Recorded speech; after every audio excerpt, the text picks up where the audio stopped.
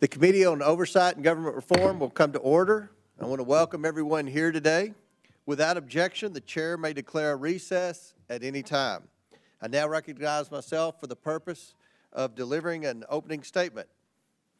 This morning, we'll explore how we can make the federal government work better for all Americans. President Trump promised he would eliminate Washington waste and reform the unchecked federal bureaucracy, and he is delivering on his promise made to the American people. President Trump created the Department of Government Efficiency, or DOGE, to conduct a government-wide audit to root out waste, fraud, and abuse and ensure we protect taxpayer dollars. At the helm of President Trump's effort is Elon Musk, one of the most successful entrepreneurs ever. For decades and on a bipartisan basis, members of this committee have lamented the inefficiency of the federal bureaucracy. We fought never-ending battles against the waste, fraud, and abuse the bureaucracy generates during both Republican and Democrat administrations. One byproduct of this inefficiency, according to GAO, is the near $250 billion in annual improper payments the government issues. But now that President Trump is taking action to drain the swamp and expose how the federal government is spending taxpayer money, which he was elected to do, Democrats are hyperventilating and sensationalizing it. Over the past few days, we've heard wild claims from Democrats that we are, quote, at the beginning of a dictatorship, end quote, and we are in a constitutional crisis. This kind of theatrical rhetoric is exactly what the American people rejected in November. Americans know that Washington needs reform, and DOGE is taking inventory to bring about change and steward taxpayer dollars entrusted to the federal government. Real innovation is not clean and tidy. It's necessarily disruptive and messy. But that's exactly what Washington needs right now. And it's what the American people voted for in November, a departure from the broken status quo. This committee intends to work in partnership with DOGE. We want to reinforce its efforts and not blunt the momentum it's generating for needed change to the federal bureaucracy. At the Oversight Committee, our core mission remains unchanged, identifying waste, fraud, and abuse in the federal government, and proposing solutions to make it more efficient and effective for the American people. For this Congress, we created a subcommittee chaired by Marjorie Taylor Greene that is dedicated to working with DOGE. But I expect all of our subcommittees will participating in this effort to make Washington more accountable. I'm hopeful that we can find some common ground with our Democrat colleagues to ensure the federal government more efficiently and effectively serves the American people. I ask all my colleagues here today, who among us believes that the federal government operates at peak efficiency? The federal government has expanded dramatically since the early years of our republic. There are today more than 400 executive branch agencies and sub-agencies, and roughly 1,000 federal commissions. Most of these entities are relatively new creations. They did not exist for most of our nation's history. Not only has the government grown in size and complexity, but it has also taken on many functions once handled by the states or even the private sector. How did we get here? Tom Schatz, the president of the Citizens Against Government Waste, and one of our witnesses today, notes that Congress tends to respond to each new problem that arises by creating a new program or agency. And even if the problem goes away, the program or agency remains. Congressional authorizing committees tend to generate these new programs and entities all too often without sufficient regard to similar federal activities occurring outside of their jurisdiction. Over time, the expansion of entities and programs has yielded an increasingly complex bureaucracy with a massive amount of overlap and duplication. For instance, the Government Accountability Office, the GAO, recently found 43 job training programs scattered across 9 different federal agencies. That's just one of dozens of areas of wasteful duplication the GAO has identified across a range of federal activities. I hope we can learn today from Governor Kim Reynolds, who proposed her own wide-ranging reorganization in Iowa, which the state legislature enacted. For example, she will detail how Iowa consolidated a host of state-level job training programs.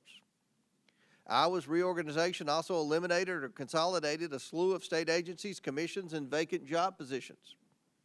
Iowa's example shows that the chief executive of any unit of government, federal, state, or local, is well positioned to propose ways to streamline that government. After all, they're the ones who run it on a day-to-day basis. At the federal level, the president has considerable authority within existing law to reorganize certain government offices and functions. That's the case, for instance, with respect to USAID. But some reorganizations do require changes in law. Throughout our nation's history, such reorganization legislation typically originated from the White House. That's in part because for much of the 20th century, presidential reorganization proposals requiring changes in law were granted special consideration by Congress. I think renewing that special authority, requiring Congress to take an up or down vote on reorganizations proposed by the president, would help facilitate needed improvements in government operations. In the meantime, I look forward to learning more about keys to successful reforms from our witnesses during today's hearing. I now yield to Ranking Member Conley for his opening statement. Thank you, Mr. Chairman. Our government was designed to be by, of, and for the American people. It's made up of civil servants who take an oath to serve the American people and to support and defend the Constitution. More than 1 in 3 federal workers is employed by either the Postal Service, ensuring every American can get mail, or the Department of Veterans Affairs, providing care to our veterans in VA hospitals, clinics, and nursing homes. Almost 1 in 3 federal workers is a veteran, and more than 85% live outside of the D.C. metropolitan area across every state and serving every community in America. 1 in 3 Americans and half of all American children are enrolled in a government program. Our government provides the support these Americans are counting on, including Social Security, Medicare, Medicaid, SNAP, Head Start, the National School Lunch Program. We depend on our government to safeguard our food supply and to ensure life-saving medication is safe to consume. We depend on our government to provide alerts about extreme weather through the National Weather Service, which you know all too well from the tornado that devastated your community, Mr. Chairman, a few years ago, and to provide disaster relief to communities where it's needed, such as in Los Angeles and the devastating fires of the last few weeks. This is the so-called deep state that President Trump and his acolytes continue to demonize, and these are the programs and services sitting on Elon Musk's chopping block right now. Their efforts to, quote, right-size government serve no one but themselves and fellow oligarchs who want to destroy, deregulate, and privatize, leaving everyday Americans to foot the bill with not only their paychecks, but even potentially their well-being and their lives. Just last week, the country watched in horror as a commercial aircraft and a U.S. Army Black Hawk helicopter collided over the Potomac River, killing 67 people, including several of my constituents, including young children. We know that disasters are more likely to happen when the agencies that ensure our safety are unsupported and under-resourced. Our nation's air traffic control facilities were already operating below recommended staffing levels. But one day before the horrific crash, the Trump administration sent an email to more than 2 million federal employees offering them a purported financial incentive to immediately quit their jobs. Can you imagine what might yet happen if our air traffic controllers accept this offer to quit en masse? This is just the tip of the iceberg. In its first 2 weeks, the Trump administration has ordered a hiring freeze on all federal civilian positions, ordered all federal employees back to the office full-time, unless, of course, you take their early retirement offer, and then you don't have to come to work for 8 months. Paved the way to purge more than 100,000 nonpartisan career civil servants and replace them with political loyalists, and wage war on our nation's commitment to civil rights by eviscerating diversity, equity, and inclusion programs. The new administration also ordered the politicization of the senior executive service, forced employees to surveil and report on colleagues, and fired the Democratic commissioners of the National Labor Relations Board and the Equal Opportunity Commission. They administered loyalty tests to career civil servants at the National Security Council, granted security clearances to incoming White House officials without vetting, reportedly violated cybersecurity procurement and privacy laws by recklessly handing federal systems and data, and attempted a late-night purge of 17 nonpartisan inspectors general, a brazenly illegal act that will only provide cover for the corruption that inevitably will ensue. The Trump administration also ordered a freeze of federal grants, loans, and other financial assistance programs. Immediately after the funding freeze was issued, Medicaid and Head Start reported disruptions, and some of FEMA's online portals were cut off. Although the freeze was halted by a judge and then rescinded by the administration, we saw in only 48 hours how willing this administration is to threaten the health, safety, and security of Americans in service of its unlawful and partisan agenda. If these initiatives sound familiar, it's because so many of them are ripped right out of the Project 2025 playbook. Remember that deeply unpopular tone that President Trump, as candidate Trump, desperately tried to distance himself from during the campaign. Many of these executive orders mirror Project 2025 proposals, and at least 4 prominent 2025 authors now have top positions in the administration. Trump's disavowal of Project 2025 was just part of the con. President Trump and Elon Musk are using a wrecking ball to systematically dismember the government piece by piece. The American people deserve better, and we in Congress have a constitutional duty to uphold the laws that we created. We must protect the government, workers, programs, and services that the future of this country depends on, and stop an unconstitutional assault on the government. Mr. Chairman, you correctly cited the role of Elon Musk. It's a puzzling role for many people, certainly on this side of the aisle, and I think for some on yours. Who is this unelected billionaire that he can attempt to dismantle federal agencies, fire people, transfer them, offer them early retirement, and have sweeping changes to agencies without any congressional review, oversight, or concurrence? Therefore, Mr. Chairman, given his prominence and his importance, I move that the committee subpoena Elon Musk to come before it as a witness at the earliest possible moment. And I so move.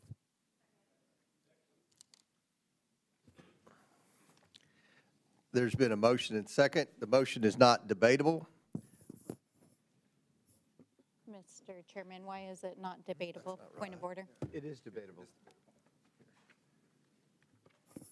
Mr. Chair, I strike the last word. Hold on. Mr. Chairman. We're going to table the motion.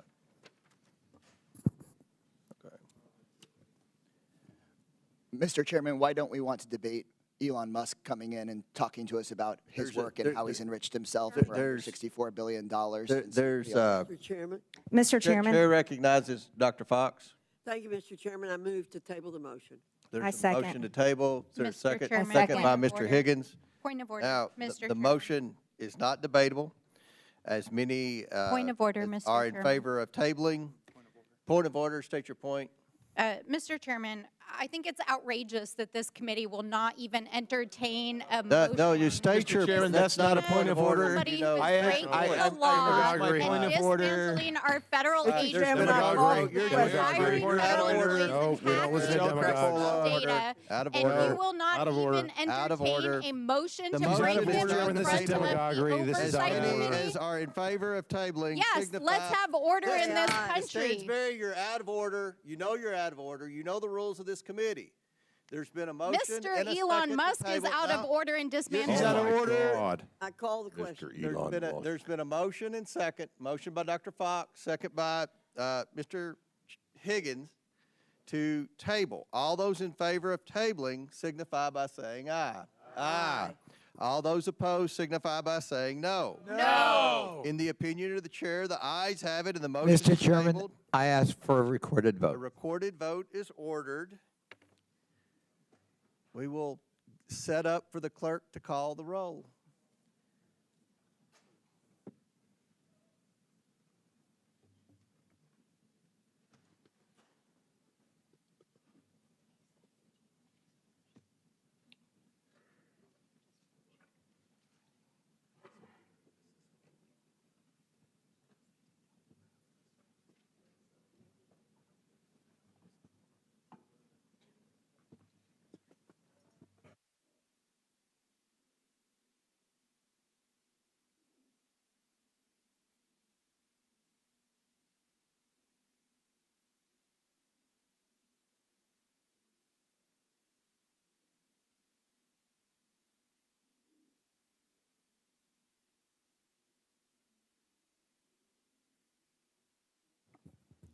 We'll stand at ease when we get the staff ready to go for this.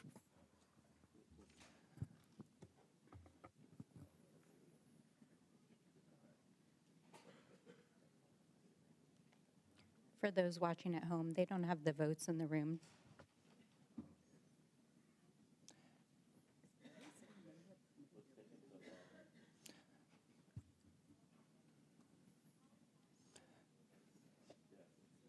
Mr. Chairman, speaking of efficiency of our time, since we're just sitting here, I would love to hear from someone why we don't want to have Mr. Musk come testify. Gentleman's not recognized. This is a committee hearing about eliminating wage fraud and abuse. You've pulled a parliamentary move, which you have the right to do.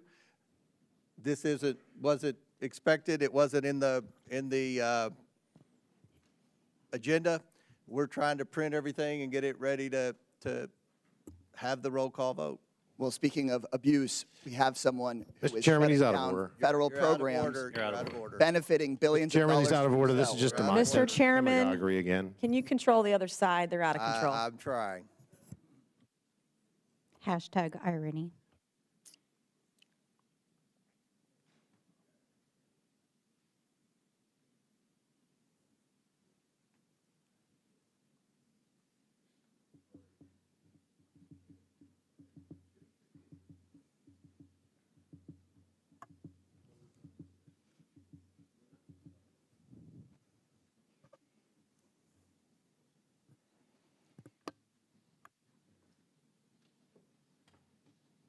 Mr. Chairman, it appears the clerk is ready for roll call. Mr. Jordan. Mr. Turner. Mr. Gosar. Ms. Fox. Fox votes aye to table. Ms. Fox votes aye. Mr. Grothman. Mr. Cloud. Mr. Cloud votes aye. Mr. Palmer. Mr. Higgins. Mr. Higgins votes aye. Mr. Sessions. Mr. Biggs. Mr. Biggs votes aye. Ms. Mace. Ms. Mace votes aye. Mr. Fallon.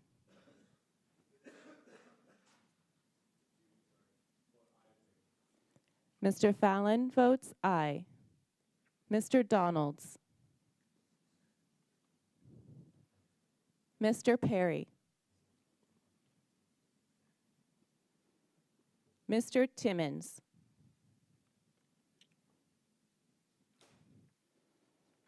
Mr. Burchett.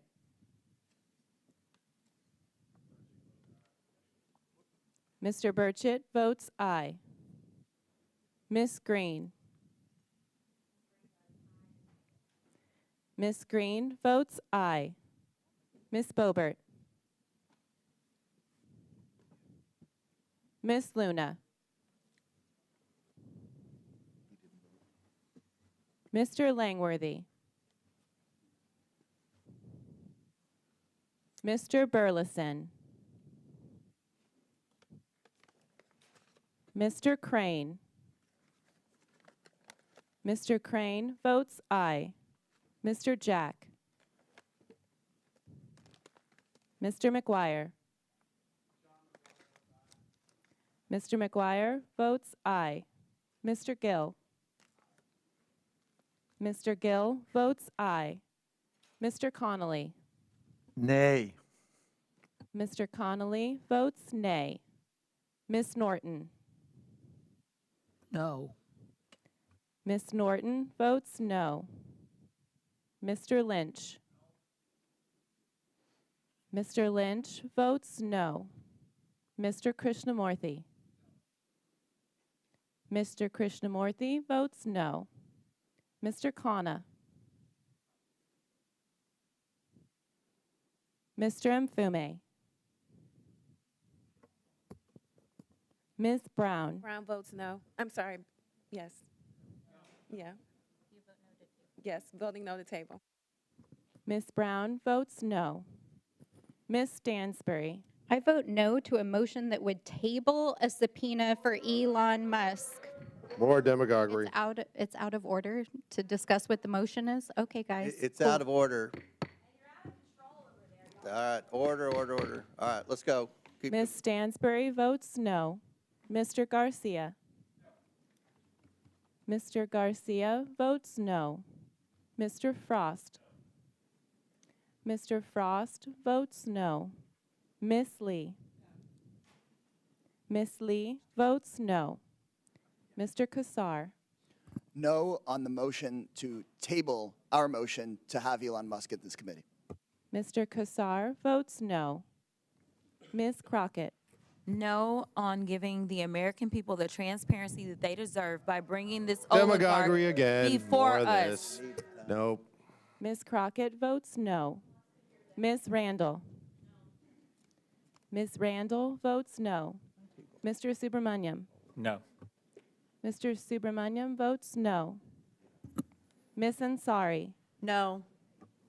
Ms. Ansari votes no. Mr. Bell. No.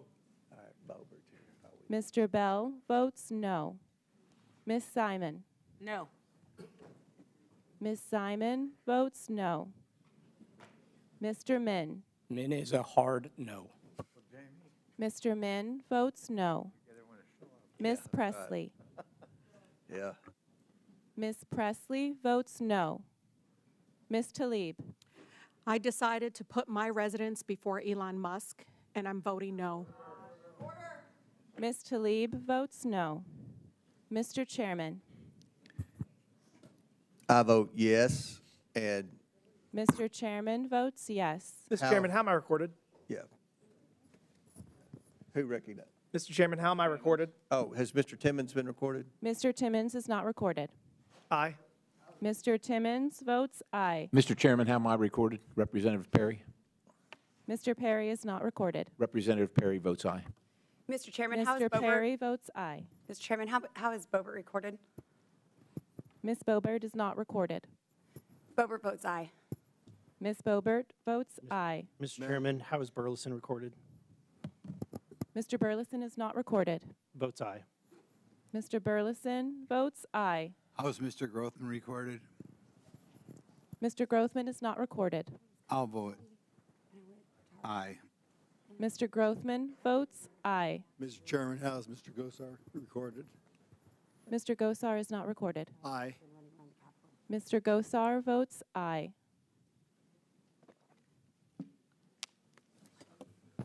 Mr. Chairman, how is Mr. Donalds recorded? Mr. Donalds is not recorded. Aye. Mr. Donalds votes aye.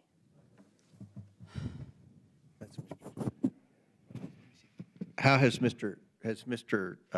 Jack been recorded? Mr. Jack is not recorded. Mr. Chairman, vote aye, please. Mr. Jack votes aye.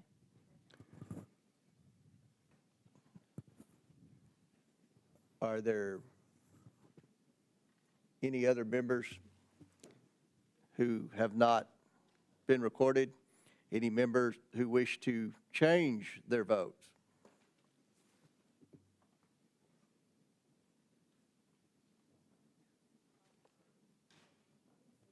Do we have a member en route? Order.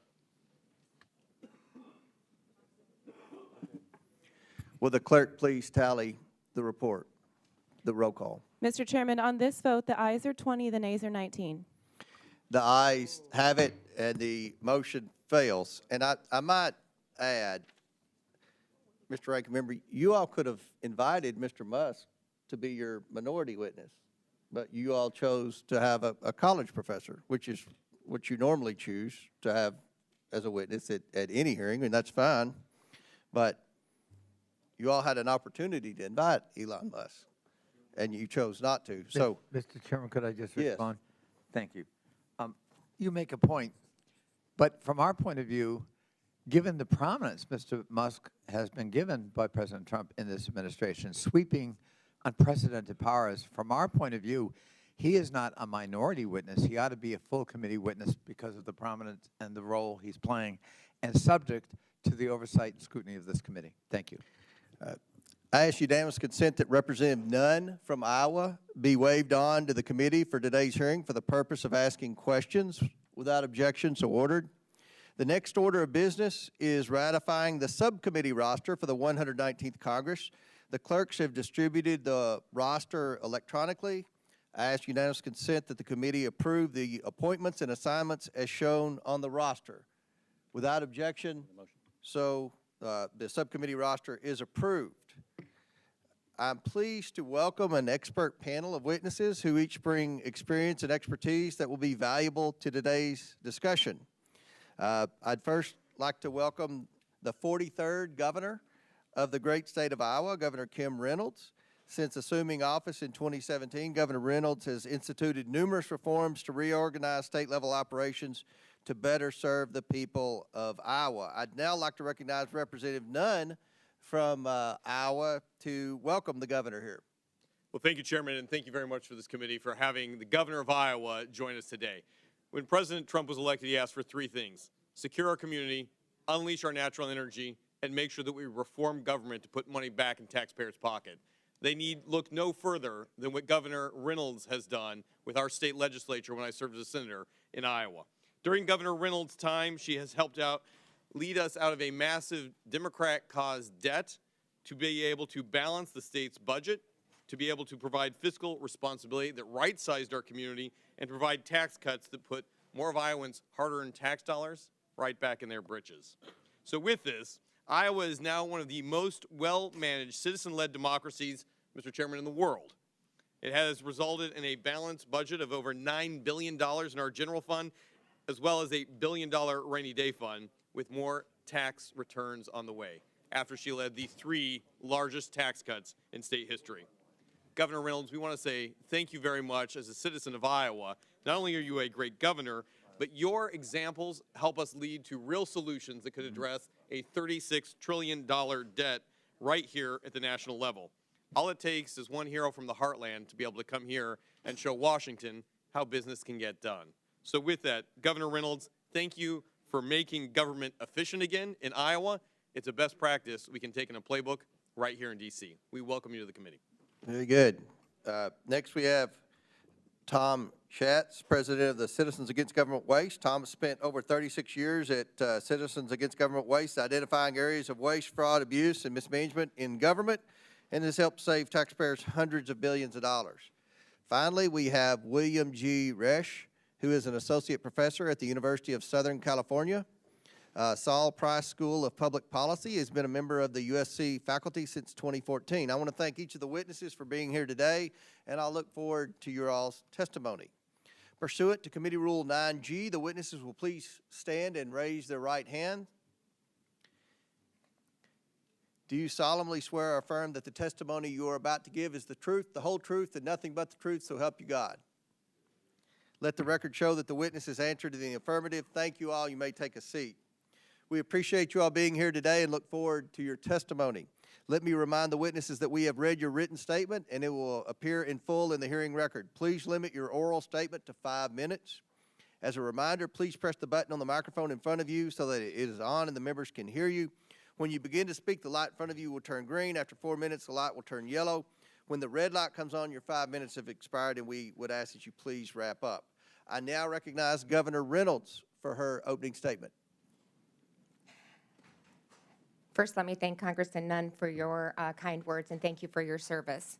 Chairman Comer, Ranking Member Conley, members of the committee, thank you for giving me the opportunity to testify today. Since this hearing is about government efficiency, I'll get right to the point. Iowa was doing DOGE before DOGE was a thing. When I was elected to office in 2018, our tax structure was uncompetitive.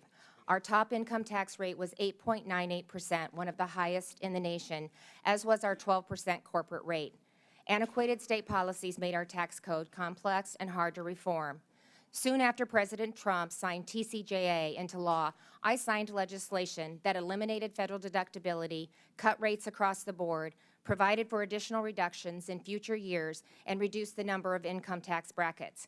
After 4 more historic reforms, Iowa taxpayers today pay a flat income tax rate of 3.8%. Our corporate rate is moving to a 5.5%, and we've eliminated tax on retirement and inheritance income. Over 10 years, Iowans will save an estimated $24 billion in a state with an annual budget of about $10 billion. But it's not enough just to cut taxes. You have to make sure that they're sustainable, especially if you want to keep reducing them. The growth they create helps, but you also need to keep spending in government in check. And I've worked closely with our General Assembly to do just that. In fact, the Cato Institute has ranked Iowa the most fiscally responsible state in the country for 3 years running. But that wasn't always the case. When we started our alignment work in 2022, state operations had not been reviewed for 40 years, and it showed. Layers of bureaucracy had accumulated over decades, expanding government beyond its core function. We were too big, too fragmented, and too inefficient. One example became clear during COVID, where the separation of our public health and human services departments resulted in both duplication and gaps in service. We merged them into the Department of Health and Human Services in 2022, the first big step in our work to align state government. It was a successful proof of concept and a roadmap as we saw similar misalignment across state government. We had 11 separate state agencies operating workforce programs. 136 professional licensing functions were spread across 11 agencies. Our administrative code had ballooned to more than 20,000 pages with 190,000 restrictive terms. At one point, I discovered that the state owned a cow-calf operation, and to make matters worse, it operated at a loss. Given our limited staff and scope of the initiative, we partnered with an outside firm while bringing agency directors and their staff into the discussion early, and we asked the hard questions that bring about accountability and change. What is the core mission of each agency? How is it funded? How is it staffed? And what does it own? Are the programs working? How did the structure of the agency compare to other states? Is there duplication or misalignment? Next, we benchmarked Iowa against our neighboring states as well as those with similar populations and budgets. We found that my 37-member cabinet was the most by far, while our expenditures on a per capita basis were the 3rd highest. In 2023, we eliminated we introduced, a 1,300-page bill that passed with only 1 technical amendment and took effect less than a year after we began the process. I also initiated a moratorium on new rulemaking and ordered a comprehensive review of all rules already on the books. Together, these actions cut 21 agencies from my cabinet, eliminated 600 open positions, removed 1,200 regulations in year 1, and identified 4,700 acres of state-owned farmland to sell. Nearly all licensing functions are now in one agency, and we're currently in the process of consolidating 6 separate licensing platforms into one. One agency that operated out of 10 buildings now operates out of just 1.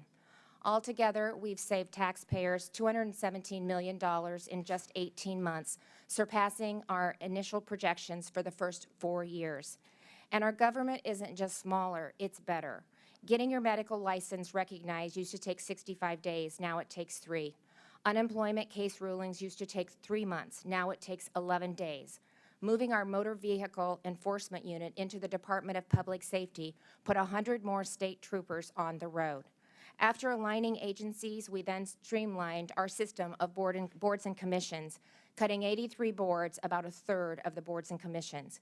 We also brought IT systems spread across 20 different agencies into one department.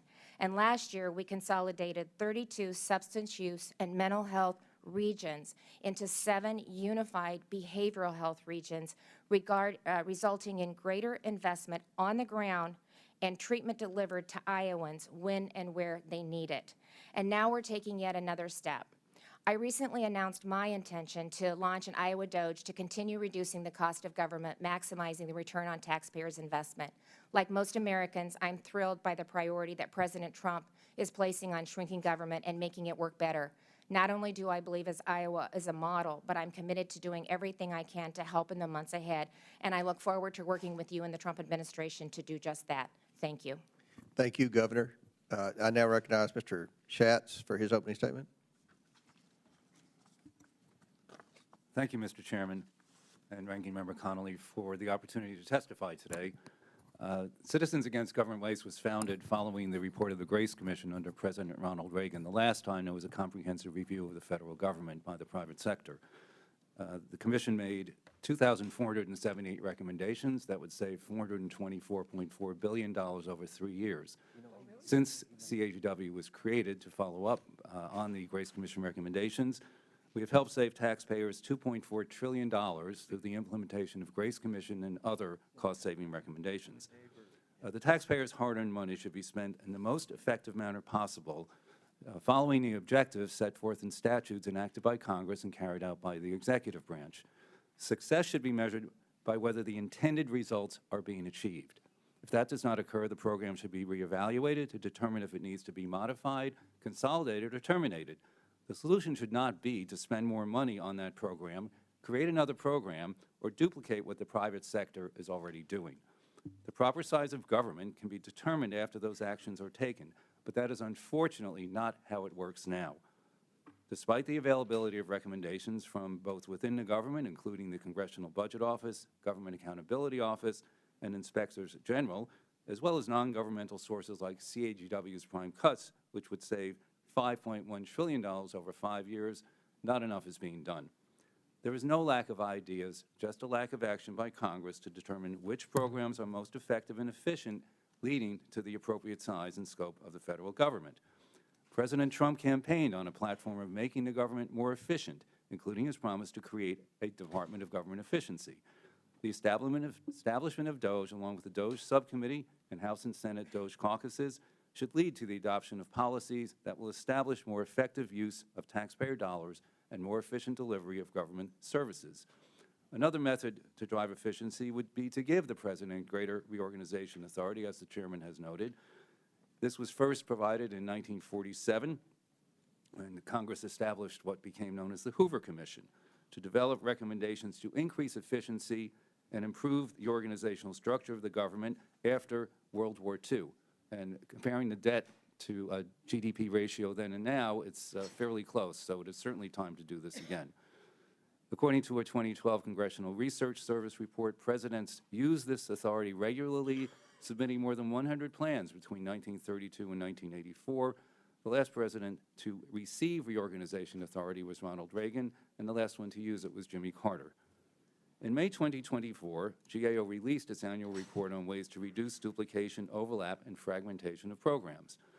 The report listed 112 new items and noted that $667 billion had been saved since the first report was issued in 2011. CAGW has long maintained that Congress should not only hold hearings in this committee, but across committees that have multiple jurisdiction over a lot of the programs identified by GAO, and then vote on those recommendations.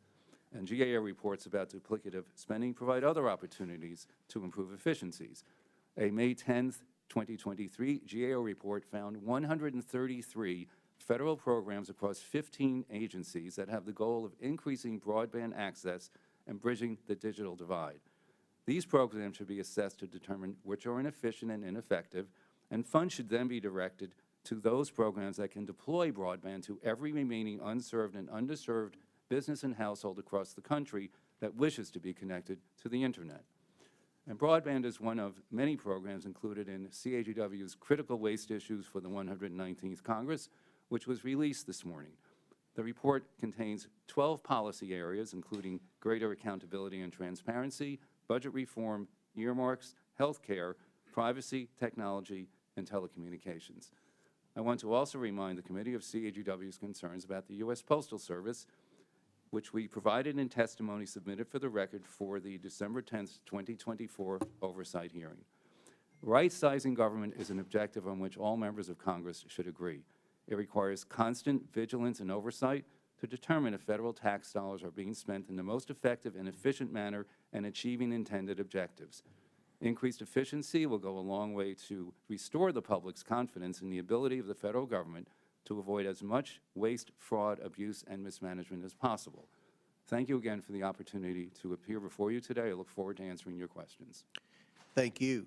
Chair recognizes Dr. Risch.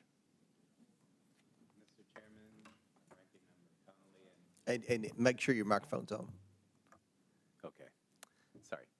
Mr. Chairman, And if you don't care, pull it to you. If it's okay. Yeah. Now we're in business. All right, thank you. I'm so sorry. So, Mr. Chairman, thank you for having me, Ranking Member Connolly and committee members.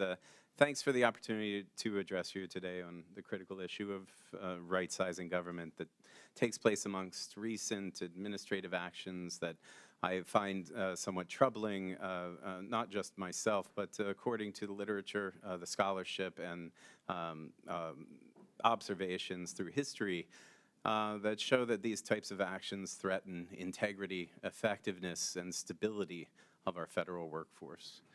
For decades, debates over the size of government have focused too narrowly on a head count of civilian employees, which obscures a more pressing concern, the growing misalignment between federal responsibilities and the government's capacity to manage them. While the number of civilian federal employees has remained stable at around 2.4 million, not including postal workers, federal spending has increased five-fold since the 1960s.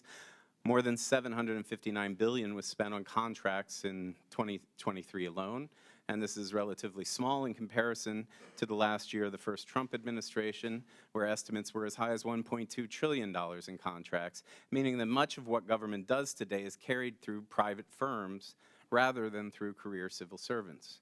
Some estimate that there is as many as 3 to 4 contract employees for every federal civil servant, and this shift has weakened oversight, increased inefficiencies, and created accountability gaps, leaving taxpayers footing the bill for cost overruns on contracts, delays, and policy failures that come not from incompetence of the civil service, but from incapacity. At the same time, civil servants are underpaid relevant to their private sector counterparts, earning on average 23% less than similarly qualified professionals in the private sector. The salary gap, combined with mounting political pressures and the expanding scope of government responsibilities, has made it increasingly difficult to attract and retain top talent. This is particularly concerning given that 70% of federal employees work in national security roles, 80% serve outside of Washington, providing vital services to the communities across the country. And despite these challenges, recent administrative actions threaten to destabilize the civil service further by increasing politicization and eroding the principles of professional nonpartisan workforce. The so-called policy/career reclassification would strip job protections from tens of thousands of career civil servants, allowing them to be dismissed and replaced with political appointees at will. And this risks creating a climate of fear and self-censorship, where professionals hesitate to provide objective, evidence-based advice for fear out of political retaliation. History and research are clear. Governments that rely on merit-based civil service systems perform better. They're less prone to corruption and deliver more effective public services. By contrast, increased politicization, substituting experienced professionals with short-term political loyalists, reduces efficiency, complicates long-term planning, and increases the risk of policy failures. Beyond inefficiency, politicization weakens the very mechanisms that ensure accountability and integrity in government. Civil servants are often the last line of defense against waste, fraud, and abuse, ensuring that government funds are spent wisely and in accordance with the law. When experienced professionals are replaced by individuals selected for political loyalty rather than expertise, government oversight erodes and leads to costly mismanagement and a decline in public trust. This dynamic is not theoretical. It has played out in past administrations and has been extensively documented in research. Countries that move toward greater political control over bureaucracies see decline in effectiveness, increased regulatory capture, and greater difficulty in responding to crises. Conversely, nations that invest in independent professional civil service see better policy outcomes, stronger economic growth, and higher public confidence. The U.S. has long benefited from a stable, merit-based civil service that has helped sustain democracy through times of war, economic upheaval, and national crises.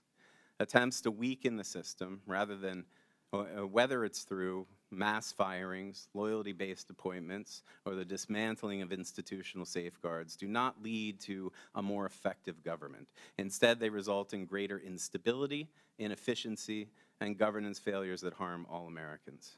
In conclusion, any discussion of right-sizing government must grapple with the structural transformation that has already been underway. Rather than reducing the number of career civil servants or subjecting them to politically motivated purges, we should reinvest in the workforce to ensure that government functions effectively, remains accountable, and serves the public interest. The evidence overwhelmingly supports one clear lesson, that it is strengthening, not weakening, the civil service as the surest path to effective and democratic government that works for all of us. Thank you very much. Thank you. We'll now begin our questions. The chair recognizes Dr. Gosar from Arizona. Thank you, Mr. Chairman. We are here today to tame the labyrinth of the federal bureaucracy. That's why I was elected, and frankly, that's why President Trump was reelected this past November. More responsible government spending means less need for taxation on the American people. My colleagues on the other side of the aisle have claimed cuts to waste, fraud, and abuse will include cuts to Social Security and Medicare. However, promoting efficiency and cutting wasteful spending actually protects Social Security and Medicare by ensuring available and continued funding. And if they have any more doubts, I would invite them to sign on to my LASSO Act that actually puts these decisions out of the public harm and into the public's domain. When Elon Musk acquired Twitter, now X, in 2022, he fired about 6,000 employees, or nearly 80% of his workforce. But there was no lapses in X's management. Well, perhaps only less community notes and less removal of unlawful lawful political speech. Elon Musk trimmed the fat on X, and we have the opportunity to do the same here in Washington. Governor Reynolds, not only did you lead a successful state-level government reorganization, but you did it twice. Congratulations. My question to you is, how did you identify waste, and were members of the state legislature empowered to also identify those areas with you? Well, thank you for the question. It was definitely a collaborative effort. It started with the tax cuts, so we did comprehensive reform there, and as a manner to sustain it, then we needed to look at the overall government. When you coupled COVID on top of that and the inefficiencies that I saw in our response to COVID, it led us to start looking at processes in the state government. And so, you know, we brought, and they were common sense changes too. When we were looking at licensing, when we were looking at IT spread across 20 different agencies, I mean, the list went on and on. It made sense to restructure it. So what we did is we brought our, first of all, we brought our agencies in and their team and had them do an overall review of their operation, asking the tough questions that really leads to accountability and change. And then on top of that, because we are a small team, we also brought in an outside consultant to help us with the comparisons and help manage it.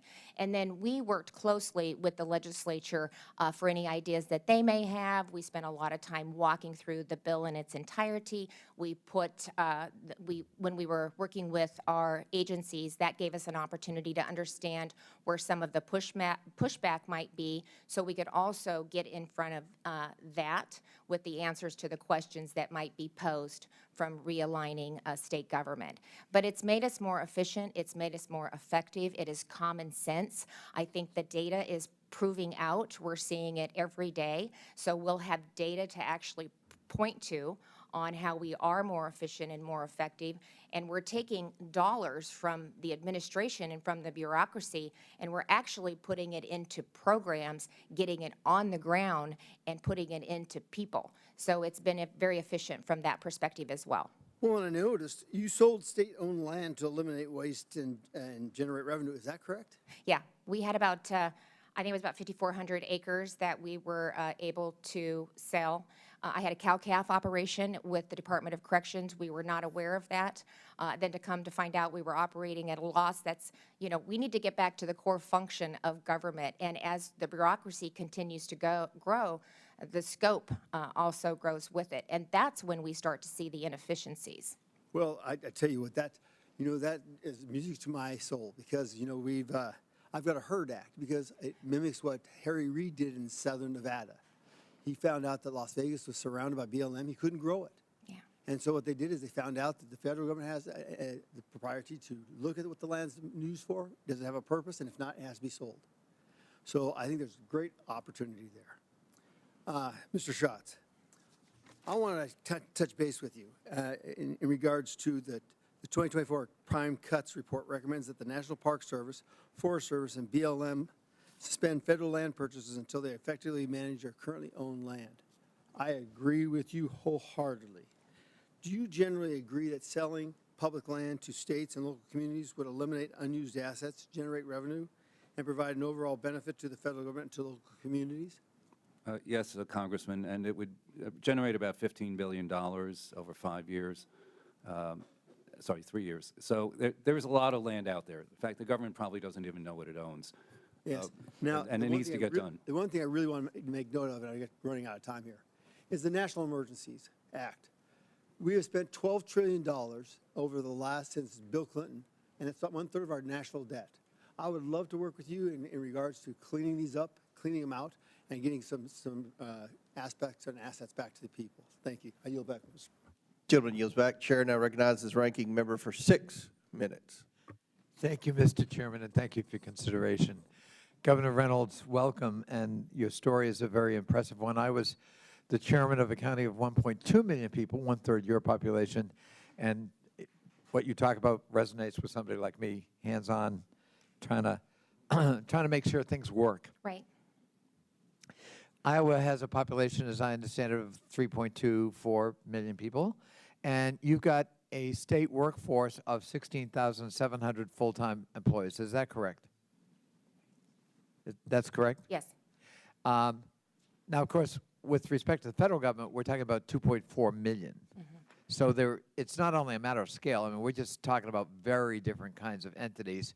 That doesn't mean we can't learn from a state like Iowa, but I do think that the challenges we face at the federal level are, you know, formidably different than what we face in my county or your state. As I said, doesn't mean we can't learn from it at all. And I listened carefully to you. Is my understanding correct that in order to effectuate the reforms you proudly championed today, you put on the payroll your wealthiest donor who came in and decided what agencies to abolish, which cabinet members were to go, how many people were to be fired, and other kinds of decision-making that was imbued with him or her. Is that how you did it in Iowa? Your No. wealthiest donor took that No, lead? that's a complete misstatement. And first of all, we did it without any layoffs whatsoever. We made that commitment when we moved into our No realignment. layoffs. Absolutely no layoffs. Well, I was able to eliminate 600 open positions that had been open for over a year.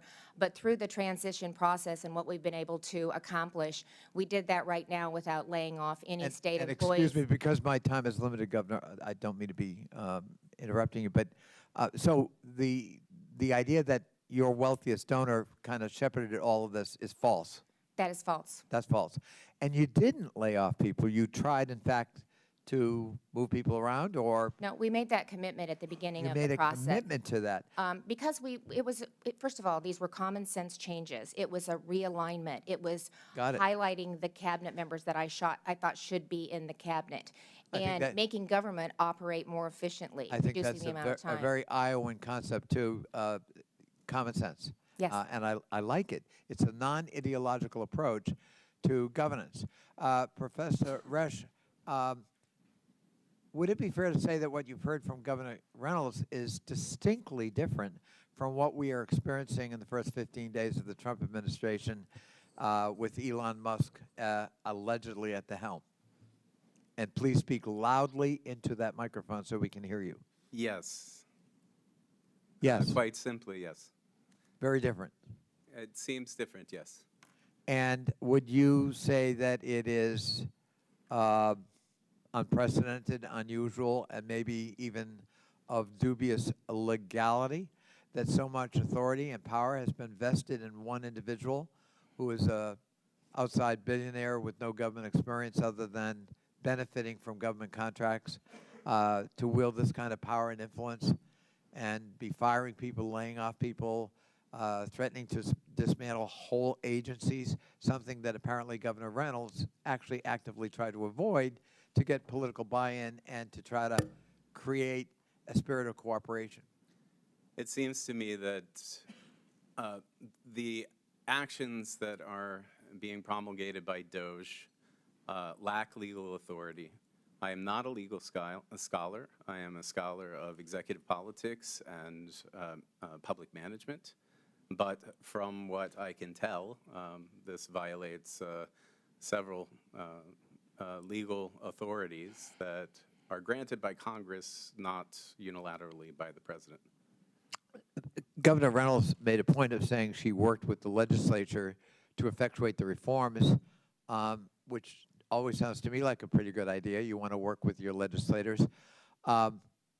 Here in Washington, there are laws on the books. You know, for example, you may want to dismantle the Agency for International Development, but Congress created AID, that agency, in the Foreign Assistance Act of 1961, and it seems to me that if you want to dismantle it or fold it into another agency, you got to come back to Congress and amend that act. Do you think that's a fair statement? I think that's a fair statement. And likewise, when it comes to freezing funding for federal agencies, you know, the Empowerment Control Act of 1974 governs impoundment, and the Supreme Court ruling during the Nixon years made it very clear that the power of the purse is exclusively vested in the legislative branch of Congress under the Constitution of the United States. Is that a fair statement? It's a fair statement, and it's the standing position of the I'm court. sorry? I said it's a fair statement, and it's the standing position of the courts. Thank you. I yield back, Mr. Chairman. Thank you. Gentleman yields back. Chair recognizes Ms. Mace from South Carolina for 5 minutes. Thank you, Mr. Chairman. There's been a lot of pearl clutching over the last several days from my colleagues across the aisle on Donald Trump, Secretary Rubio, the Department of Government Efficiency's plan to reorganize the U.S. Agency for International Development, or as we all now know, USAID. They're screaming about Elon Musk over there, but hey, George Soros and his boy are okay. You know, they scream that we're all a threat to democracy when they've been systematically dismantling democracy before our eyes. They've been caught with their hand in the cookie jar, and there's no going back. So I would tell my colleagues across the other side of the aisle, take your salty tears and sit right back down. USAID has long strayed from its mission to effectively and efficiently administer aid to advance American interests. USAID has become rotten to its core, sacrificing the prudent use of taxpayer dollars at the altar of advancing radical, sinister social and political agendas abroad. From discriminatory DEI initiatives to extreme gender ideology to marginalize real bona fide biological women. For decades, while homeless veterans sleep on our streets, our communities rebuild from natural disasters, and American families struggle to get by, USAID has pillaged and plundered the American treasury, essentially lighting American taxpayer dollars on fire, funding some of the dumbest, I mean stupidest, just dumbest initiatives imaginable, all supported by the left, and that's why their party is crumbling. Today I'm going to expose some of the initiatives USAID has funded over the years and ask each of you a yes or no question. If you believe these expenditures of American taxpayer dollars put America first. So it'll be yes or no. USAID awarded $2 million to strengthen trans-led organizations to deliver gender-affirming health care in Guatemala. So to each of you this morning, does this advance the interests of American citizens paying for trannies in Guatemala to the tune of $2 million? Yes or no? Governor?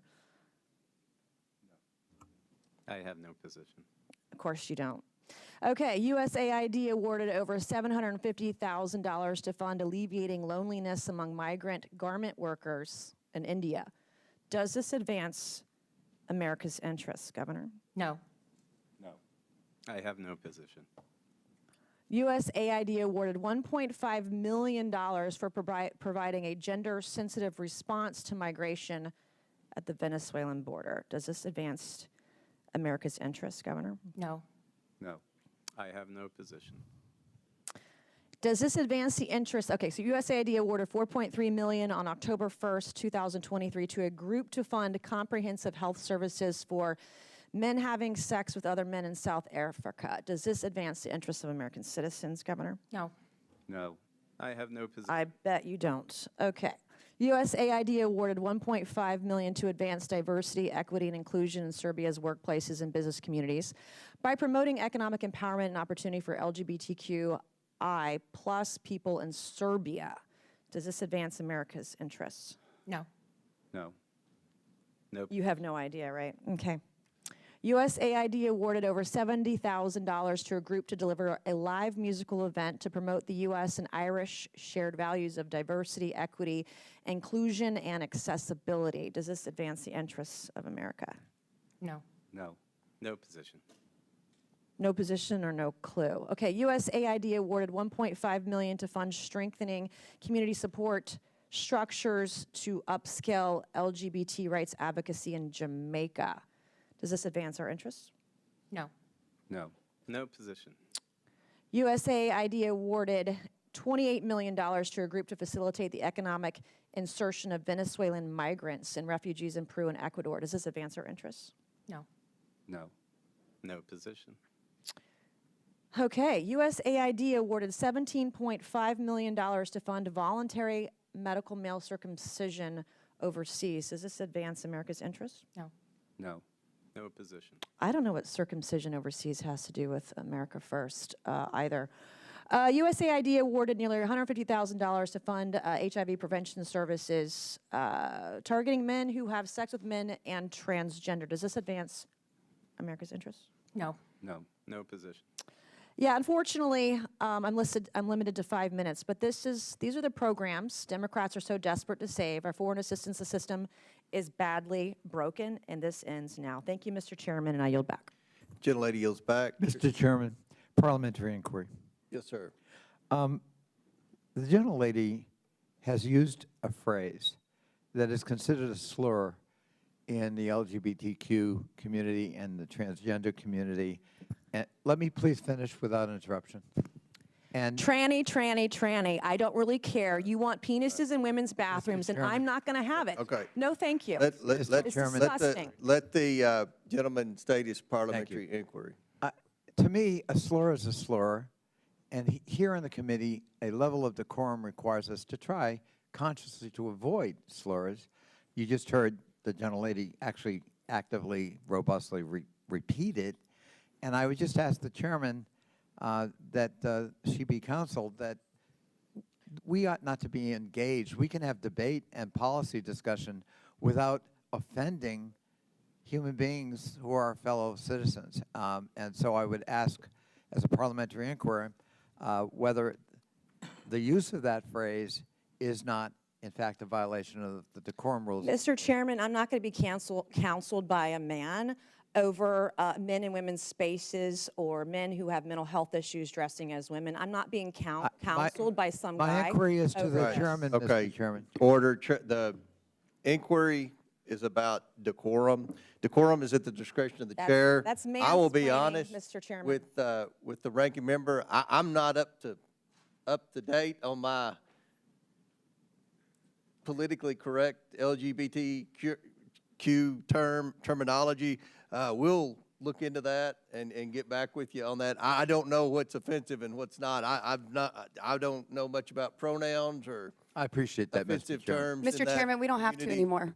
So I thank the chair for his willingness to further engage in this matter. All right. Chair now recognizes Ms. Norton from Washington, D.C. for 5 minutes. Thank you, Mr. Chairman. This is only the second oversight hearing this Congress. The first one was about denigrating federal employees. This one is about denigrating federal employees, too. The Trump administration, including the Trump shadow government, seems intent on dismantling much of the federal government in violation of the Constitution, statutes, and regulations. The administration has relentlessly attacked federal employees, subjecting them to chaos and fear. The administration has imposed a hiring freeze, offered deferred resignation, fired employees, put employees on leave, effectively established Schedule F, and ended telework and remote work. Our 2 hearings so far are designed to lay the predicate to gut the nonpartisan federal civil service and to convert a significant portion of the remaining civil service into political appointees. Federal workers deserve praise for their expertise, dedication, and service, not derision. Thousands of civil federal servants have given their lives in the line of duty for the country. Instead of attacking federal employees, this committee should be considering bills to support the federal workforce, such as my bill to combat federal pay compression, or my bill to make permanent the free identity protection coverage that Congress required OPM to temporarily provide to individuals whose social service numbers were potentially compromised during the OPM data breaches. As I said at our last hearing, this committee can do better for the American people. And I yield back, Mr. Chairman. Would the gentlelady please yield to the ranking member? We're glad to. Chair recognizes ranking member. I thank the For, chair. it was 2 minutes and 10 seconds. I thank the gentlelady. Dr. Resch, could you elaborate just a little bit more on your answer to the previous question about sort of unelected, superannuated appointees who are not subject to the advice and consent of the United States Senate and have arrogated apparently to themselves, either with or without the acquiescence or consent of the president himself, enormous powers? I mean, could you elaborate a little bit on that, on how unprecedented that is, and what are the dangers? What could go wrong with that? Why should we be concerned? And please speak louder into that microphone. Yes, sir. So the problems that can arise from a lack of accountability are many, particularly in the form of DOGE. We see a person that is leading it that is entangled in billions upon dollars of federal contracts, has an empire that is regulated across various industries, across various agencies. Having a person that is potentially influencing where workforce cuts might take place without any transparency as to the decision-making potentiates conflicts of interest, particularly in those domains in which he is regulated or in which he has contracts with various agencies. And interestingly enough, you heard Governor Reynolds' testimony about her process. This is not how they did it in Iowa. No, I'm very impressed with her reforms, but it had nothing to do with politically connected individuals deciding. And one of the cautions I heard you say is we've got to also be concerned about conflicts of interest when that same individual, imbued with all these powers, has government contracts. I would say that across the contract state, there are laws, but they are very weak in terms of regulating the extent to which political donations can be made by large contractors. I thank the gentlelady for yielding. Chair recognizes Mr. Grofman from Wisconsin. Thank you much. A lot of other people have weighed in on Mr. Musk, so I felt I should weigh in just as briefly. In another committee, we are waiting on an opportunity to publicize a study showing that on this transgender lifestyle, the more you talk about it, the more you get. And if you don't talk about it like they don't in Europe, there are not that many people going into it. And therefore, I'd like to thank Mr. Musk and Mr. Trump when they found out that we were talking about this stuff or apparently promoting it in other countries. They slammed the brakes on that agency really quick, which was, I think, the right and moral thing to do. And it's unfortunate that the United States government was apparently engaging in activity that would increase the people choosing that lifestyle. Now, I was in the state legislature for many years before I got here, Governor Reynolds, and quite frankly, one of the reasons I ran for this job is again and again I wanted to do things at the state level and was told I couldn't because it was federal law. I wonder if you can give us some examples of things, and whether it be health care, education, welfare, what have you, where you wish you could do things in Iowa but can't do them because of federal mandates. The list is long, especially as we've aligned government and become more efficient.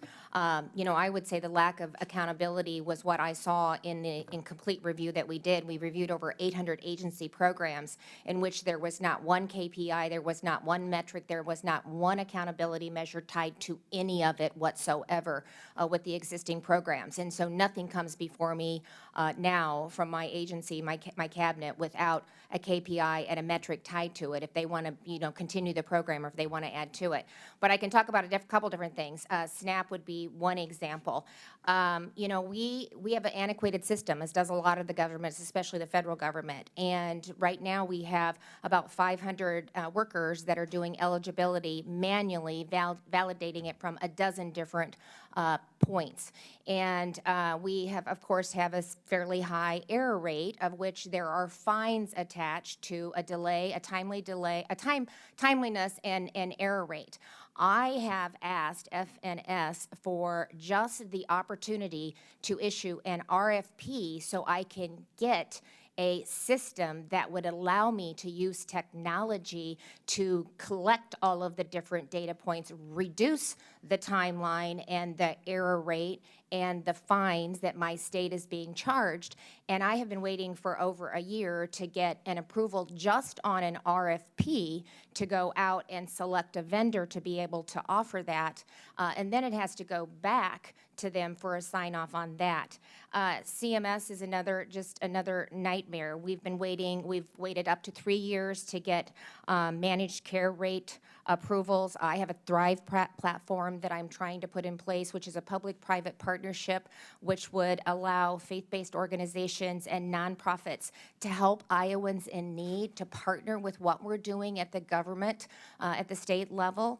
And we have, again, waited over a year just to simply get them to sign off on the RFP so that I can implement technology and serve my constituents, especially those in need, in a better manner. And, you know, we see this time and time again, especially with CMS, just the delay in getting the answers. There's a cost of money in that, and we're not able to effectively serve the citizens in our reflective states. If you could, are there ways you change these programs that you feel would reduce dependency, reduce the number of people on the programs, but can't because of federal law? Well, because I can't even move forward. I mean, when I'm getting fined because I can't aggregate the data. We collect a lot of data at the state level, but we can't aggregate it.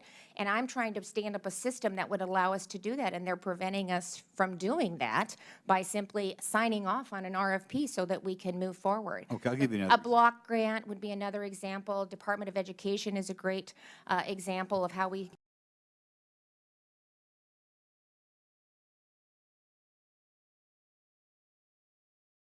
formulas. They all have different requirements. They all have different outcomes. And if we could streamline those into one formula with consistency across it and block grant that back to the states and give us the flexibility to be innovative and to really meet the various needs in our states, they're all different. Do you think you'll we get could do people out that. of the special education system quicker if you have more Yeah. flexibility? So that's another example. We could tie the two together, and it could be based on the state plan. I had the AEA, Area Agency Educators, are what run the special education program in our state. It's about $530 million with state and federal funding. Not one person that I talked to, not a school board, not a teacher, not anybody in the AEA system could tell me the cost of providing a service.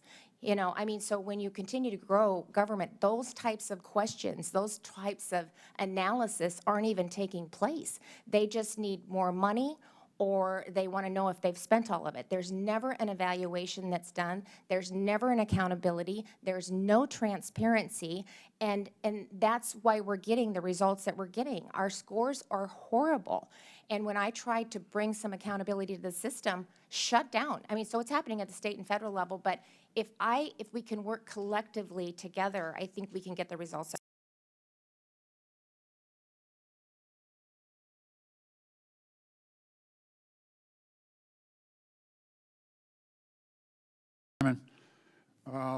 As former chairman of the Subcommittee on National Security on this committee many years ago, and as a member for many years as well, we had the opportunity to work extensively with members on both sides of the aisle, Mr. Grothman and others, to conduct oversight of our federal security clearance process. We had a very bad instance in the 2018 timeframe where our security clearance process that was conducted at OPM was hacked by the Chinese. And so they were able to get the identities of anybody who had appeared to try to get security clearance. It was a major intelligence failure. So in 2020, members on this committee and others, especially the Intelligence Committee, made an agreement that we shifted that responsibility over to DOD. And so since then, since 2020, the Department of Defense, it's called the Counterintelligence and Security Agency, DCSA, has been conducting those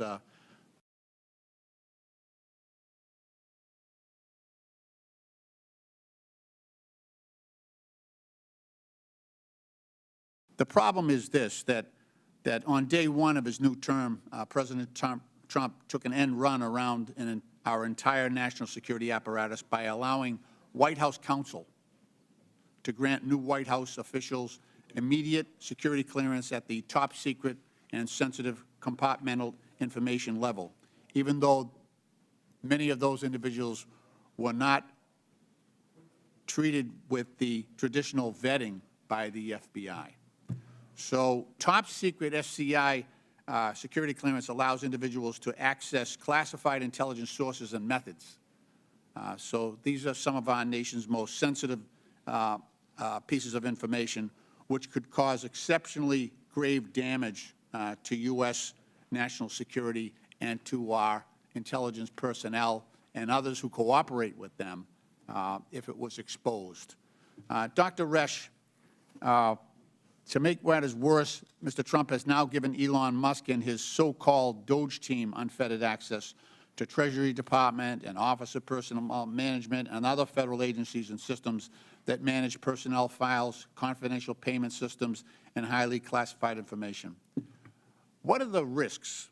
What are the risks of sidestepping the existing security clearance process run by DOD that has worked very, very well to protect our intelligence personnel?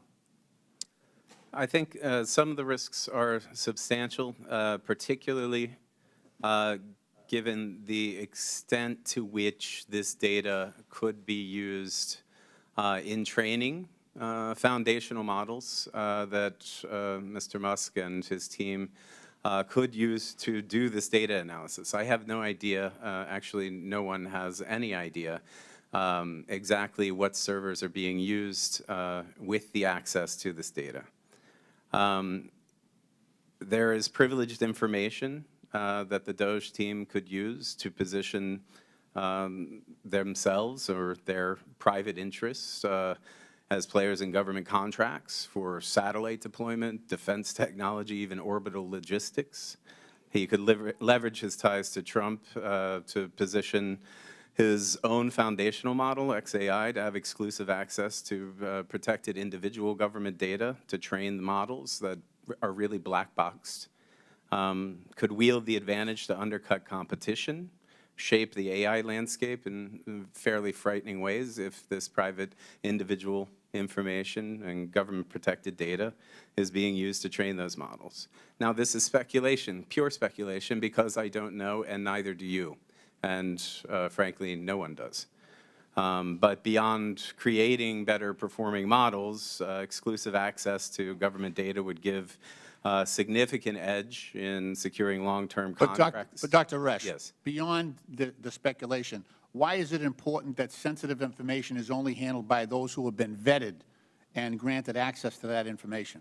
Well, for exactly these reasons, so that it cannot be used for corruptible purposes. Yeah, there are positions in place for our federal career employees to pass through various ethics and conflicts of interest thresholds that SGEs just simply do not have. Okay. Mr. Chairman, my time has expired. I yield back. Gentleman yields back. Chair recognizes Dr. Fox from North Carolina. Thank you very much, Mr. Chairman, and I thank our witnesses for being here today to talk about this important subject. Governor Reynolds, as you're aware, our sprawling federal government has over 400 executive branch agencies and sub-agencies and nearly 1,000 federal boards and commissions. We must reduce the burden and cost of the federal government. With your government reorganization reforms in the state of Iowa, you are able to reduce the number of cabinet-level departments and eliminate many state boards and commissions. What was the impact of your reorganization effort? Well, thank you for that question. I appreciate it very much. Actually, just the efficiencies and just the culture in state government. I now have a cabinet that communicate, that work together, that come up with innovative ideas on their own. And you know, I would have with a 37-member cabinet, I wouldn't know the people that were in the room, and it's just not manageable. 37 direct reports is not manageable, and so to be able to streamline the cabinet and to lay out a vision and get them excited about the direction that we're taking the state, and whether it's the time that it takes to get a physician's license, it went from 65 days to 1. Whether it talks about when you're getting a building permit, you used to have to go to 3 different agencies, now you go to 1. To be able to have IT all in one department, when that cyber attack hit with CrowdStrike, because we had all of our IT in one agency, we were able to get the state of Iowa back up and going shortly after lunch, and some of the states were out for weeks in businesses. So we're more responsive, we're more effective, we're serving citizens better, and again, not only are we returning taxpayer dollars back to our citizens and continuing to reduce the tax burden on them, but we're also utilizing those dollars in a better manner. We're reducing the administrative cost when you add federal administrative cost, and then when you have 3 different agencies that you're running through, each one of them are taking an administrative cost off of the top. And so by consolidating and realigning, that puts that money back into the programs, back into the ground, and back into serving Iowans.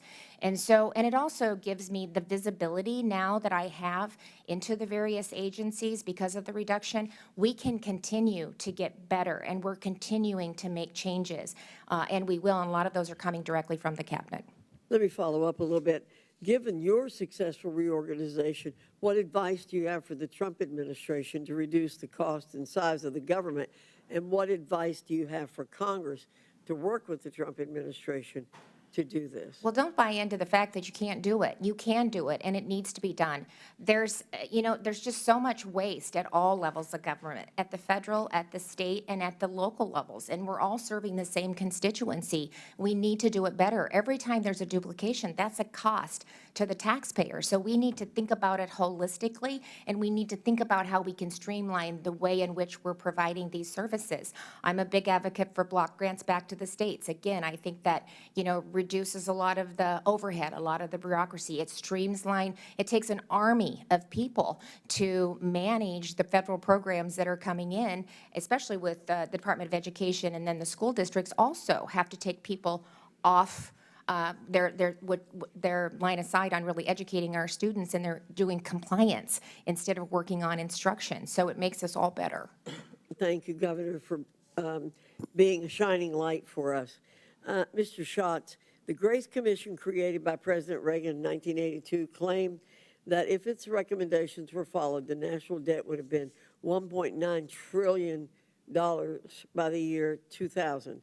Its recommendations were not followed. Instead, the debt reached $5.6 trillion in 2000 and skyrocketed to over $36 trillion today. How can President Trump, DOGE, and Congress ensure that today's government reorganization and reform efforts actually get implemented and start reducing our massive debt?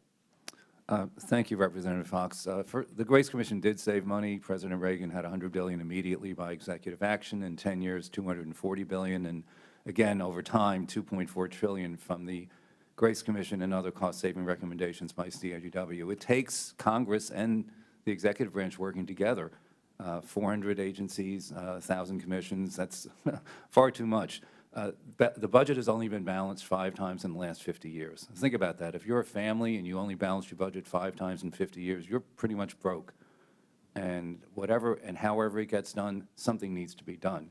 And it may not be comfortable for a lot of people, but it really is time to move forward quickly, because if we don't, it's our children and grandchildren that will suffer. Social Security is already spending more than it takes in. So a lot of examples of what needs to be fixed, and quickly. Thank you, Mr. Schatz. Thank you, Mr. Chairman. I yield back. Gentlelady yields back. Chair recognizes Mr. Krishnamurti from Illinois. Thank you, Mr. Chair. Good morning, Mr. Schatz. On the campaign trail, Donald Trump said on August 15, 2024, grocery prices have skyrocketed. When I win, I will immediately bring down prices starting on day one. You don't dispute that, right? That was a statement, yes. Unfortunately, the price of groceries and eggs have only risen since Donald Trump took office. According to the USDA, the wholesale cost of a dozen eggs has increased from $6.59 on Inauguration Day until now it's $7.53, a 14% increase. Again, you don't dispute that, right? No. I assume you're not happy with this particular increase either, right? Oh, I wish the bird flu wasn't around, but it is. So well, I'm glad you brought that up. According to PBS and Axios, some of the reasons for high grocery prices and high egg prices are avian flu and recalls related to salmonella and listeria. You don't dispute that, right? Correct. My staff went back and checked the hundreds of executive orders that have been issued by Donald Trump, and yet not a single one has mentioned the words avian flu. You don't dispute that, right? As far as I know, that's correct. And not one has mentioned shutting down salmonella, right? I don't know if you can shut down a salmonella, but or I guess combating salmonella. Again, if you say and not so. one has mentioned listeria. Again, if you say so. Well, I don't see a single executive order that will do anything to address high grocery prices or egg prices. This hearing is about right-sizing the federal workforce. I think we should right-size the cost of eggs, Mr. Schatz. Governor Reynolds, in your testimony, you said that the state of Iowa hired an, quote, outside firm to assist you with your efforts to modernize Iowa state government, right? Yes. Of course, at no time did you allow this outside firm to ever control Iowa's state payment systems, right? Correct. And of course, you did not at any time give this outside firm access to the private personal information of all Iowans in the state's payment systems, did you? No.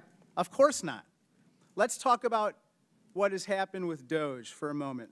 According to this letter, which was sent by the Treasury Department, Jonathan Bloom of the Treasury Department, a DOGE affiliate of Elon Musk is now, quote, a special government employee with access to the coded data of the fiscal services payment system. This is the most important federal payment system in the nation, responsible for making $6 trillion in payments every year to hundreds of millions of Americans. And just moments ago, Politico just disclosed that DOGE now has access to all Medicare and Medicaid payments as well. Now, Elon Musk is in charge of DOGE, Governor Reynolds. He has not been confirmed by the Senate to any position in the federal government, right? No. And he has not been elected by anybody to anything, right? Correct. He has not, to your knowledge, given a financial disclosure to Congress, correct?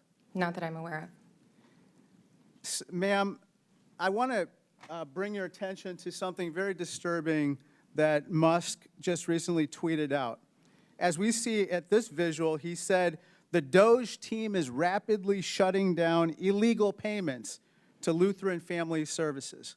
Musk retweeted a post from Michael Flynn likening Lutheran Family Services to, quote, a money laundering operation. Governor, you don't believe that the Lutheran Church or Lutheran Family Services is a money laundering operation, correct? Look, I can tell you that in Iowa, the taxpayers of Iowa hold me personally responsible and accountable for state government, just as they hold President Trump accountable The for Lutheran his Church is as not the a money President of the laundering United operation, States right? And the election that we Ma'am, just Des went Moines, through, Iowa I is think, the home to the Americans largest Lutheran overwhelmingly- congregation in the United States. Iowans overwhelmingly. Is the Lutheran Church a money laundering operation? Listen, Of course not. first of all, every program should be looked at, Is the- and is the- that's what we're trying to do. Okay, You have the to look Lutheran at, Family I looked Church at has some 800, connection to money laundering? Is that what you're every, suggesting? I'm not saying Is that, it- but I look, said answer every. yes or no I am- question. Is it a not yes money or no laundering question. operation? I can't speak to that. You can't speak to that. Oh, my God. Let's go to this USAID issue. The USAID purchases crops from Iowa farmers. Recently, Elon Musk called it a criminal organization. Purchasing crops from Iowa farmers is not a criminal activity, correct? I am the governor of Yes Iowa. or no? I Is don't that a have criminal anything- activity? I am the governor of Iowa, and I don't work with USAID. It is not a position, purchasing and I'm crops not going to from weigh in. Iowa farmers a criminal operation? In general, purchasing crops from Iowans is not. Thank you. I yield back. Chair now recognizes Mr. Biggs from Arizona. Thank you, Governor Reynolds and Mr. Schatz. Thanks for being here. In 2021, Governor Reynolds, you led the state of Iowa in challenging OSHA's unconstitutional private sector COVID-19 vaccine mandate. Mr. Chairman, I ask unanimous consent that the filed lawsuit by Governor Reynolds and Governor Reynolds' November 5th, 2021 press release be entered into the record. Without objection, so ordered. Thank you. In that suit, Iowa, Arizona, my state, and 9 other states argued that the federal government lacks the constitutional authority under its enumerated powers to issue this mandate, and its attempt to do so unconstitutionally infringes on the state powers expressly reserved by the 10th Amendment. That's what the lawsuit said, Governor, and I agree with that. And guess who else agreed with it? The courts agreed with it. And it was the same vaccine mandate that led me to introduce my legislation, which is pending. It's called NOSHA, which would return to the states the authority to regulate workplace health and safety. And I noticed that Iowa and Arizona, along with 20 other states, currently operate under an OSHA state plan. Right. Is it correct that to approve a state plan, OSHA certifies that the state's workplace health and safety plans exceed federal requirements? Yes. And Iowa, like Arizona, has maintained an approved state plan since 1985. Yes. Do you believe that state officials and the people of Iowa are better positioned to set workplace health and safety standards than the federal government? I do. If the power to set these standards were returned fully to the states, would you maintain Iowa's existing high standards for workplace safety, or would you make it your mission to put your constituents at risk of danger in the workplace? I would keep it as exemplar as it is right now. Thank you. Let's go to a different topic, kind of where you've been when my colleague wouldn't let you answer questions, but we'll try to get there here. So our nation's $36 trillion in debt with a structural deficit. That's a structural deficit, not a cyclical deficit, of $2 trillion each year, and it's rising. Just last year, for the first time, payments on interest on our debt alone eclipsed our defense budget. Meanwhile, we're losing hundreds of billions of dollars annually to waste, fraud, abuse, improper payments, etc. Mr. Schatz, thanks for your testimony today. If you're tasked with stopping taxpayers from being defrauded in transfer payment programs, could that be accomplished without a thorough review of how the federal government actually sends money out the door? Absolutely not. In order to determine how the money is being spent, somebody has to see what it looks like. And that's been a big problem for a long time, is no one's looked at it. They just make the payments, and they don't prevent it from being wasted when it goes out of the door. Governor Reynolds, you know, you've done great work in Iowa. I've watched it. Your model for, that you've provided for the country is fantastic. Did your reorganization include reviews and improvements to state systems focused on stopping waste, fraud, and abuse, as Mr. Schatz described? It absolutely did, and with the realignment and the visibility, as I said earlier, that I now have into each agency, it gives us even more opportunities to continue to refine and make our systems better. You know, it's not a matter of, there's money in the system, we're just not using it efficiently and effectively, and there's no accountability, there's no transparency, and this has allowed us to bring that to the forefront. Right, and so I'm going to ask you, Governor Reynolds, and then you, Mr. Schatz, to respond to this. When you get an opportunity to look at line-by-line budgeting, where the expenses go, that allows you to make adjustments to what is really critical on fraud, waste, duplicative programs, et cetera. Yeah, especially the duplicate and the fraud. It allows us to review them line by line and make decisions accordingly. Yeah. Mr. Schatz. That's correct. In fact, the federal government does not have anything online where taxpayers can see exactly how every penny is being spent. Ohio has an Ohio checkbook. You can look it up online. There are so many things that are not done here the way they're done, not just in the private sector, but along the states. And I know there have been efforts to modernize technology with 80% of the IT being legacy systems. Government is far behind in providing the transparency taxpayers need. That's part of what they're trying to do. Yeah, so I'm actually baffled that instead of cheering the administration's efforts to conduct a thorough and necessary review of the systems, they're receiving, you know, these doomsday scenarios, these statements that they want to stop it. And I don't know why you want to stop it. I mean, in my home state of Arizona, we actually do the same thing. You can go online and you can see a line by line. I asked for a line by line, one single agency. I just wanted one agency. Can you give me a line by line budget to look at? They brought me 2 books like this, and none of them were line by line. They didn't cover every program within that agency, and they didn't describe everything that was there. This is what we have to correct if we're going to get out of our structural deficit hole. And I'll yield back, Mr. Chairman. Thank you, witnesses. Gentleman yields back. Chair recognizes Mr. Khanna from California. Thank you, Mr. Chair. Mr. Schatz, you have said that you believe that the Department of Education should not exist, that you grew up without the Department of Education, had a good education, and you believe it should go to the states and local government. Is that an accurate representation of your position? Yes. I just want to understand clearly where you stand. So that would mean that you oppose any Title I funding that helps many public schools. It's about $18 billion, 2.8 million American students are impacted. Yes or no, would you be for cutting that $18 billion? I didn't say to eliminate the programs within the Department of Education. I said the department itself should be eliminated. So that money should be where would you stand on the Title I funding? Well, that money should be assessed to determine whether it's being used effectively. Governor Reynolds mentioned how many different ways that money is being spent. For right now, would you want that money paused, or do you think the money should be dispersed, the $18 billion? I think it's something that Congress needs to determine, and the administration The Congress, needs to determine not the... Both. Look. No, but it's a simple question. Do you think the $18 billion that Congress has appropriated and authorized should be dispersed? At the moment, it should be dispersed because that's been the law to disperse it. And you're for examining it and then possibly cutting it? If there's a more effective way to look, the spending has gone up. Test scores have gone like this or down. Do you understand the difference between correlation and causation? What's happened is that spending has gone higher. Education is not improved. Yeah, but there also That's the state budget, because I don't want to get into the difference between correlation and causation, but just a simple question on Title I. So you would be for examining it, but possibly cutting it, And that's your. That's possible. Everything in the federal government needs to be Okay, re-examined. Pell Grants, 7,395 of the neediest low-income students annually get these grants. It has helped about 6.7 million students. Would you be for cutting Pell Grants?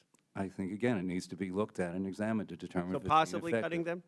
Anything is possible. Okay, but those, what but that's a different category. That's an entitlement. That's not discretionary. So you do believe they should be dispersed today? One of the problems with programs like Pell Grants are that they're not examined as much as they should be. Do you agree, though, that Elon Musk, I've just been going back and forth with him on Twitter. He said, don't be a dick. I said, make sure you follow the Constitution. But do you agree that he has no authority to stop payments on anything that Congress has authorized and appropriated? I think that's being tested, but I think generally that should be correct. If he were asking you, would you advise him to not stop payments that have been authorized and appropriated by Congress?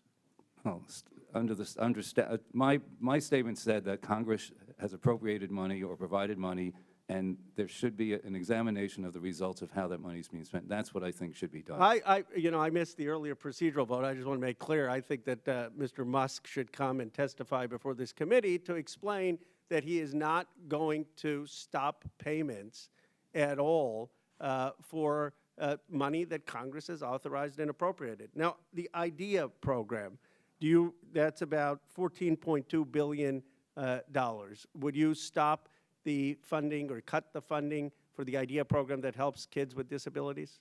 Again, something that Congress needs to review to determine if it's achieving its mission. That's the whole point of everything that we've been talking about. Now, you realize that a lot of local and state governments complain because the IDEA program was supposed to be funded at 40%. Jared Huffman, my colleague, has a bill to do that. We only fund it at 15%. The school districts complain that they have an unfunded mandate, and you're saying maybe we should cut even more than the 15%? I didn't say cut. I said it should be examined to determine if it's being effective and whether the money should Do go you believe back it's to the being states effective? entirely. Look, I think the Department of Education has proven that it has not provided the results Let me that just, we Congress got 1 wants to minute. provide. Just, do you believe in these three things? Title I funding, Pell Grants, and IDEA. Tell me if you think they have been effective or have not been effective. IDEA grants. I am honestly not familiar with that program as much as some of the others. Okay, I mean that's. But one of that's the also biggest an program answer to participants. but that's Pell also Grants. an answer that Pell Grants. Pell Grants have provided support, but again, everything needs to be re-examined. Title I funding. Again, the same thing. Look, we've got a $36 trillion debt. We have Well, $2 trillion Department of deficit, Education so is a that's very all small combined in percent there. of the funding. It's the Defense Department okay. spending that is the big part. But it's concern. I appreciate you're at least telling Musk that he shouldn't stop these payments that have been authorized by Congress. I hope Elon will come in and explain that. He won't do that. But I am concerned that you want to cut programs like the IDEA Act, possibly, that are helping kids with disabilities across America. I didn't say that, Congressman. What I did say is that everything, look, part of the problem is everybody says this is only a small percentage of spending, and then you get a $36 trillion debt. Yeah, because the big items are defense and the tax breaks for the wealthy. Okay. Gentleman's time's expired. Chair recognizes Mr. Higgins from Louisiana. Thank you, Mr. Chairman. I have a lot to cover and not a lot of time to do it in. I'd like to enter for the record, please, a letter from the Associated Builders and Contractors of America regarding merit-based hiring, Mr. Chairman. Without objection to order. Thank you, Mr. Chairman. My brothers and sisters across the aisle, on both sides of the aisle, we have a historical trend in our nation. We have an opportunity to address legitimately from both liberal and conservative perspectives. I think it should be embraced because generally speaking, we started losing our country about 40 years ago regarding the accelerated accumulation of debt.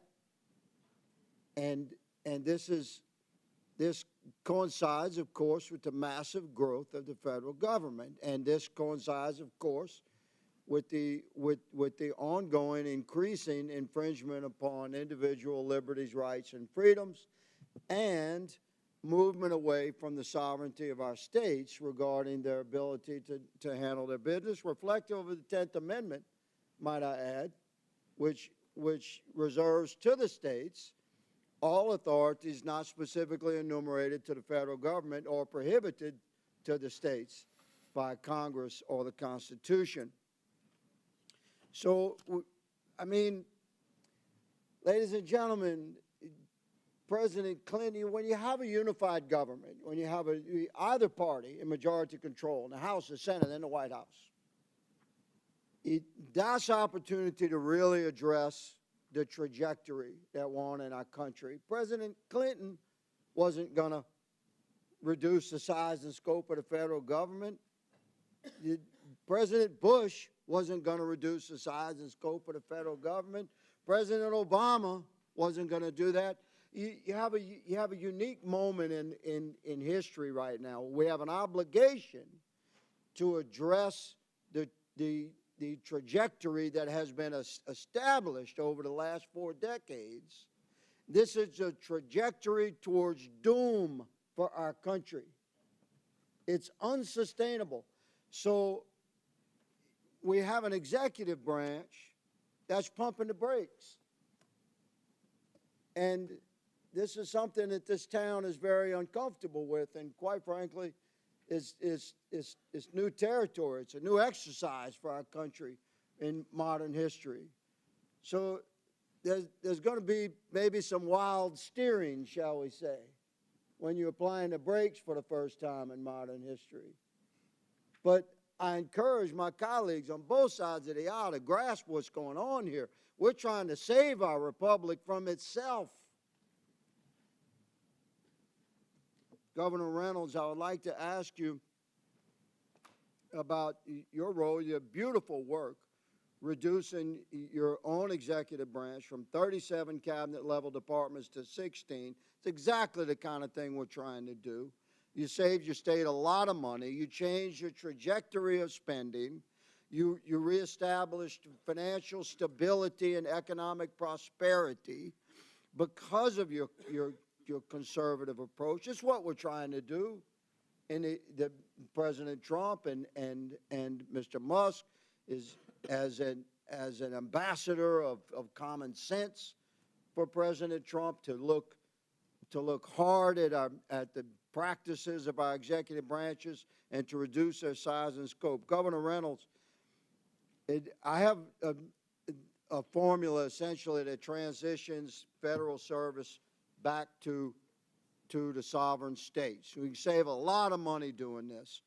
What are your thoughts on shifting federal responsibilities away from the massive federal government to the sovereign states? Generally speaking, agencies like EPA, FEMA, Bureau of Prisons, how would that work in your state, ma'am? Well, we would welcome that, again, and especially with the alignment, I think we're positioned very well to do that. So I appreciate what I see happening with DOGE. As I indicated in my remarks, I'm standing up Iowa DOGE so we can continue to bring the private sector in to examine the way that we're doing business. Government has to operate more like a business. It had been 40 years since we even looked at the structure of government in Iowa. It was ripe for reform. You know, they never eliminate a program. They never do away with one. Once it started, it stays. If it's not working, they think more money is the answer to it, so we keep it. If it doesn't work, there's really no metrics ever tied to anything, but the ongoing thought is if we put a little bit more money into it, eventually it's going to work. So I believe that states are well suited to implement block grants with accountability, with transparency, with metrics, with KPIs, so that we can report back to the federal government the results that we're seeing from the opportunity to take those streamlined dollars and be innovative and be effective, whether it's the Department of Education, FEMA. I had 3 presidential disaster declarations in 2 months this last spring. Thank you. My time has expired, Governor. Thank you for the work that you're doing. Mr. Chairman, I yield. Chair recognizes Ms. Brown from Ohio. Thank you, Mr. Chairman. At this very moment, an unelected, unaccountable billionaire is raiding our government. And instead of raising the alarm, the Oversight Committee, let me repeat that, the Oversight Committee is running cover as their president strips the government for parts. 2 weeks in, here's where we're at. President Trump attempted to freeze funding for vital programs, tried to make it easier to fire tens and thousands of federal workers, pressured more to resign, and has attempted to bust union contracts. Meanwhile, Elon Musk, who has been tasked with running a fake governmental department, now has access to the federal payment system and apparently the personal information of every American. And none of this is happening with congressional approval, and apparently my colleagues, the Republicans on this committee, also want it to happen without any congressional oversight. This is no way to govern, but they know that. Instead, they want to bully and intimidate federal workers into submission. They want to replace experienced workers who are loyal to the country with lackeys loyal to one man. The truth is that the civil service is filled with loyal, dependable, and knowledgeable folks. They are people who sacrifice for our country and keep the government ticking for the American people. They ensure Social Security payments arrive on time, inspect our food and water to keep it safe, care for our veterans, crack down on corporate fraud, and track deadly outbreaks like the bird flu. Cutting these jobs doesn't make government leaner, it makes America weaker, and it makes life harder for everyday people. Look at what happens when the government is stripped down to the bone. In Ohio, Social Security field offices are on the verge of collapse. Recently, a field office in my district had to close its doors due to severe staffing shortages. The Social Security workforce has shrunk in the last 2 decades, but at the same time, its workload has increased by 25%. We have asked Social Security workers to do more with less, and they have somehow managed. Because public servants aren't the enemy. They're the people keeping this country running, and this assault on them is an assault on all of us. So Governor Reynolds, thank you for joining us today. I want to ask you a series of yes or no questions. In 2023, did you sign a bill to gut the state auditor's ability to hold you and the state government accountable? Yes or no? A bill was signed to restrict the, I'll address take that as a yes. Yes. Iowa law has a provision to hold lawbreakers in government accountable for sexual harassment, but your administration has paid out millions of dollars in settlements for harassment. This has cost the taxpayers in your state. Is that right-sized government, yes or no? Changes have been made to address that, but previous, that Reclaiming wasn't my previous. time. Mr. Chair, I seek to ask unanimous consent to enter into the record this Iowa Public Radio article entitled, "Iowa Will Pay $4.15 million in Finance Authority Sex Harassment Settlements" into the record. Without objection, it's ordered. Now, during my colleague's question line, you stated that every program should be looked at. However, you signed a school voucher bill that sends $100 million of taxpayer dollars intended for public schools to private schools without any independent oversight of how this money is spent. Yes or no? Is this protecting against waste, fraud, and abuse? They are held accountable. They are held accountable. Last question. Iowa has 10,000 federal workers. Which federal jobs do you think are redundant? Is it the staff providing care to veterans at the VA facilities in Des Moines and Iowa City? The USDA experts supporting your state's farmers?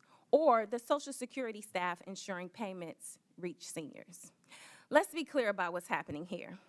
This isn't about right-sizing the federal government. It's about gutting it.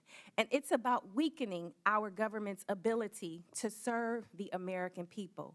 You want shorter wait times for Social Security, faster disaster responses, safer food and medicine? Then why attack the very workers who make it happen? The House Democrats are fighting to protect and modernize the federal workforce, hire and retain talent, and give federal workers the resources they need to serve the American people. That's what we are doing. And with that, Mr. Chairman, I thank you and I yield back. Chair recognizes Mr. Palmer from Alabama. Thank you, Mr. Chairman, and thank the witnesses for being here. And I want to get to a more constructive dialogue. First of all, in regard to DOGE, as I've pointed out to some of my colleagues, this is not the first time that the federal government has engaged in an effort like this. One time in particular was during the Clinton administration. It was called the National Partnership for Reinventing Government. And it was led by Al Gore, I ran a think tank at the time, was invited to come to Washington to meet with some of the folks working on this. But after 7 years of this effort, they reduced the civilian employee population by over 426,000. They closed 250 federal offices. They reduced the federal registry by 700,000 pages and about 16,000 pages of regulations. And I understand, Governor Reynolds, that Iowa has launched a reorganization effort. Is the objective there to make government more efficient, more effective, and more responsive to the people of Iowa? More efficient, more effective, more responsive, more accountable. It's brought transparency to the process. We're better at what we're doing. I would say that, you know, the employees appreciate the environment that we're working in today. They appreciate the culture of innovation that we're creating in the state, and they love being a part of it. Yeah. Did you bring in any outside experts, as the Clinton administration did, in that effort for reinventing government back in the 90s? I brought in one consultant to help really do the comparisons in other states so we could see where we were an outliner, where did we align, what had we maybe missed. So we used the consultant from that perspective and just to help us with some of the administration, but otherwise we did it all internally. When I worked for a couple of international engineering companies, and one of the companies I worked for went through a process like this, and they brought in outside consultants because people on the outside can see things that those of us on the inside miss. Yeah. So it's important that you bring in really the best that you can. In that regard, I really think that we're in another reinventing government phase, and in particular with education. There's a big debate right now going on about the number of H-1B visas that we need to have, because we're having to import so many technically trained workers. I don't know if Iowa is experiencing some of this, but you probably have some folks who are educated overseas that are now working in engineering technically trained jobs. Would that be correct? Yes. I think the fact that we're having, Mr. Chairman, to bring so many people in who are engineers and scientists is an indictment of the current education system. We're not able to produce the number of technically trained people that we need to be competitive in our economy, but also in regard to our national security, because we're in a arms race in artificial intelligence with China, and we're going to have a technically trained workforce. So one of the things that I've suggested in this effort in regard to the Department of Education is that we not completely dismantle it, Governor Reynolds, but maybe reimagine it as the Department of Workforce Development and block grant the money to the states with a heavy emphasis on STEM. Would you like to respond to that? I would be very much in favor of that. In fact, we put a proposal together that we'll be submitting to the Department of Education. It gives states the flexibility. We already have a waiver process in place that we could utilize until they could actually get some of that realignment done. But like I said, hold us accountable. We'll meet those expectations, and we can do it at a lower cost. We're going through, I think, an historic phase. There's a historic opportunity here. And I think about disruptive innovation. And I was talking to some folks today about this, and some of you may not be old enough to remember this, when Toyota introduced the Corolla into the automobile market in the United States in the 70s. It forced U.S. automobile manufacturers not only to rethink what they were producing, but they literally retooled to do that. I think we're in that phase now where we're rethinking how government is run, and a lot of the innovation is coming from the state level, such as from Iowa. But I think that we're going to have to go through this phase, and it's disruptive, there's no question about it, but it's for our own good long term, and we need to be thinking 25, 30, 40 years down the road about how we do this, because we are at a point in competition with China that if we don't do this right, we're going to be in a really bad place. Mr. Schatz, you've been very involved in evaluating the complexity and size of government. How would you respond to that we're in this disruptive innovation phase? Well, I think it's essential. What has been going on has not been working. That's why we have a $36 trillion debt, haven't balanced the budget more than 5 times in 50 years. So the changes that need to be made quickly before it gets worse. And thoughtfully. So, yeah, and thoughtfully. And the impact, by the way, all the discussion about individual agencies, what about the impact on taxpayers of this massive debt and the future of this country when the debt goes up, deficit goes up $2 trillion a year, every year for the next 10 years, and the interest on the debt doubles, and it's already bigger than the defense budget and everything else except Social Security. No organization can survive like that. So each discussion really should be discussed with that overall view. Well, I thank the witnesses for the questions. Mr. Chairman, I yield back. Gentleman yields back. Chair now recognizes Ms. Stansberry from New Mexico. Thank you, Mr. Chairman, Ranking Member, Governor, welcome to our witnesses. Thank you for being here today. I've really appreciated your commentary. It's been real, it's been substantive, and I support much of the efficiency work that's being done at the states. But I have to say, once again, welcome to the latest episode of the GOP Oversight Committee, where my colleagues at the beginning of this hearing once again voted to block a good government motion to carry out our most basic constitutional duty. They voted against a motion this morning, just a few moments ago, to bring Elon Musk in front of this committee to discuss what he is doing to supposedly right-size the government, as they are claiming in this hearing. And I have to say to my colleagues, with all due respect, why are you shielding Elon Musk from coming in front of this committee if that is what your intent is with this hearing and the work that you want to do? Why is the GOP in the White House shielding an unelected, unvetted, unqualified private citizen and billionaire who is literally dismantling our agencies while we sit here and is literally breaking the law?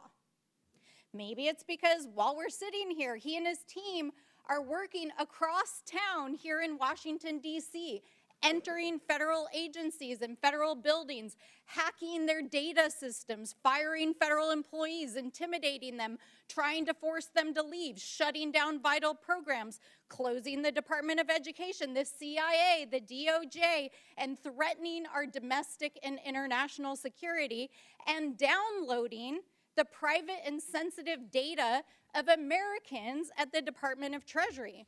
So what the hell is going on? How can you sit here and defend this? They are literally breaking the law, the Constitution, appropriations law, federal labor laws, and dozens of statutory laws that Congress has passed. And meanwhile, my friends across the aisle are sitting here today saying that we're hyperventilating, that we're just clutching our pearls. Are you serious? Are you that out of touch with the American people? I mean, I guess that's what happens when you elect billionaires and put billionaires in charge of the federal government. Just let them eat cake? Is that your message to the American people? Because last week, while you were at Trump's private resort in Florida and partying it up after the inauguration, telling the media that funding freezes wouldn't hurt real Americans, well, millions of real Americans were sent into total chaos, and our states had to go to the courts to shut down your federal funding freeze. While Trump was golfing, the Medicaid systems were shut down and locked out.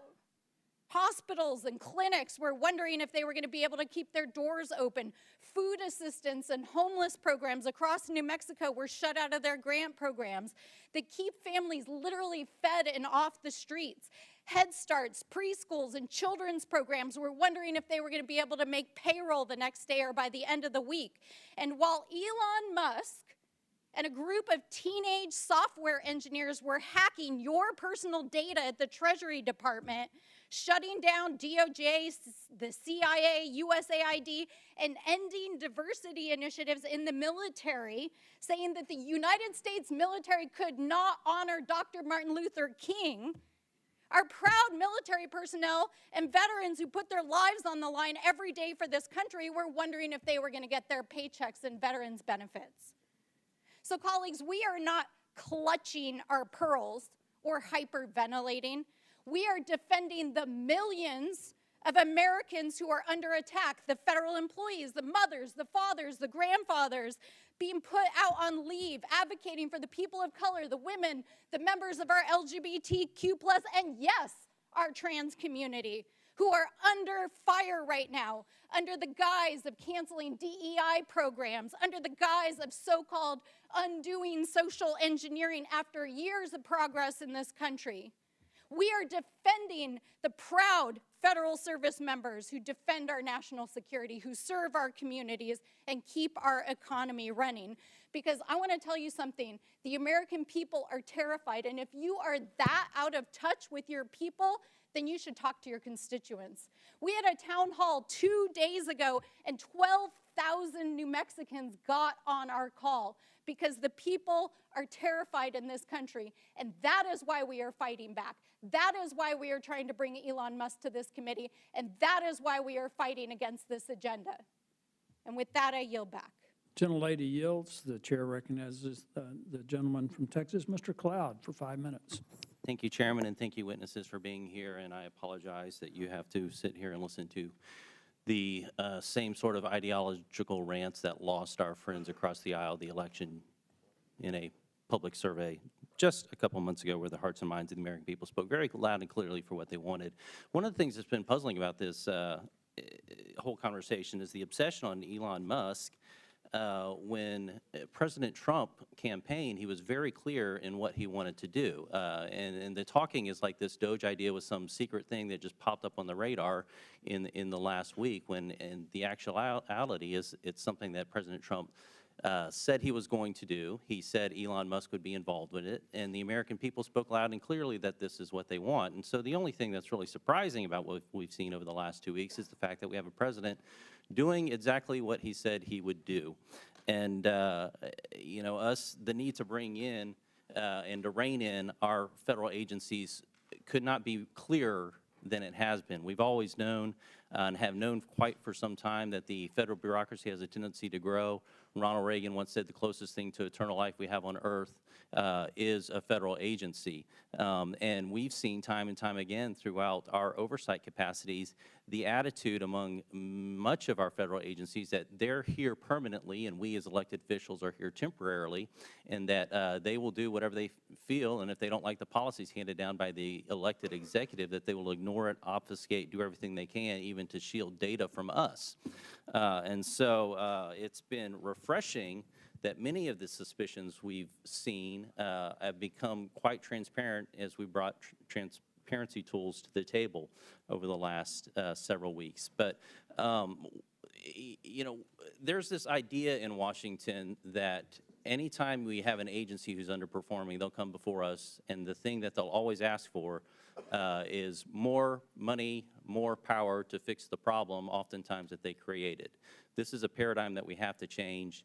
It's been said that you can't solve problems with the same kind of thinking you used when you created them. And so this is really what DOGE is about. And to name a couple points, we can point to the CDC, which has tremendous mission creep since it was started. It was originally purposed to help control malaria, kind of to be a center for data and a hub of information to help people tackle those sort of things. It ended up expanding to the Communicable Disease Center, and eventually became the Center for Disease Control, and now the Center for Disease Control and Prevention, which it has not done a good job at, as we've seen over the last few years through COVID. And now it's trying to embrace such things as climate change and alleged gun violence and systemic racism as Centers for Disease Control.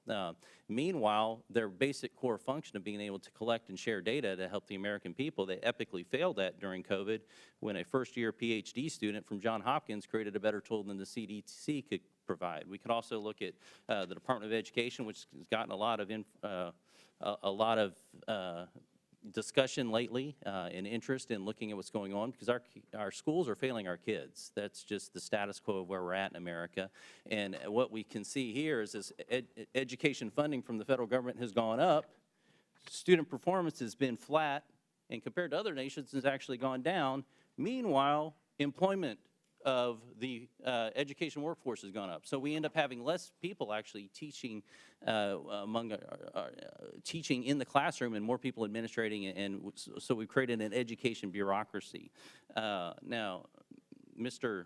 Schatz, did I pronounce that right? You talked about the importance of understanding and looking at the intended results. Are they happening? And that's one of the things that I think we're addressing in DOGE. Could you speak to the importance of making sure that we're addressing the intended results as opposed to just sending money at it? The example of the difference between helping students, perhaps, and helping school systems. Well, the test scores and the higher costs are exactly what I was discussing earlier. If you're spending more on something, you're supposed to get results that match what you're spending the money on. Otherwise, you shouldn't be spending it, whether it's in the government or the private sector. And again, as Congressman Connor pointed out, I did grow up without a Department of Education, as did my whole generation. It's a little office, health, education, and welfare. The state spent the money. We think they could do a great job. They're competitive with each other. And some programs obviously should be retained, and some should be turned back down to where they can do a much better job and be closer to the people. Governor Reynolds, you talked about, I'm curious, because you've done a good job of streamlining the government, and I'm curious about your ideas on how you hold government employees accountable, how you hold agencies accountable. What are the tools necessary to do so? One of the big challenges here is getting the information necessary in order to do that. You can think about the grants that are going out. We've seen USAID over the last, I mean, the stuff that they were spending money on is crazy. We're finding out that our federal government's actually a money laundering scheme to help support leftist ideologies across the world and here at home. It's crazy. But yet, finding that accountability piece, we're able to hold the individuals who are sending these checks out, for example. How do you bring that kind of accountability? Well, we have our state expenditures online too, so our checkbook is online, so taxpayers in Iowa can check and see what is going out from the state. But in addition to that, remember I talked about we reviewed 800 programs across my cabinet, and not a one of them had a KPI, any type of a metric, any type of expectation for outcomes, zero. So my cabinet knows now that if they want to stand up a new program or they want to extend an existing program, then it needs to have, first of all, a KPI. They need to have data that they're going to be reviewing. They need to do a review of what the program had done, what were the metrics, what were the outcomes from the existing program to justify putting additional money into it. I also had them, they had never put all the programs together. They themselves had not even taken a look at it. So that's how it just continues to grow and bloat and just be unmanageable. So I had them rank the programs that they have. Now, to their defense, sometimes the legislature hangs a program on them, but we're working with the legislature too to just say, you know, this is not something that we believe can really move the needle and go in the direction that we believe the state can head. But it's a conversation with our legislators. So it's holding them accountable, making them report back to the chief executive on what they currently are doing and what they're doing going forward. But just simply putting key performance indicators as part of a program and then monitoring the outcome and basing decisions on data, which is never happening. And it takes the emotion out of the equation. And that's what we need to do. We need to look at programs, we need to look at the outcomes, and if they're not working, then we have to let them go and figure out an innovative and better way that we can get the results that we believe that we can accomplish. Very good. Gentleman's time's expired. Chair recognizes Mr. Garcia from California. Thank you, Mr. Chairman. And I wanted to start by thanking our witnesses for being here. Thank you for hosting this hearing as well.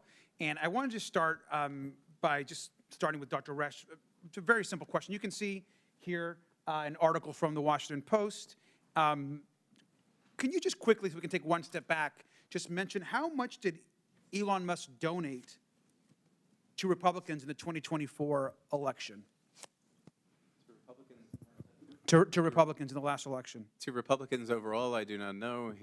Well over $250 million to the Trump campaign. Right, almost $300 million. And in fact, Mr. Musk was the single largest donor in the last cycle. I'm not sure if you knew that or not in this last election. And here's actually the article in the headline from the Washington Post. Elon Musk puts $277 million into the election. He's $200 billion richer this year. $200 billion richer this year. Now, we also know that just in the month after the election, Elon Musk's wealth increased by $170 billion. It should also not be a surprise to anyone that Elon Musk himself holds $20 billion in contracts with the federal government. Now, the truth is that DOGE isn't really about efficiency or reform.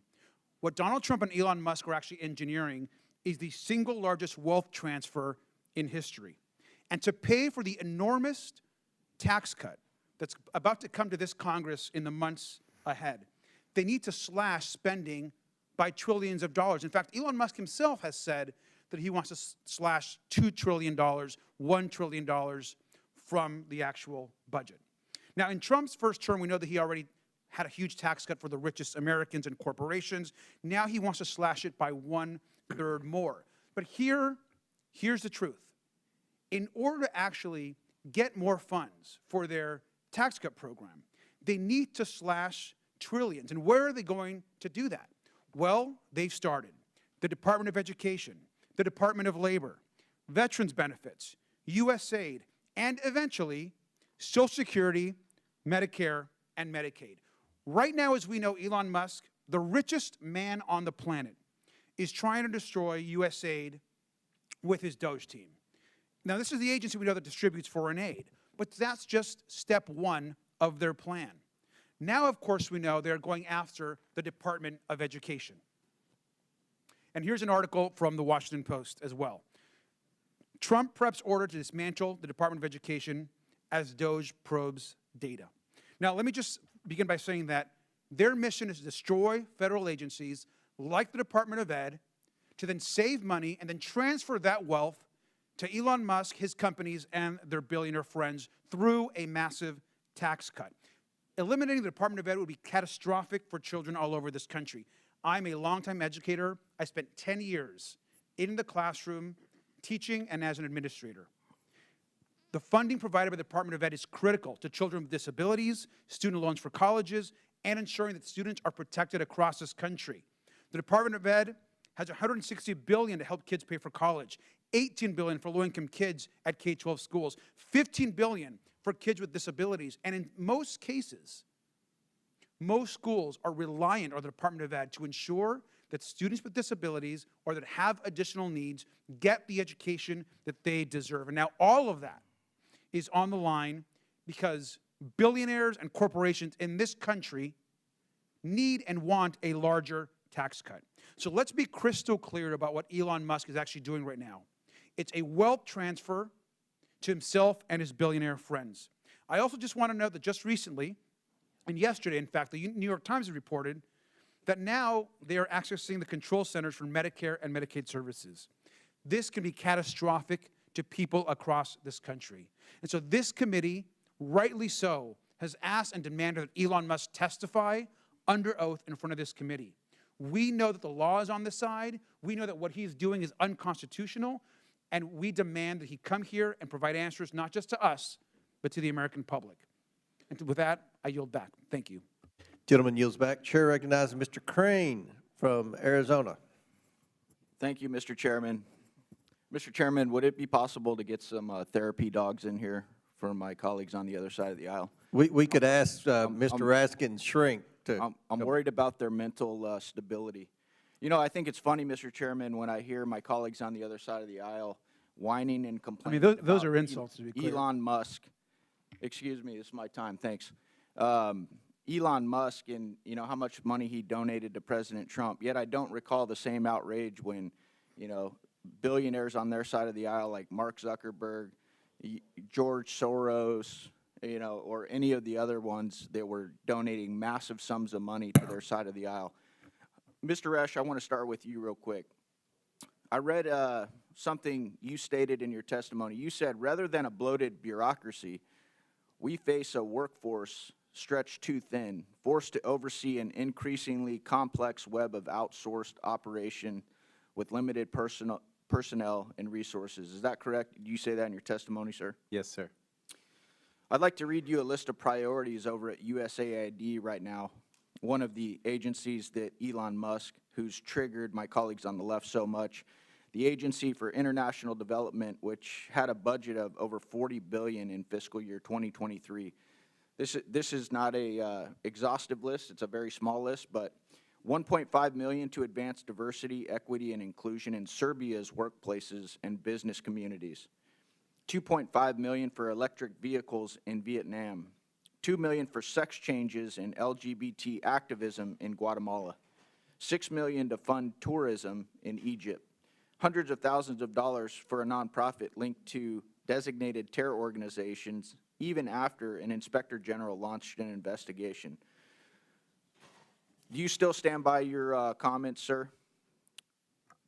Yes, my comments were in regards to the ability of administrators to adequately oversee the funds that Congress has appropriated to them for these programs.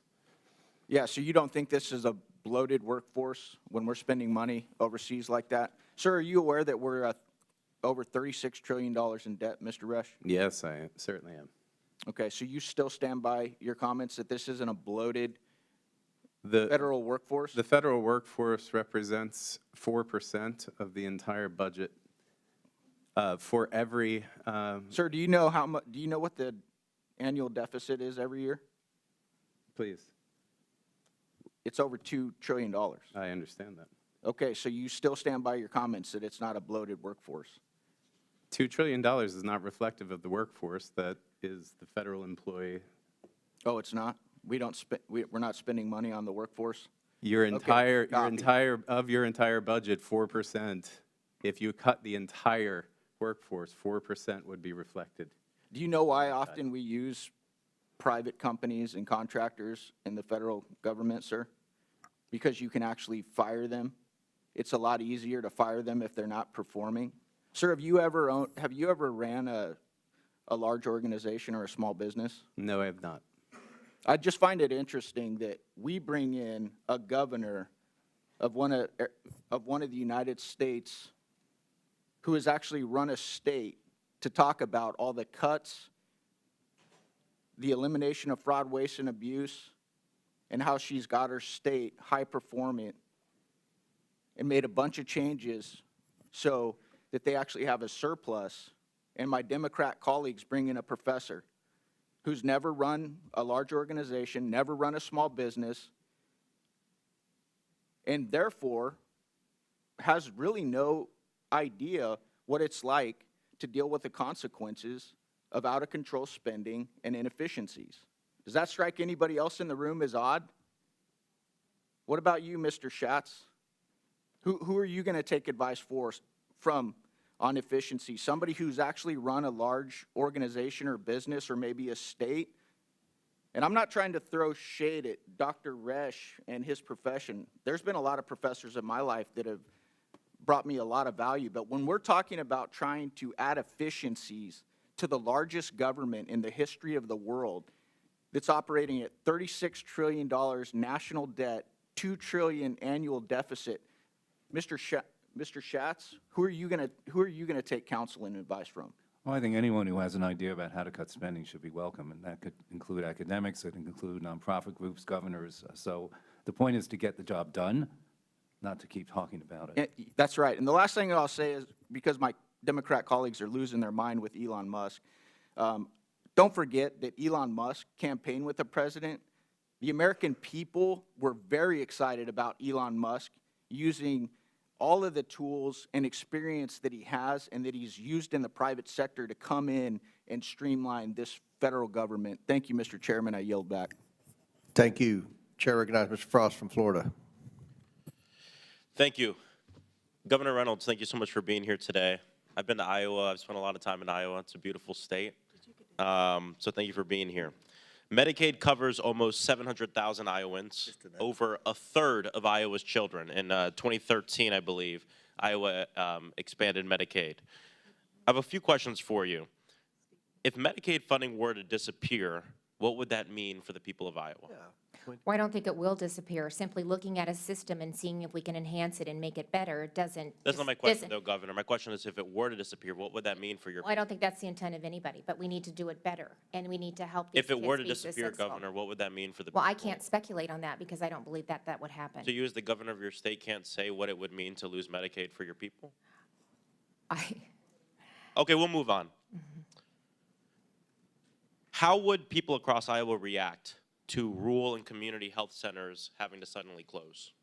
Well, we're, as I talked about in my opening remarks, we're actually working on maternal health and working on health care in rural Iowa. And that means, again, looking at regions. I took, 32 fragmented substance abuse, and mental health regions and unified them into 7 behavioral health regions. That's And great we're to hear, putting in Governor. place a Yeah. hub and spoke model, which That's they will great be a to hear, part Governor. of. I'm sure you're doing But great again, work. I it's want the to focus on duplication that you the don't want to questions I lose. have. I have limited time. I'm sorry, Governor. Okay. I'm sure you're doing great work on this.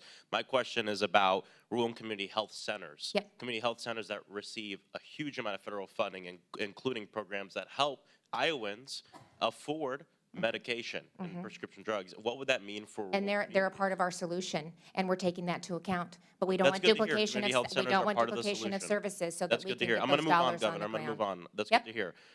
Some Republicans on this committee are calling Trump's careless assault on essential federal services, including his freezing of Medicaid payment system, rightsizing. What is the right size for health care? Well, that's going to vary from state to state.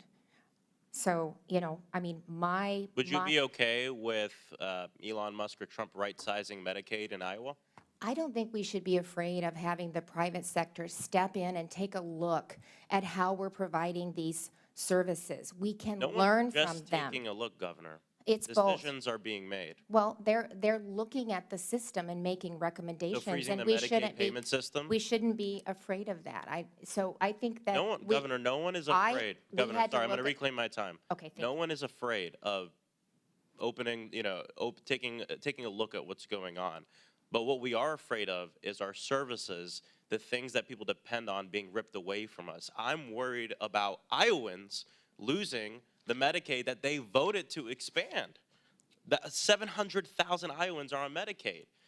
But that's why we made the changes that we made. That's why we realigned, we eliminated the duplication, and by doing that, it put more money into the program to actually meet the needs Well, of let's our talk about what you constituents. did, because we were just talking about what you did. You came to office, you made some changes to help with efficiency. I respect that. But there's something that was brought up even by the chair that I want to bring up that shows the difference between what you did and what's happening right now at the federal government.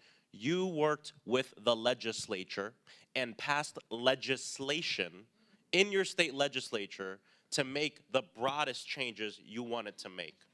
And that is not what's going on right now when we talk about DOGE and everything else. You even mentioned at the beginning of this hearing, you were so proud to say that you did this all without massive layoffs, without forcing a large percentage of your workforce to leave because you saw them as valuable. I respect that, Governor. I respect you for that.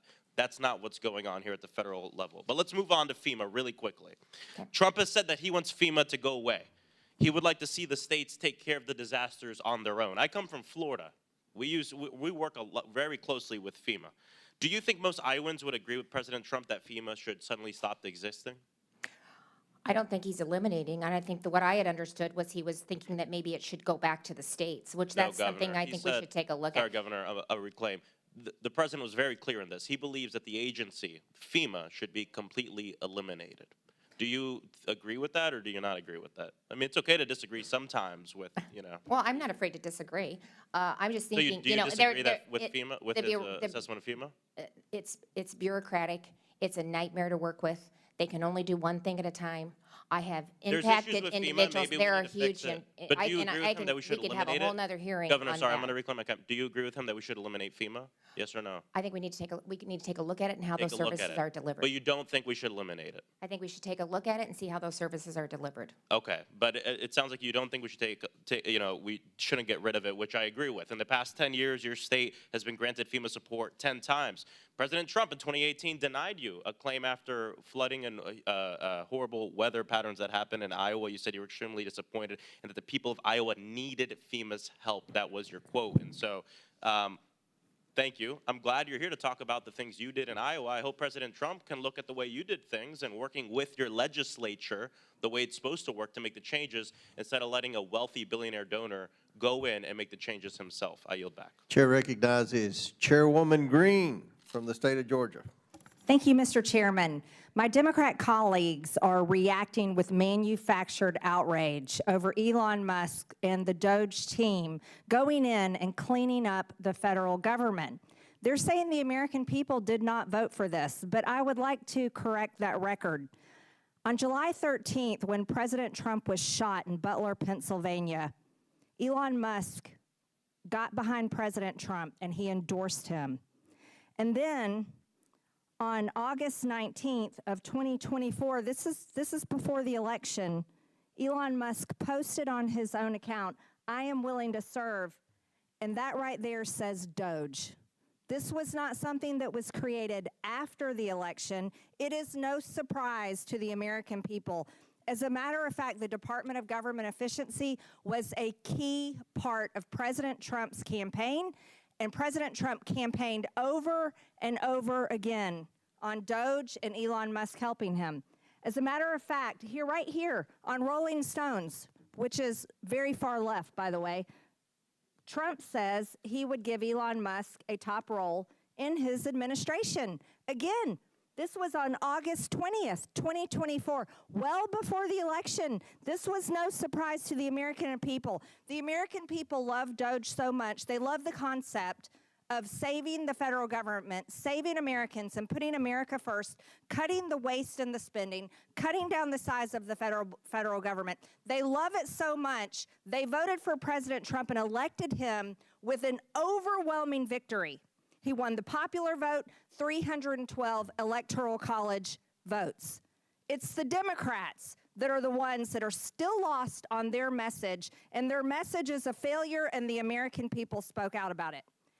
As the national debt approaches $36.5 trillion, our children and our grandchildren's futures are being sacrificed at the altar of wasteful government spending and corruption.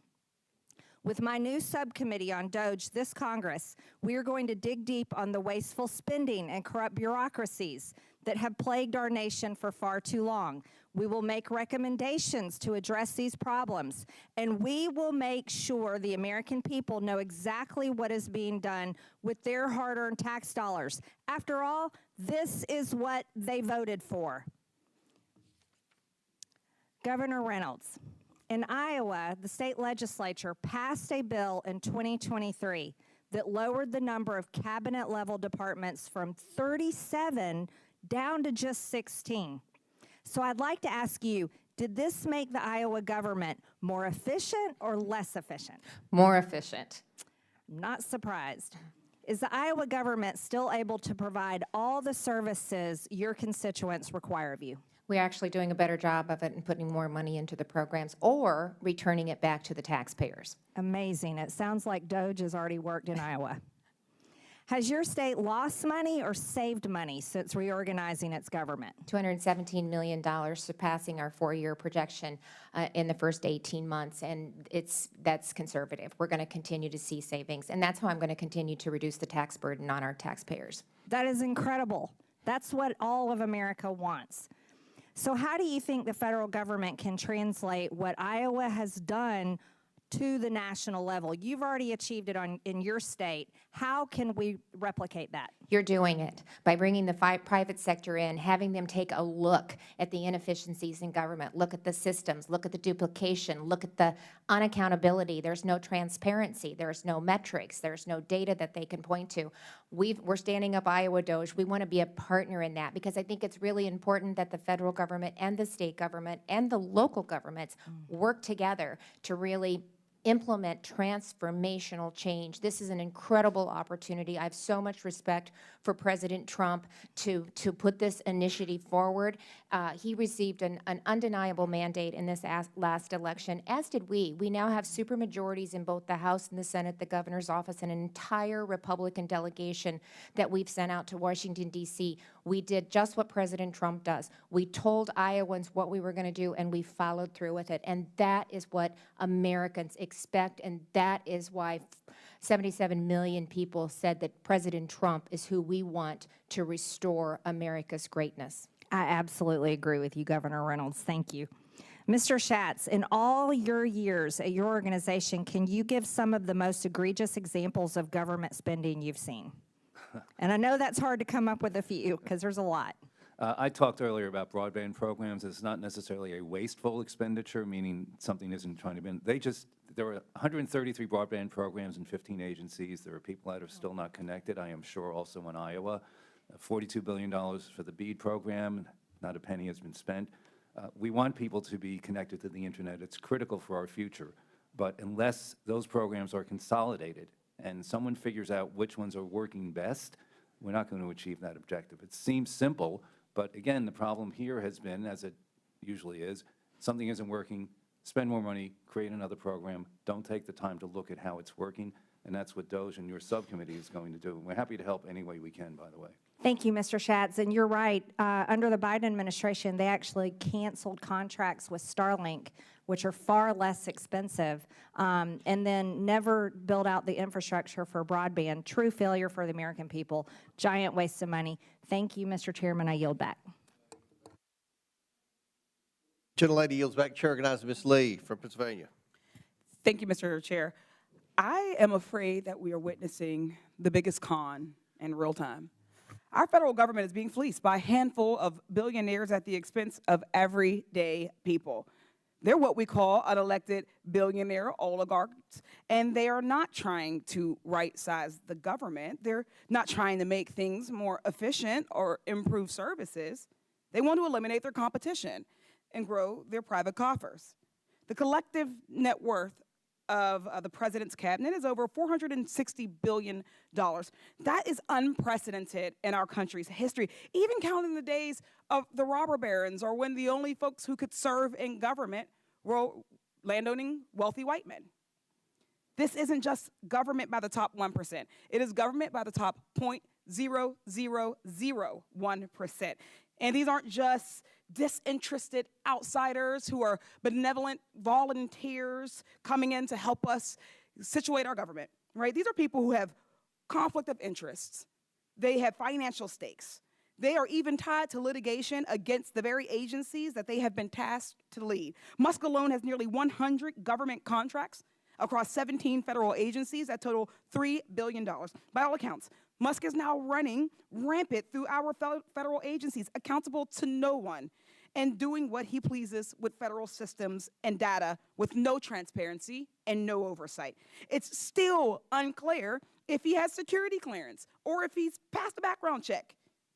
He certainly hasn't filed any financial disclosures. This is absolutely outrageous, and Americans are rightfully mad. This is the Committee on Oversight, one of the most important committees, particularly in this era, yet Republicans did not bring Elon Musk, the private citizen, given access to all other private citizens' data, and the one leading all of this chaos. And just this morning, they blocked our efforts to bring him in. Musk has a bunch of 20-something-year-old child cronies accessing highly sensitive information and technology at the Office of Personnel Management, the General Services Administration, and the Department of Treasury. They also have not been invited to testify before us today. So I think we need to ask ourselves, why does an unelected billionaire need access to Americans' Social Security numbers and the $6 trillion payment system? And if this operation is so legit, why is there no transparency? Why are we pretending this is about right-sizing?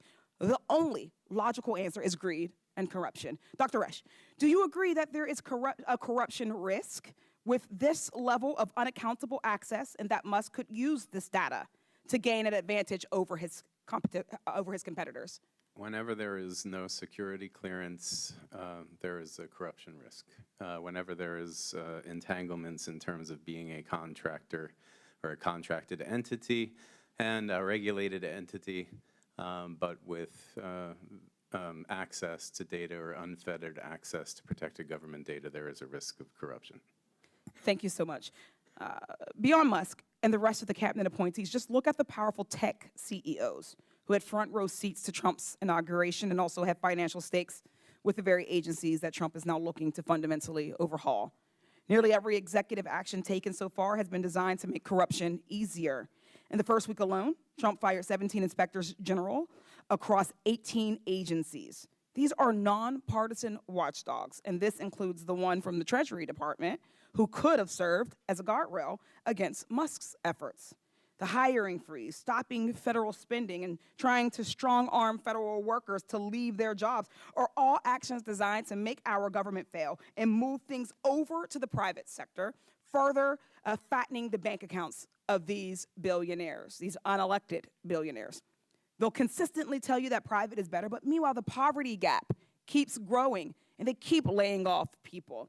While Americans' wages remain low, their multi-million-dollar bonuses keep getting bigger.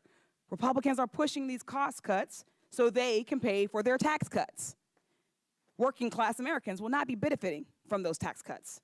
But Musk, these tech billionaires, and Trump's wealthy cabinet officials, they certainly will.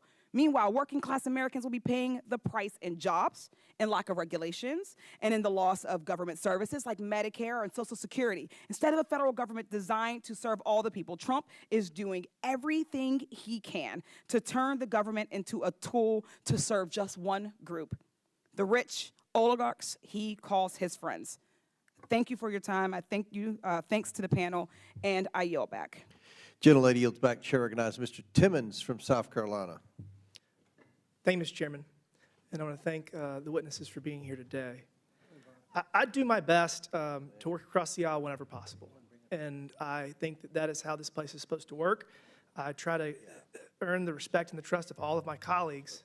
Nobody's me. I am sickened by the way that the left is categorizing and lying about what Elon Musk is doing in the federal government. I'm going to say what's true, and then I'm going to debunk their ridiculous lies. Number one, President Trump hired Elon Musk. He's a federal employee. He does not make enough to trigger financial disclosures. Those are the rules. If you don't like them, file a bill to change them. He has hired people to seek out waste, fraud, and abuse throughout all government agencies. He leads a team within the administration that has smaller teams across all of government. Their job is to bring sanity to this process. They don't have to be Senate confirmed because they don't make enough money and they're not in positions of control.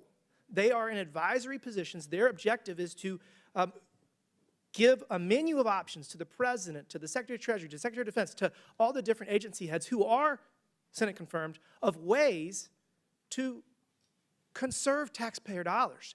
That's what this election was about. We got $36 trillion in debt. We run a $2 trillion annual deficit. This is unsustainable, and the American people have spoken. So what is he and what are his teams doing? They're creating systems to track sources and uses. We haven't done that. When a government agency goes to the Treasury and says, we want this money, there's no system through which they actually can say, all right, Congress appropriated, authorized it, and what are you going to use it for, and then track all that. So what are they doing? They're creating systems to make sure that the money is going where it's supposed to go. And guess what? The Democrats are losing their mind.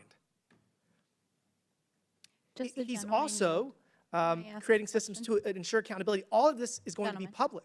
All of this is going to be public. And he's proven that he can turn around businesses that are failing, and he has offered his time to try to save this country. So I guess first, just ridiculous lies that are being told. Elon Musk does not have access to Americans' personally identifiable information at Treasury. He just doesn't.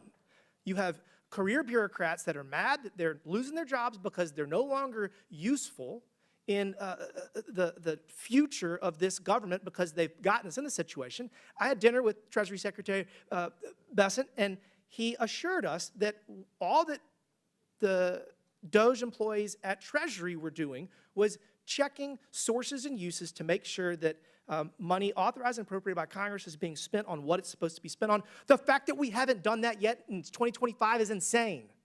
So while people call my office and say, oh, Elon Musk has my records, that's a lie. It's a lie from the flailing bureaucracy that is no longer useful because technology can solve all these problems. Will the gentleman yield for a clarifying question? Sure, go ahead. Can you help us understand, based on what you're explaining here, then why nearly 2 million federal workers received an email from OPM with Elon Musk's letterhead, A Fork in the Road? You know, okay, so I'm sorry. I'm debunking the fact that people are calling my office saying that he has access to, that he has access to their tax records, which he does not. The Treasury Secretary said that you do not know better than the Treasury Secretary, and angry bureaucrats don't know better than the Treasury Secretary. That's our system of government. We won the election. Elon Musk is the politically appointed and Senate-confirmed Treasury Secretary says you're wrong. So until you get actual data. Elon Musk is bragging about it on his Twitter, y'all. Go on his Twitter. Twitter. I have an article here in Politico. Elon Musk's Twitter, you guys. I'm reclaiming my time. Thank you.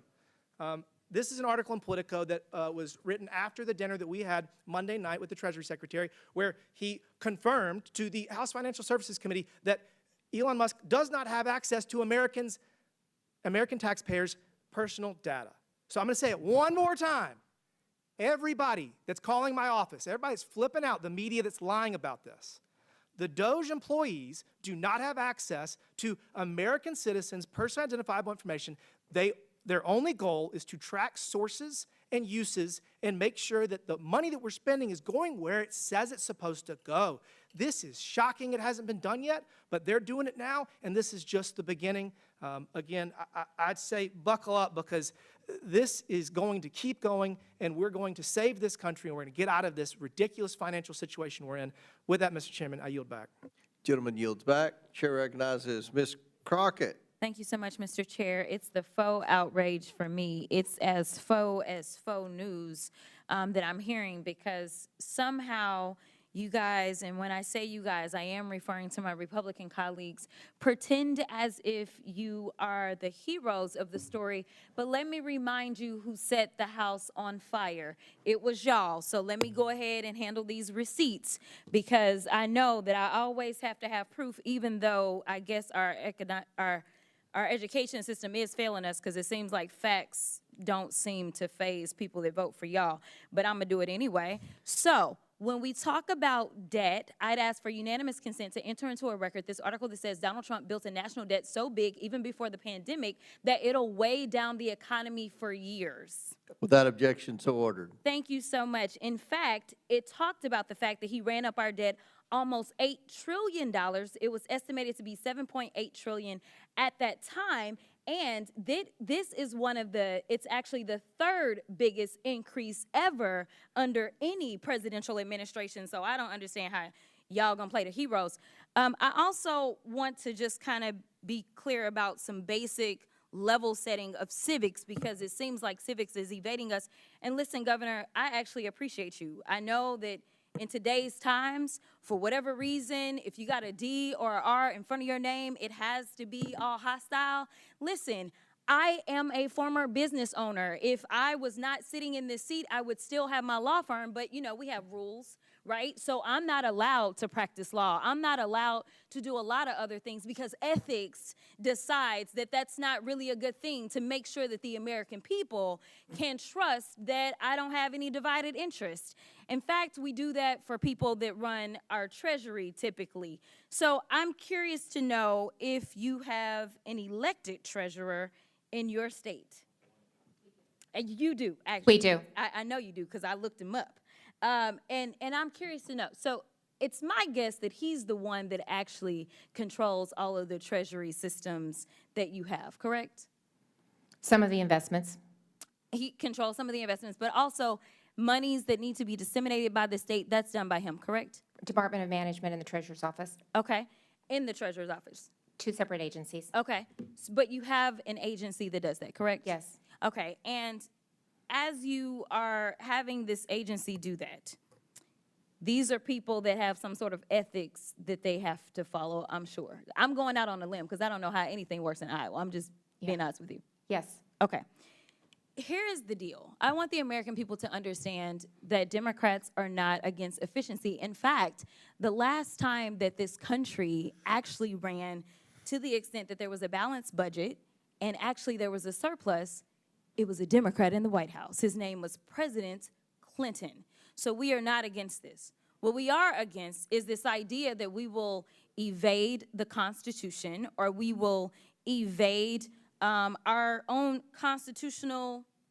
In fact, it's not even an invasion. At this point, it feels as if y'all have just decided that y'all are going to castrate your constitutional duty and hand it over to someone who is unelected. It doesn't matter how many cheerleaders he had on the fields campaigning for him. That doesn't mean that he gets to go in and sit atop any of our agencies. And the fact that we had a vote today and we asked to bring him in because we have a constitutional duty, we all took our oath, and maybe some of y'all just don't take it seriously. But I take it seriously when I take an oath to do a job, and my job is to look out and make sure that we don't have any kings or queens in this country. But it seems like y'all have decided that it's going to be Mr. King and his queen, and y'all can pick which one is which. But either way, I want to also talk about, Governor, I'm curious to know if you know the answers to these questions. Which party controls the White House? Republican. Which party controls the Senate? Republican. Which party controls the House? Republican. Is that about what the makeup is in Iowa? Yes. And that has allowed you to be able to get your agenda across, correct?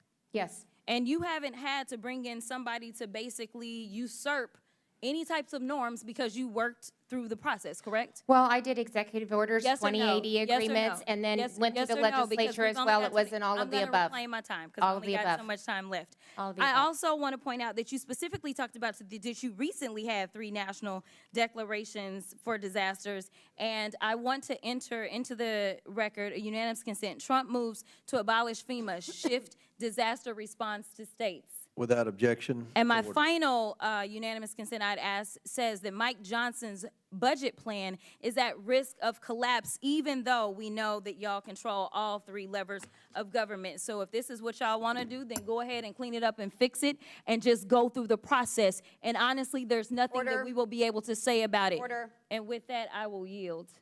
Okay. Without, all right. Thank you. Gentlelady's time's expired. Chair recognizes Ms. Boebert from Colorado. Thank you, Mr. Chairman. The outrage here has been absolutely unhinged. As we've seen in the media, we're seeing Politico, who's laying folks off, and as they're being defunded of American tax dollars, they can no longer sustain themselves. And so the outrage is just going to continue from those who are no longer going to be able to support their businesses from American taxpayers, and we simply want accountability. We want oversight. This is the Oversight Committee, and unfortunately, Congress has done a crap job of oversight and accountability over quite some time, I would say decades, and that is why we have this new commission that is created, and Americans are grateful for it. President Trump campaigned on having this DOGE commission to have oversight and accountability, and it is our responsibility to codify what happens. I am pleased with the expedited efforts that have taken place to really get this out in the open and expose to the American people what their money is actually being sent to. And let's just be honest with the American people. Unelected bureaucrats have been funneling their hard-earned taxpayer dollars to ridiculous and even malicious causes. DOGE is doing the hard work to uncover the truth and make our government work for the people rather than funding policies that are actively hurting them. For example, Dr. Resch, in your testimony, you state that the recommendations from the Department of Government Efficiency will exacerbate public health crises. How is that the case when DOGE is advocating to defund EcoHealth Alliance, which was involved in the research in the Wuhan lab that created coronavirus, that created this global pandemic that killed people and ended the livelihoods of many others? My statement was in reference to across-the-board firings without specific I think government employees have been given the option. They can have an And those that will be given the option will be more competitive on a private market basis than those that stay. So then you'll be losing your best public employees. As were our best public employees at the Wuhan lab of virology? Were those our best employees? Was that where our funding was going, to the best and the brightest who started a global pandemic? I'm saying when you make a 20% across the cut without any I think there's been a lot of inefficiencies, and I'm excited to see where this goes and the exposure of that. And Dr. Resch, the last administration weaponized NGOs to aid and abet illegal aliens across and within the interior of the United States. We saw millions of taxpayer dollars being funneled to NGOs that were spent on plane and bus tickets, hotel rooms, and even to coach illegal aliens on how to illegally stay in the country. Heck, we have a congresswoman who is currently coaching illegal aliens on how to stay in the country, what terms to use, even if they are untruthful. Now, Dr. Resch, how does transporting millions of unvetted illegal aliens into our country make America safer? And how does stopping the funding of those NGOs harm America? That is tangential and irrelevant to myself. Oh, it is not irrelevant. Let's go through the list of relevancy, shall we? When we have open borders allowing millions of illegal aliens coming into our country unvetted, then the relevancy is in terms of Laken Riley, Jocelyn Nungary, Rachel Morin, Ruby Garcia, Lisbeth Medina, and I could go on and on and on and on with the American citizens who were killed at the hands of illegal aliens. So I think it's pretty relevant to say we need to look into these NGOs and what they are doing with these unvetted illegal aliens coming into our country and remaining into our country. Would you agree? Does that bring some relevancy to the topic, sir? Not to workforce cuts across the American public service. Well, but we're also talking about the funding that is going out. We are cutting spending at an executive level, and I hope that we codify all of that here within these chambers to ensure that it doesn't go out again. Now, in your testimony, you also mentioned that DOGE proposals reflect an agenda to dismantle professional government. According to you, this is fundamentally at odds with the principles of democratic governance.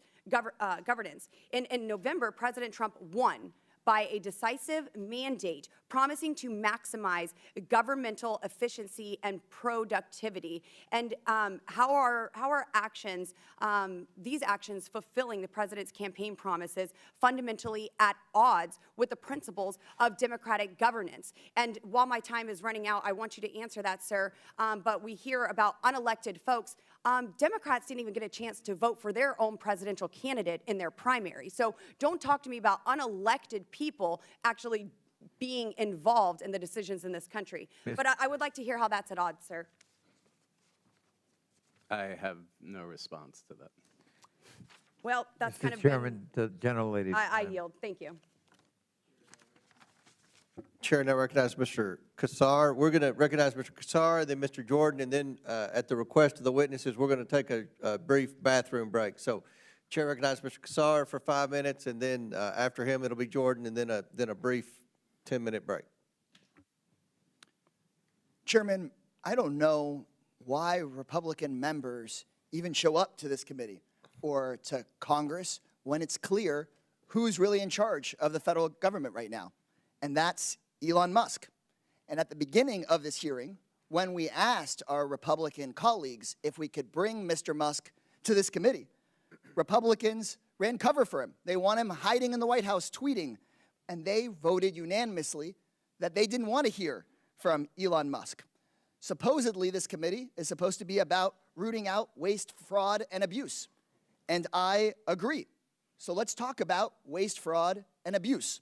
The biggest fraud in U.S. government right now is Elon Musk pretending to care about efficiency when what he cares about is taking your taxpayer dollars, taking your Medicare, taking your Medicaid, taking your Social Security, and enriching himself and his billionaire buddies with it. The biggest abuse in the U.S. government right now is Elon Musk getting $154 billion richer since the election just a few months ago, while consolidating unprecedented power over your money and your government. Mr. Musk invested $227 million in Trump's election and is making billions off of it. That's waste. That's fraud. That's abuse. And speaking of waste, another waste is my House Republican colleagues showing up because they waste their time. They won't speak out about any of these abuses against working people and taxpayers. This is the Oversight Committee, and there are 17 independent inspectors general. They are watchdogs. They are the oversight arm of the federal government. And Trump and Musk illegally fired 17 of them, including a watchdog that was investigating one of Musk's companies.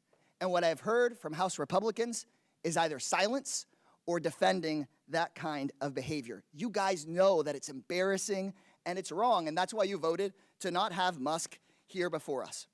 Elon Musk is not doing anything to make government more efficient for working people. He's using his position to more efficiently raid your taxpayer dollars to enrich himself and his friends. I'm told that this hearing is about right-sizing government. So I propose that we start right-sizing our federal government by firing the most dangerous man in it, and that's Elon Musk. To protect our taxpayers, we should fire Elon Musk. To keep American Social Security numbers private, fire Elon Musk. To protect Medicare and Medicaid, fire Elon Musk. to save schools.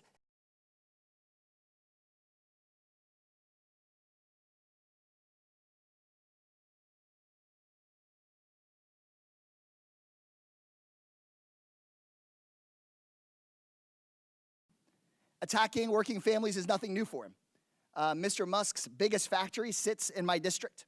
And the first thing I did after I was elected to Congress was to call for an OSHA investigation into the injuries and deaths of workers building that very factory. Those were investigations to be launched by the Department of Labor, where later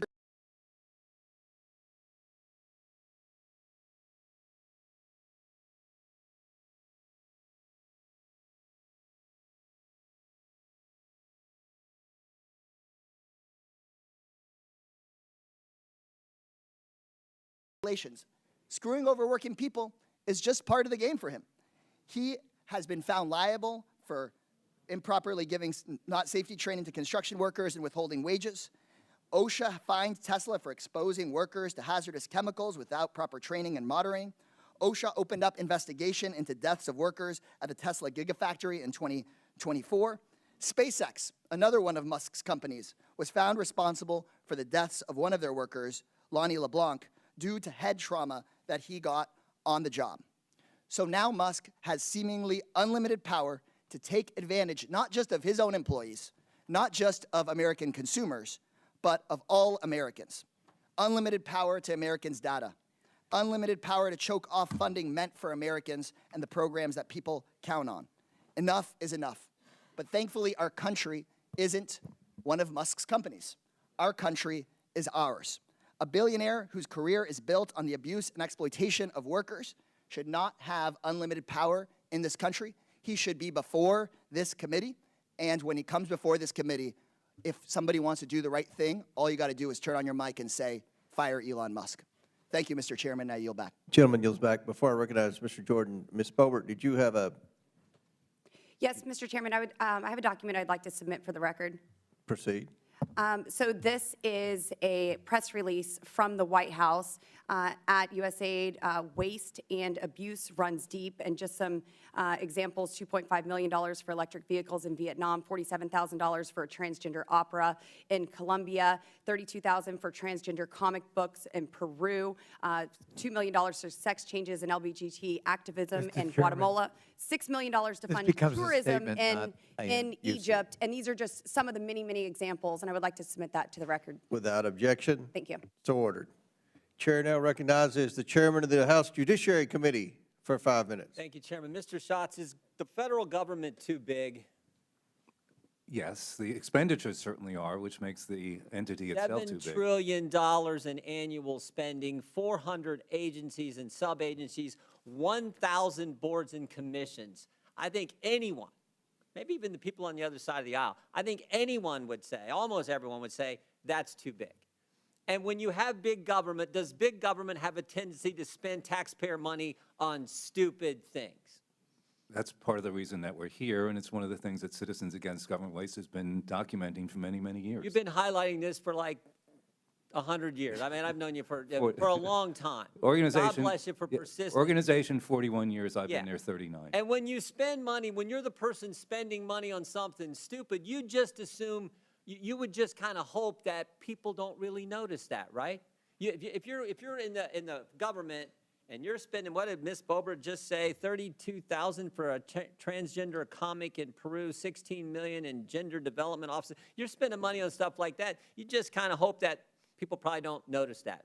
Is that probably fair to say? That's kind of human nature, I would think. Well, that's part of the problem, is that the taxpayers don't know exactly how the money is being spent because there is not the transparency that, for example, Iowa, Ohio, Arizona, and other states have. And you should be able to push a button and find out how your tax dollars are being. And so it's understandable why everyone on the left, all the proponents of big government, all the supporters of big government, all the people getting the taxpayer money from big government, it's understandable why they are attacking Elon Musk, because he's pointing out the stupid things that government spends money on. Is that fair to say? Well, he's not making it up, and in fact, many of the recommendations he's making Great point. He's not making it up. He's citing every single thing. Right. Go on, I'm sorry. Yeah, no, it's there. I mean, look, the Department of Education has been something that was recommended by President Reagan to be eliminated, and many others since then. U.S. Digital Service, U.S. DOGE Service. Digital Service was duplicating the private sector. Same with 18F at GSA.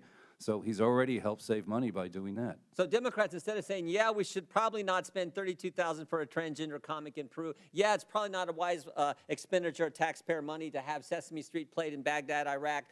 It's on all that list. Instead of saying we should figure out how we stop that, they're saying, no, no, no. We got to stop the guy who's pointing out the stupid things that government's spending money, taxpayer money, the money that people in the 4th District that I represent, their money on these kind of stupid things. Now it's being reported that there's something even maybe worse going on.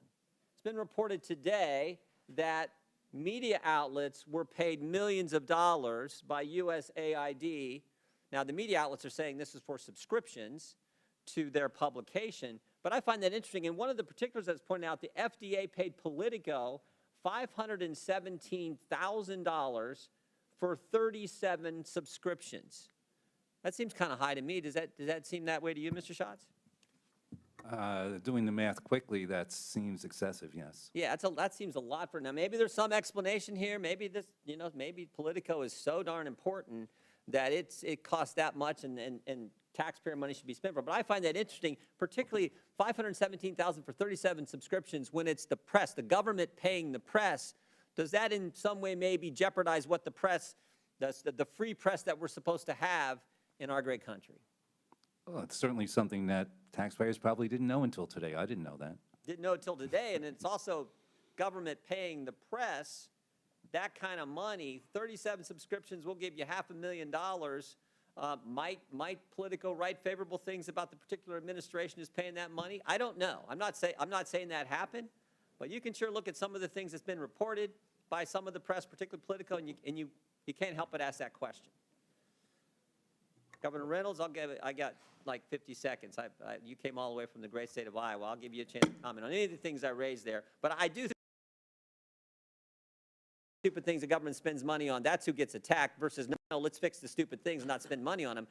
I just don't get that. And I think the American people have common sense, and that's how they look at it. My guess is, I know lots of good people in Iowa, they have lots of common sense. That's probably how they look at it. That's exactly how they look at it. $36 trillion in debt, $2 trillion annually being added to the debt. Kevin and I have 11 grandchildren.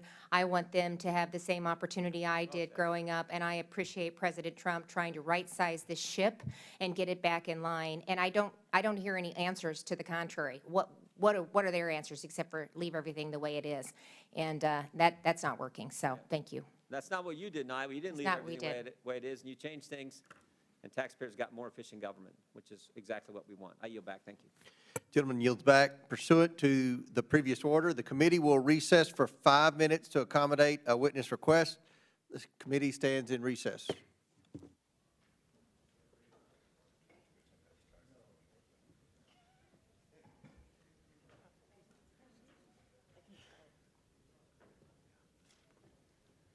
Of debt to GDP. So it's absolutely unsustainable. We've never been at that level of debt. Actually, we're beyond the level of debt that we were just after World War II. And we had just finished fighting a world war. This puts us in a very critical situation where if we are faced with any kind of global conflict, we have no money, we have no room to go. So, and then when it was talked about some of the opportunities for waste and bringing in outside consultants to identify and expose some things, because this town is a little bit incestuous. I mean, they generally do not think outside of the box. This town is really good at doing one thing, and that is saying why something can't be done, right? So it's good to have people outside of the box come in like Mr. Musk. And I want to ask Governor Reynolds, thank you for being here today. I understand in Iowa, you were DOGE before DOGE was cool, right? So in Iowa, you rely on outside expertise to come in, correct? Yes, we did.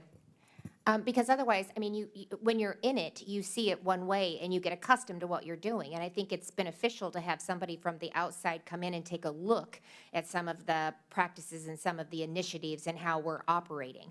So it was actually beneficial. We hired a consultant to do the alignment to help really manage it, but to also help us compare how we were doing business with other states. And we're standing up Iowa DOGE, and we're bringing this private sector in again for that very reason, so they can look at some of the processes and how government operates and give us recommendations on what we could do different. Yeah, would you embrace if Elon Musk offered to you to come in with no pay, with a team of people with, 200 level IQs? Yeah. All with no pay, would you embrace that? I would welcome that, especially when we look at the legacy systems and the antiquated systems that government is working under. To have somebody from the private sector, that risk their own capital on an idea to come in and take a look at how we can make government better, I think would be a huge benefit for the taxpayers of Iowa. I think DOGE immediately, just in the hiring, probably raised the average IQ of federal workers, here. Let me ask last question of Mr. Schatz. I understand that the Citizens Against Government Waste publishes an annual report called Prime Cuts, which makes recommendations. Could you tell us about some of the latest versions of this report and what kind of savings taxpayers, might be able to find, what DOGE might be able to find? We have a Prime Cuts comes out annually. We're working on the report for 2024, but 2023 is $5.1 trillion over 5 years.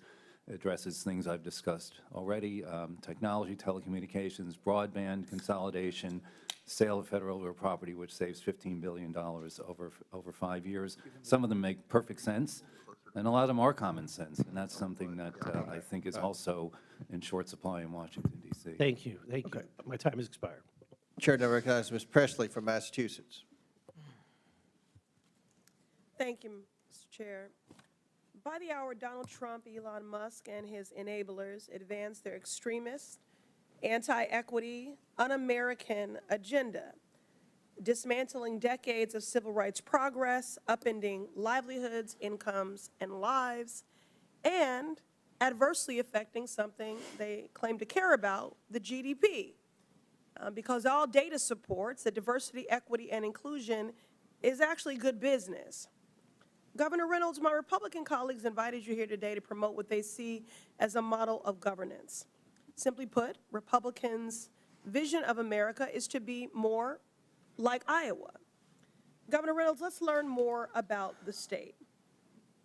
Do you know what percentage of Iowans are white and what percentage are black? I don't know the exact percentages, no. We're by far a larger percentage of white population. That's correct. Iowa is 90% white and only 4.5% black. So that is drastically different from the national population. So when Republicans suggest Iowa should be a national model, they're advocating for a government that doesn't reflect our country. So let's talk about what this model of governance actually means in practice. In Iowa, you signed State Senate Bill 2385 to eliminate more than 80 state boards and commissions, including those representing Black Iowans, Latinos, women, people with disabilities, and Asian, Pacific Islanders, communities that are marginalized and vulnerable and have fought for decades to have a seat at the table. Now, Republicans call this fiscal responsibility. I just call it erasure. Governor Reynolds, the Iowa Legislative Services Agency conducted a nonpartisan analysis of that bill. Do you know how much money was saved when you eliminated those commissions? Actually, it was not about saving money. It was about putting more resources behind the Department of Human Rights so that we could actually provide them more resources for minority communities. Reclaiming my time. Let me help you with the math. Roughly $112,000 in your state budget was saved. So that is 0.001%, barely a rounding error.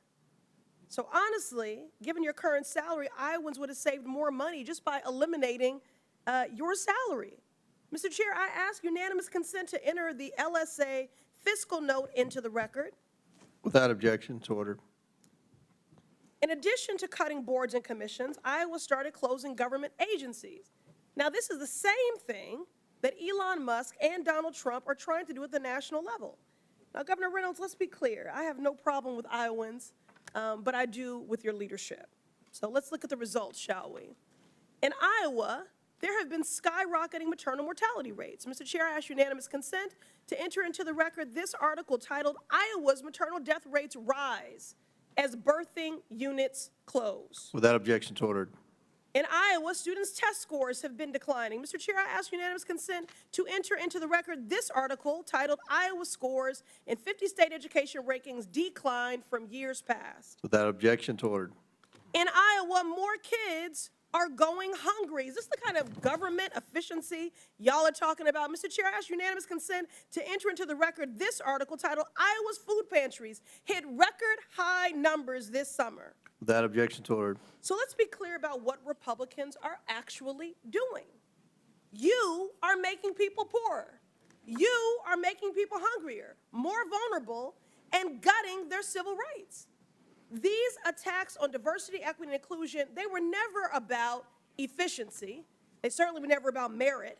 It's just a deliberate, calculated attempt to erase marginalized communities from government while eliminating essential services for workers, families, and the people that we are actually elected to protect.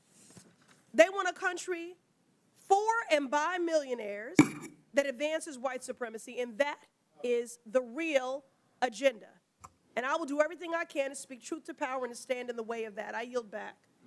Gentleman yields back. Chair, and we've got to go to two Democrats now. Chair recognizes Mr. Randall.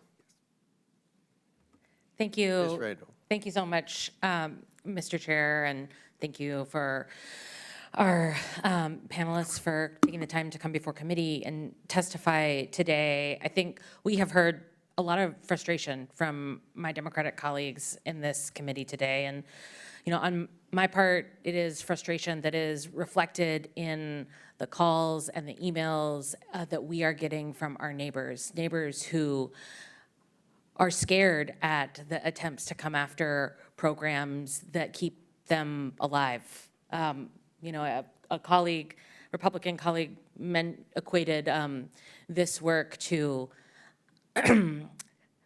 recovering from addiction. And I think it is important to point out that many government programs are funding, with Medicaid dollars and others, addiction and recovery support that is literally saving people's lives. So if we are going to spend time dismissing those important life-saving programs, the important lives of the people we represent, I feel like we are doing a disservice to our neighbors. I want to talk about some of my neighbors in the 6th Congressional District, a district that I have mentioned before, includes many federal workers, many federal employees, 27,000 in the 6th Congressional District, making up almost 8% of our workforce. And these employees are doing lots of different jobs, you know, making sure that we get our mail, providing healthcare service to veterans, and also ensuring that our national defense is well-staffed and ready to protect our country when necessary. I got an email from one such employee who works for Naval Base Kitsap, who had served for 6 years aboard the USS Jimmy Carter, carrying out missions critical to our national security. And after transitioning to the federal government, he finds himself subjected to daily harassment, despite the only goal being to provide for his family. He hasn't had a day off in 2 weeks because he is supporting the PSNS and IMF mission, and is rated 70% disabled by the VA, but refuses to let that stop him from doing his job to protect our country. And when my colleagues say that the average IQ has vastly increased because we have let unelected Elon Musk and his cronies enter our government buildings, I am offended on behalf of my constituents who are working tirelessly to ensure that our government programs are run to the best of their abilities to make sure that our country is safe and our neighbors are cared for.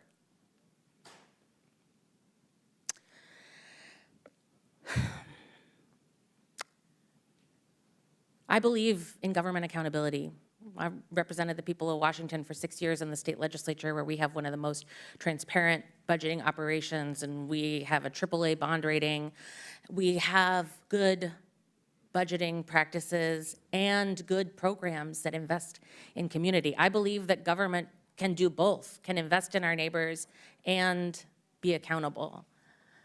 But we can't be accountable when we fire all of our inspector generals and take away that watchdog authority. Dr. Resch, our veterans have sacrificed so much for us, and a 2024 report by the VA Inspector General noted that 86% of Veterans Health Administration facilities reported severe occupational staff shortages for medical officers, 82% had shortages for nurses, and yet we are seeing an unelected billionaire striving to immediately decrease 5 to 10% across the board cuts to our government's workforce, including the VA. What would happen to agencies and departments like the VA if 5% of their employees suddenly left their jobs?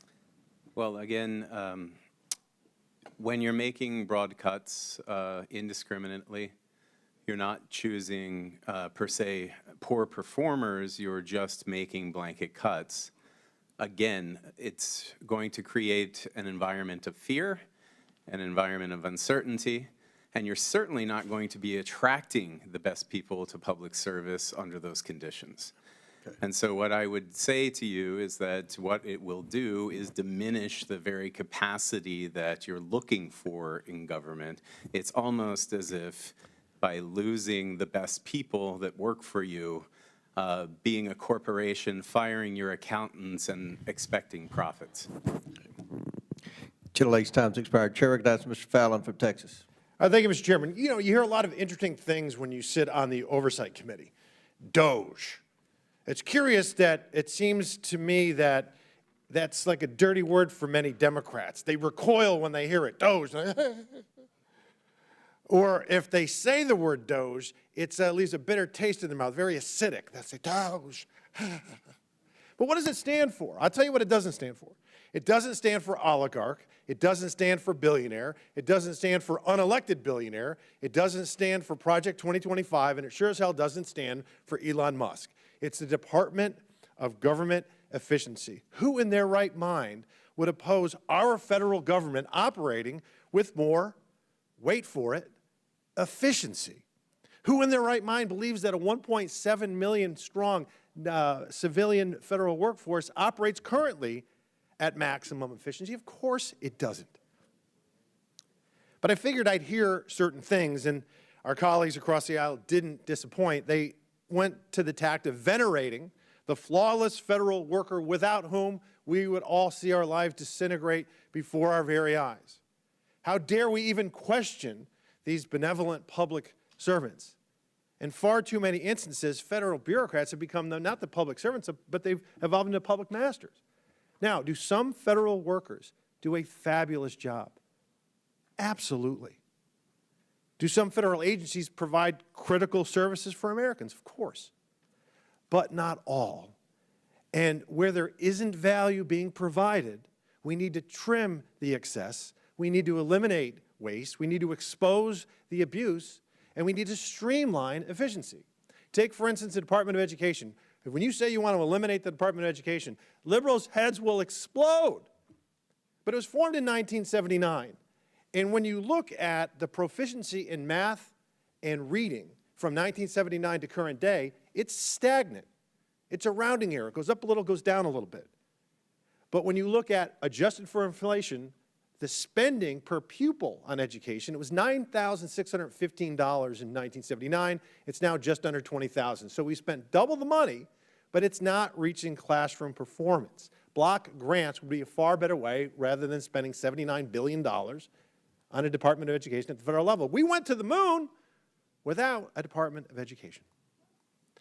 So the growth in the federal government has been staggering. If you look at just the last 100 years, in 1929, the federal government spent $3.6 billion. Adjusted for inflation, that's $66 billion. Today, that number is $7,300 billion, 110 times in 100 years. or 11,100% in a century. There are 400 executive branch agencies and sub-agencies and 1,000 federal boards and commissions. I think we should look to the states, and we have Governor Reynolds here. And Governor Reynolds, I commend you for taking the cabinet position numbers from 37 to 16 and eliminating 500 unfilled positions, and then eliminating 83 state boards and commissions. How much is it projected to save your taxpayers, Governor? In the first 18 months, it's saved $217 million, and that's exceeded what our original projections were for 4 years. So I will continue to see savings as we move forward, as we've really had visibility into the agencies and look for opportunities to continue to make us better. $217 million, and having been in a state legislature for 8 years, that's real money at the state level, particularly in a state the size of Iowa. What is the feedback you're receiving from, is it Iowans? Not Iowites, right? Iowans? Iowans, yeah. Iowans, okay. Yeah. What are Iowans telling you about this? Well, they appreciate it. First of all, I have an obligation to make government accountable to the taxpayers, and I want to continue to bring the taxpayer burden down on Iowans. And by keeping spending in check and making government more efficient, we're going to be able to do that. I started my comments today. When I took office, our individual income tax rate was 8.98%. Today, January 1st of 2025, it's 3.8%. So when we saw 9% inflation under the Biden administration, this was a way that I could help give back to Iowans some of their hardworking dollars so that they could offset some of the cost of gas and groceries that they were experiencing. And what, Governor, what advice would you give the federal government as we try to streamline our services for the American taxpayer? I think, it makes us, go for it.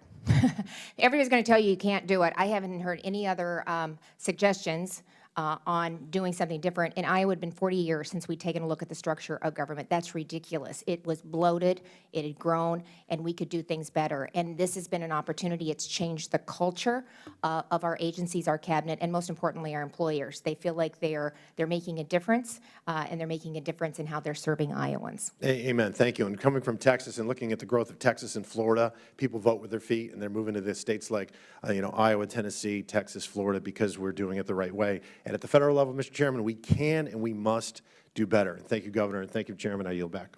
Chair now recognizes Mr. Subramaniam from Virginia. Thank you, Mr. Chair. I've just been listening to the comments today during this hearing, and I hear these things like we want to trim the inefficiencies in government. We want to do the least amount of harm, is what someone said. We want to get rid of the low-performing employees, but that's not quite what's happening, is it, right? These are blanket cuts across the board that are indiscriminate. And let's be clear, this DOGE effort it can't be about just getting rid of waste, fraud, and abuse. Because if you look at our federal spending, civil servants are a drop in the bucket when it comes to our budget. The math doesn't work, actually. In fact, civil servants actually save us a lot of money down the road. They prevent food illnesses. They prevent a lot of bad things from happening that would cost us more money down the road. So, yes, there are inefficiencies in government. Let's fix them. That's bipartisan. I've done that work myself. But, if the kitchen cabinets in your house are broken, fix them. Don't burn the house down, right? And I don't think this is about waste, fraud, and abuse. I think this is about revenge over civil servants who may have slighted the president. I think this is about control over the federal agencies and federal government, ones who especially had actual oversight and did actual regulation of companies that were slighting consumers. And this is about stopping the protections of consumers.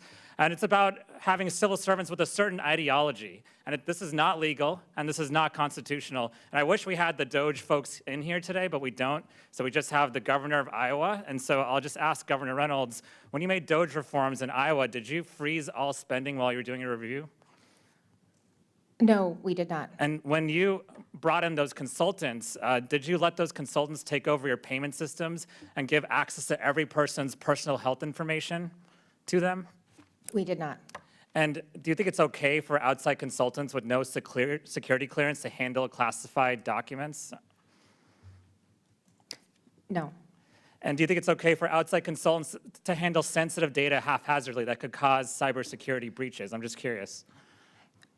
That's not been our experience in Iowa.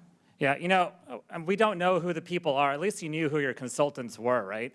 We even tried to go into the Treasury building and meet with them. We tried to go into USAID and meet with them, and we were turned away, us, members of Congress. But the reason I know what's going on inside those buildings is because I have constituents who actually work in those buildings, and let me just tell you some of the stories I'm hearing. One at USDA said that they've frozen funding to control invasive species protections, which would cost us hundreds of millions of dollars if these pests get into our country and devastate crops and livestock in states like Iowa.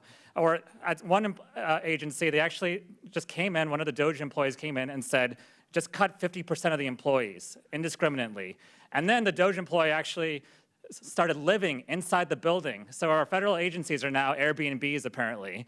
And now we have nuclear scientists that are resigning. We have PhDs. They're not dumb people. They may not have 200 IQs, but it doesn't seem like the DOGE people do either. But what they're doing is they're resigning because they don't want to put up with this anymore. And it's going to be hard to replace these folks. It's going to be a brain drain on our federal government. This is not the right sizing of government. This is the dumb sizing of government, and it has to stop. And Congress has oversight over this. This committee has oversight over this, but what are we doing about it? We're talking to the governor of Iowa, no offense. We're talking to think tanks. We're talking to folks that are not actually doing this work. Let's actually give the American people answers. Let's give our constituents answers, and let's actually use Congress's powers to fight this, or at least figure out how we can work together to fix what's wrong in government. I'm down to do that. I know both sides of the aisle want to fix what's wrong in government.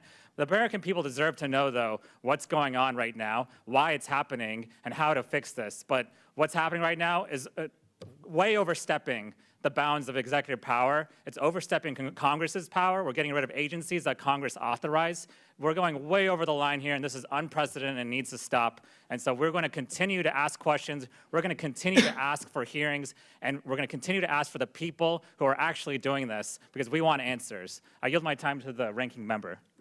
And I would just ask the gentleman from Virginia, and we want to add to that, we want Elon Musk to come here since he's an unelected, unaccountable, major player in all of this, unlike the process in Iowa, which was transparent and accountable, in order to answer to this committee in our legitimate oversight functions. Is that not correct? Absolutely, that's correct. I thank the gentleman. Chair now recognizes myself for the purpose of asking questions. Governor Reynolds, again, thank you for being here. You're a role model for government efficiency. That's why we asked you to come in, and you've done a tremendous job explaining what you did in Iowa as we work, at least on this side of the aisle, to sincerely try to reform government and reduce unnecessary spending in Washington. I understand you were asked a question that mischaracterized a bill you signed a couple of years ago that addressed the Iowa State Auditor. Can you talk about why the legislature passed the bill? Yeah, the bill was passed, again, to promote government efficiency, so it completely fell in line with the government efficiency and alignment bill that we were working on. And what it did is it required that two government agencies to mediate conflicts rather than going to the court and racking up legal bills that the taxpayers have to pay for. So it did not limit the auditor's access to necessary information. It was more about the process of when two agencies disagreed, that they could actually mediate their conflicts instead of taking it through the courts, racking up additional cost on taxpayers. Right. Like you worked with your legislature to amend laws that needed change to complete your alignment. President Trump has said he will work with Congress where he needs to, but he will take executive action where he can. You did that too, correct? I did the same thing. When we started, I did it through 2080 agreements. I had one director acting for both public health and human services. We did it through a 28E or an MOU. We did a proof of concept, and then we took it through the legislature. I also did executive orders with the rules moratorium. We put that, I initiated that with an executive order, and then when we took the next step, we actually took it through Congress when it needed a statute change to implement some of the ideas that we did either through an executive order that I stood up or through a 28E. Then we brought in the Congress and utilized them to make the statute reflect what we were doing. Great. You eliminated a host of state agencies, commissions. It saved money and streamlined the state bureaucracy. I wonder, did you encounter opposition from entrenched interest when you did that?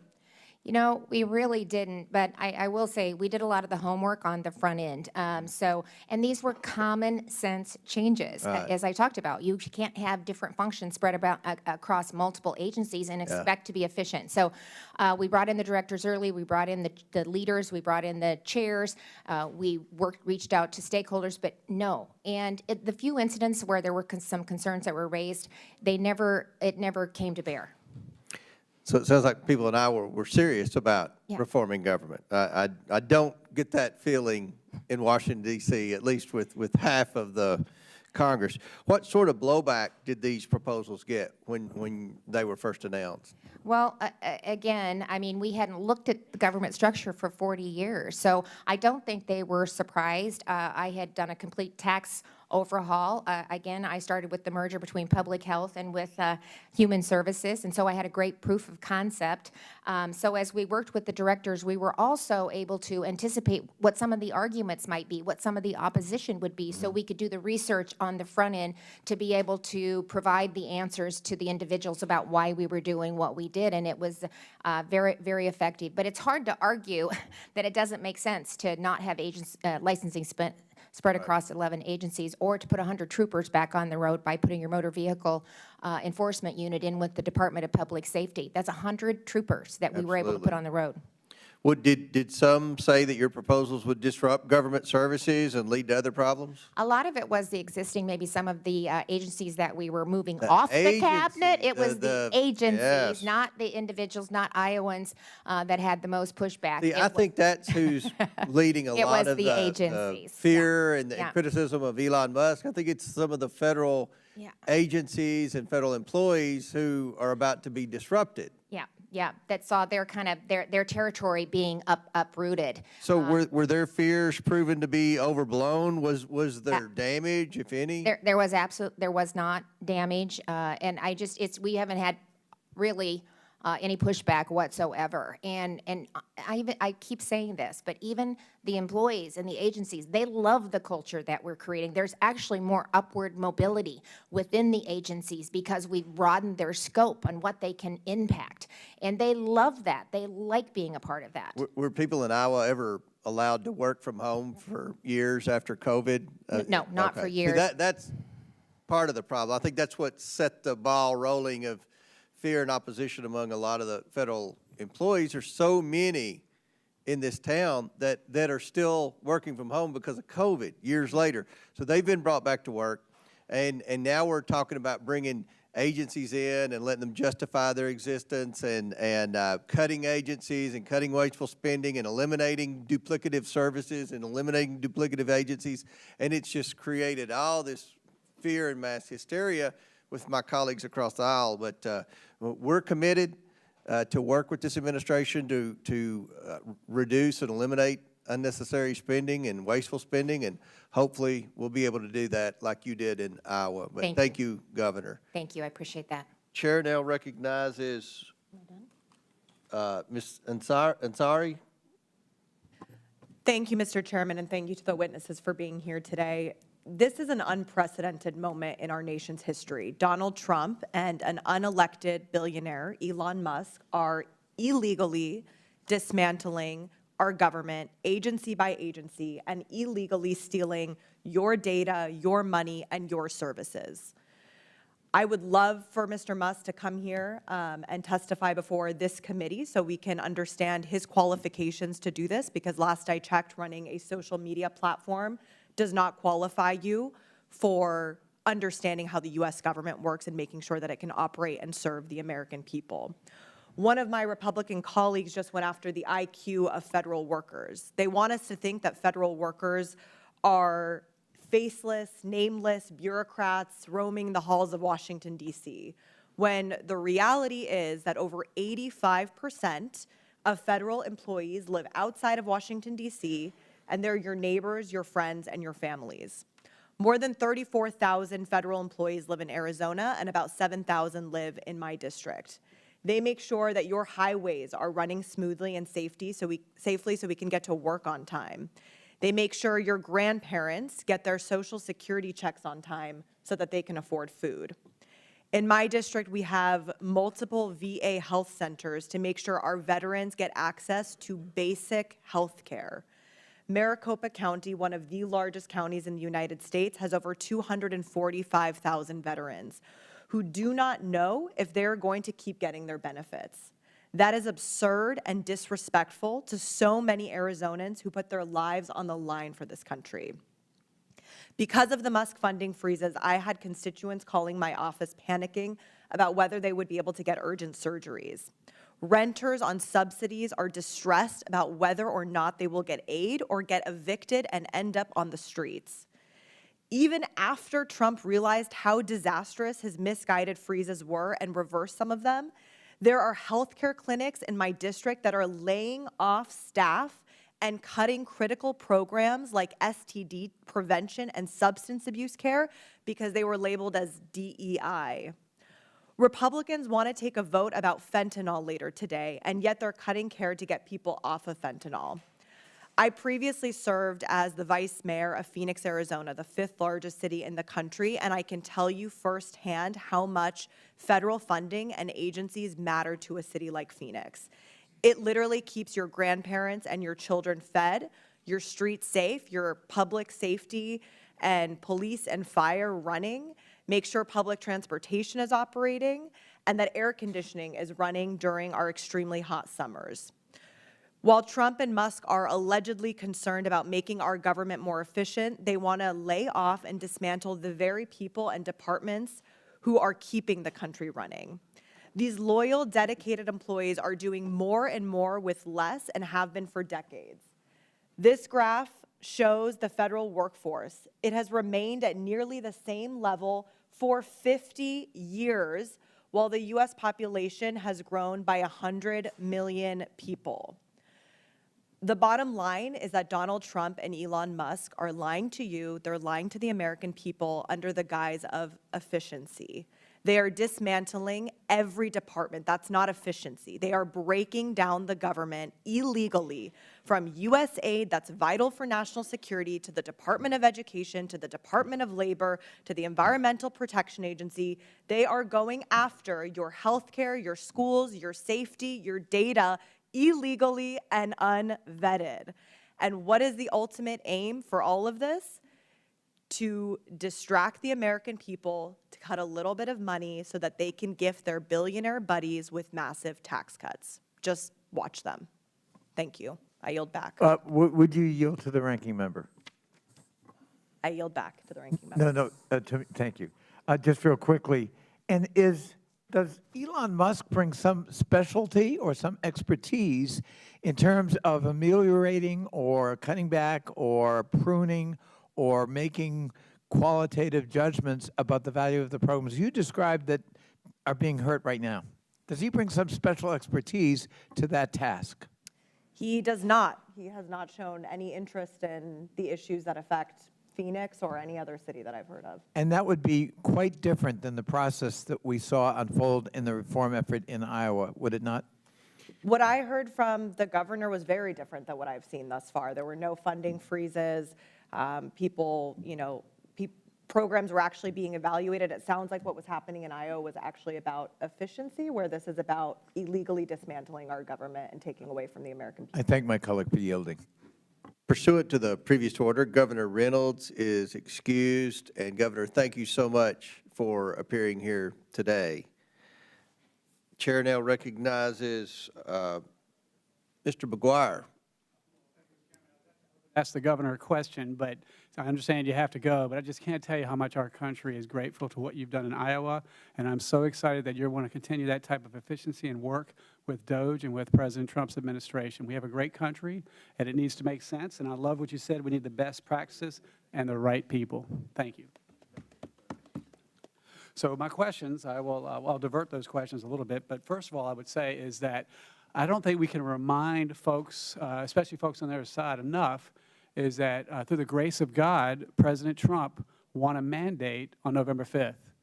He won the popular vote, the Electoral College, and the American people have spoken. And I don't understand why every time he puts in an executive order or makes a decision, it surprises folks, because every decision I'm seeing is what he campaigned on, and that's what the American people voted for.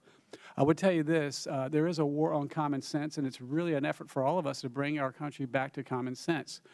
We have to have a meritocracy. We have to have the right people in the right place, or people get killed. And we don't have time to go over all the examples. I would say, as a small business owner, if the government was a business, the government would be out of business. We are spending more per day than we bring in per day, and that is not sustainable. If the government were to build a car, first of all, it'd be it would cost overruns. It would cost $1 million, and nobody in this room would buy it. It is amazing what the free market can do and how innovative it is. We probably saw Elon Musk created this rocket for 10 times cheaper what it would cost the government to do the same thing. And I heard some folks on the other side talk about these young people involved in what's going on with our data. But I want to remind them that young people are very capable. You ought to research the ages of our founding fathers, like Thomas Jefferson, when they created this amazing country. But if you look at the young people, saved the world during World War II on the Normandy beaches from Nazism. So young people are quite capable, and if you have the bright young minds, I don't care. I got to tell you, as a veteran, if you saved my life on the battlefield, I wouldn't care if you call yourself a Democrat, Republican, Independent. I don't care if you're young or old or pink or blue. We're all Americans, and we're in big trouble. And I think we're on the way to a sovereign debt crisis because we're spending so much. And I hear this talk, and we all know the government's not efficient. Corporate America and the corporate world is talking about how people perform better face-to-face in an office environment. And so we want to bring people back to work, yet folks on the other side are saying it's a terrible thing to bring people back to work. I got to tell you, people in my district have to go to work every day, and they don't understand why people who work in the government don't have to go back to work. We also heard a testimony in this committee about a week or so ago about a guy it took him 3 years to fire. I talked to a very, very successful businessman on breakfast yesterday, and he said if we have a guy who's not performing, we get rid of him in 3 minutes. We need to make the right decision. So my first question, and I apologize if I pronounce your name wrong, Mr. Schatz. Yes, sir. So thank you for your work to find ways to make the government more efficient. But I wish I could have asked this to the governor, but she had 3 presidential disasters declared in her state. And what are some things that you think we could have done better, more efficient, if we would have returned that power to the actual states or to the governors when they have these disasters? Well, I think President Trump initially talked about eliminating FEMA, but then he said he would like to allocate that money back to the states. The first line in any kind of disaster is local officials. FEMA comes in late, takes a while to get the money, there's a lot of red tape. I think it's an area that absolutely needs to be examined. These are things, by the way, the other way to address this is to set up a federal fund that Congress provides every year so that you don't have to have these special appropriations, supplemental appropriations that then add on other funding for things that have nothing to do with the initial disaster. A lot of states have these rainy day or reserve funds. I think that would address a different aspect of emergency spending, but it would also reduce the need to have FEMA run out there every time something happens. That makes a lot of sense. When is the last time our government passed a budget for Congress? It's only been done 4 times, I believe, since 1974. Would you agree at the rate that we're growing government that we are in danger of a sovereign debt crisis? Well, it's $36 trillion now, going to grow by $2 trillion annually over the next 10 years. And yes, everybody says, oh, when is it going to happen? But we're really robbing our children and grandchildren of their future when we keep doing this. Yeah, if we could make one best decision to fix this, what would you do? Oh, part of what this committee is doing today is determine which programs are essential, which are functions that only the government should be doing, and if the private sector can do it. President Reagan talked about the yellow pages test. Now there's no more yellow pages, but pretty common sense to have a business answer or have the private sector do something. Usually it's more efficient, or at least match them, see which performs better. Thank you. I yield back. Gentleman yields back. Chair recognizes Mr. Bell. Thank you. Today marks just over 2 weeks since the Trump administration took office. In the last 16 days, we have witnessed an unprecedented, full-blown attack on federal workers and the services they provide, to people at home in our districts, a power grab by the DOGE and unelected officials like Elon Musk that have the ear of the president. So to my colleagues, I'm not surprised by the president's executive orders, but as a prosecutor, the rule of law matters.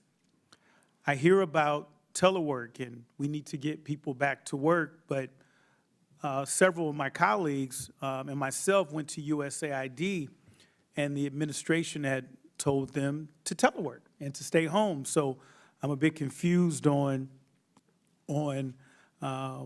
the value or of these arguments or what have you. The president has instituted a hiring freeze, slapped federal workplaces with hostile and counterproductive policy changes, took action to potentially purge large swaths of the federal workforce, and weaponized career professionals by threatening involuntary reassignments. Trump also sent federal employees an email offering them free pay and benefits until September 2025 if they agree to resign by February 6th.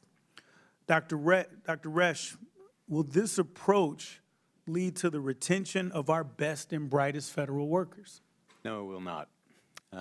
When they have blanket fires, again, the people who stay are likely to be the poorest performers. The ones that go under those conditions are likely to be those that are more competitive on an occupational job market. And so therefore, it will likely lead to brain drain as opposed to the retention of the best employees. And let me ask you this. What would accepting this offer mean for federal workers across the country, including the nearly 13,000 federal workers in my district?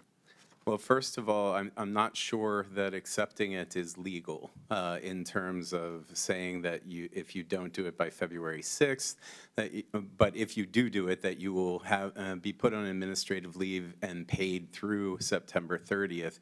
I believe the cap on any type of action like that is $20,000. That would not meet the several months that most employees are using. Trump also took the making. Sorry. That's okay. Trump also took the unprecedented and illegal move of freezing trillions of dollars in federal funding, throwing the entire country into chaos. I spoke with Dr. Kendra Holmes, head of Affinia Healthcare, who feared that this would impact their ability to provide essential and critical care at their community health centers.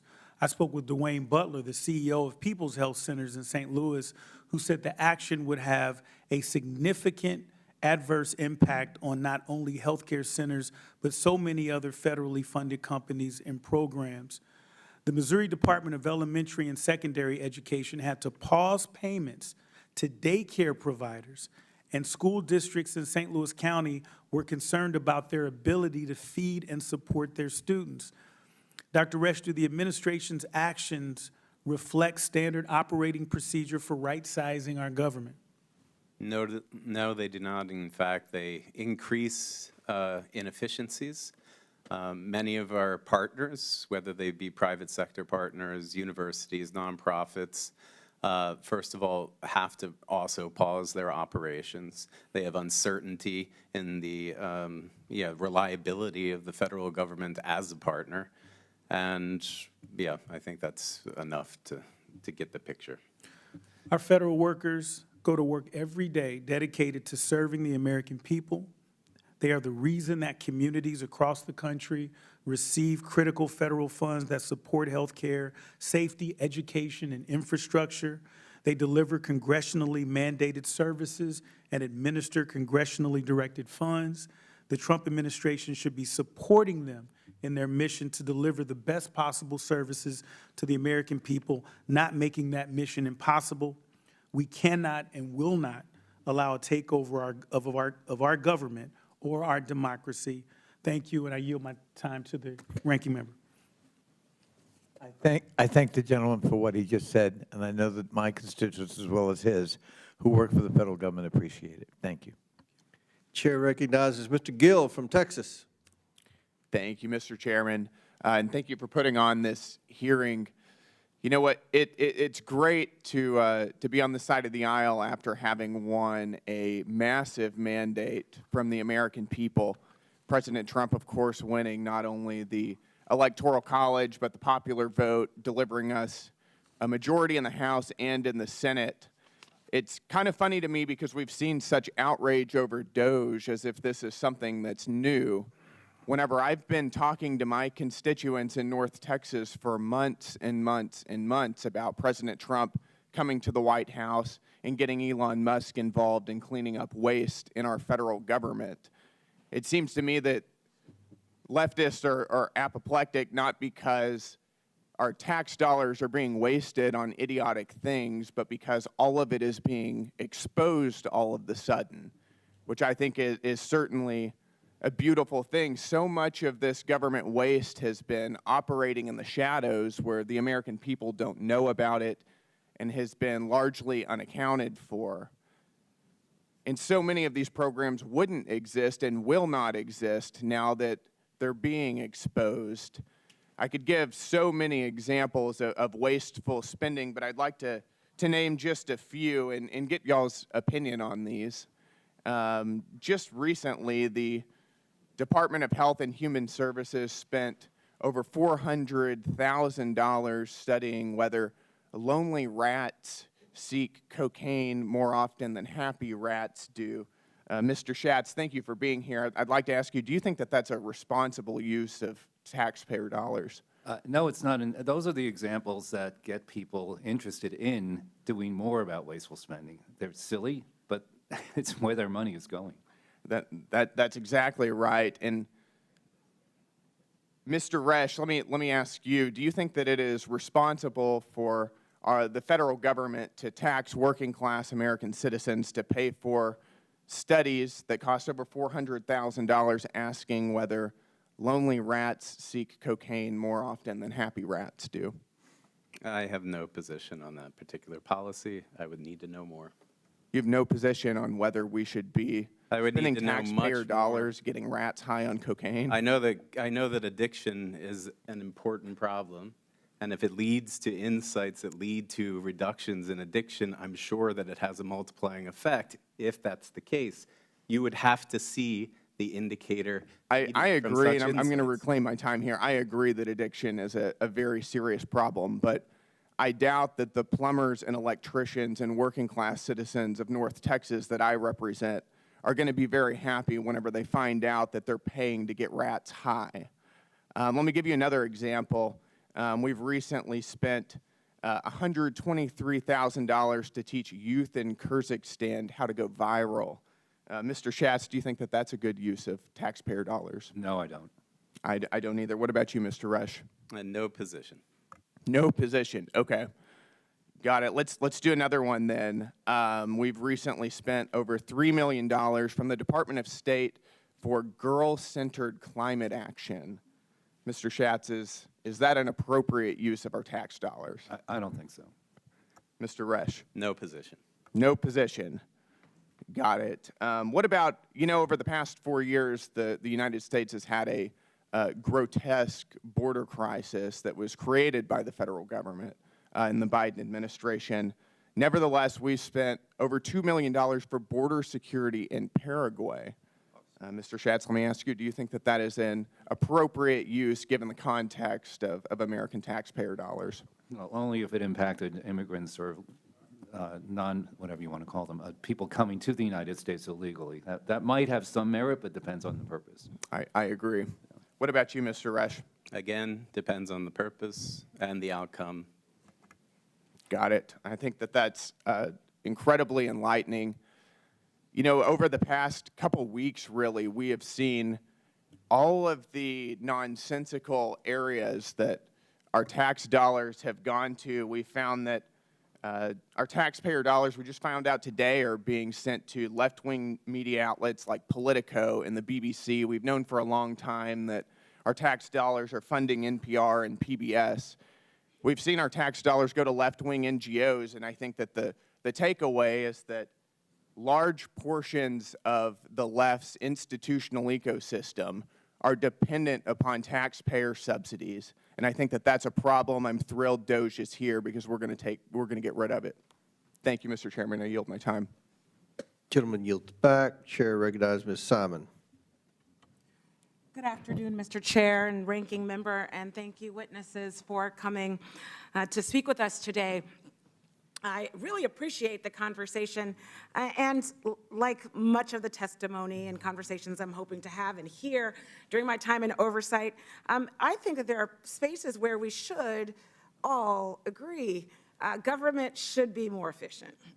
Absolutely. As someone who went through college and had to bring my baby to childcare, I get it. I understand, and I remember when that childcare was shut down. I couldn't go to class. I couldn't go to my night job. I get it. I am right there with so much of the conversation.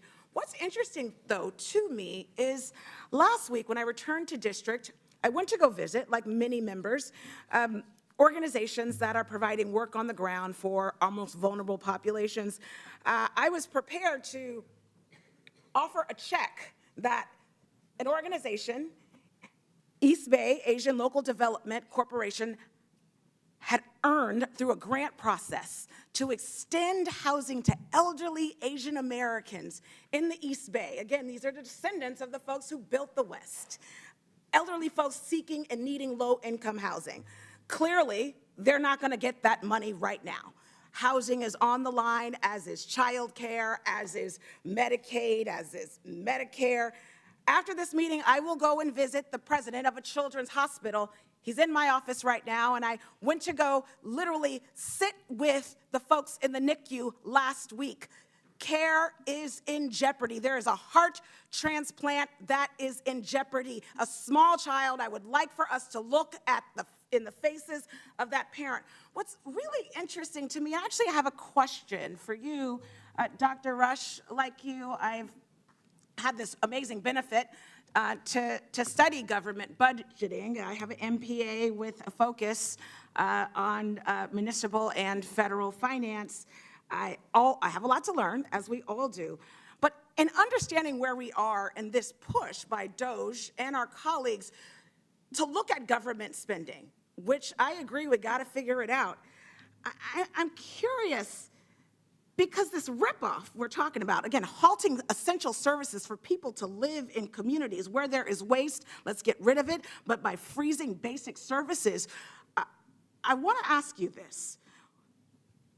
By weakening the country's social service structure within a week, causing chaos, would you agree with me that instead of going after the Department of Education, again, if you have a young woman in college and she is abused, the Department of Education has an infrastructure to investigate that rape. I can go on and on, they do. We get rid of the Department of Ed, what happens there? Instead of going after the Department of Ed and USAID, wouldn't it make a lot of sense for us to think about other areas that are right in our face? Listen, the constituents of California's 12th district are paying over $6 billion in tax dollars for DOD. That could pay for 35,000 registered nurses per year and salaries of 50,000 elementary school teachers. If we're serious, sir, about right-sizing our government, I would recommend that we start there in an institution, in a department that has failed 7 audits with an estimated multi-trillion dollars of waste and abuse in contracts that go to private companies. Would love to know, Dr. Rash, your thoughts on where we should start. Congresswoman, thank you for the question. I'd just like to note that throughout this testimony, I've been asked questions about a very, very insignificant proportion of our federal budget, and that is domestic discretionary spending. If the committee is serious about right-sizing government in terms of dollars, then it should not, that very tiny proportion of our overall federal budget has seemed to be the focus throughout this meeting. $14,000 grant to something through AID is nothing compared to the non-discretionary funds. But if we were talking about the the Department of Defense, it is not subject to some of the same scrutiny as well as these programs that offer social services, so on down the line. Thank you to all the witnesses.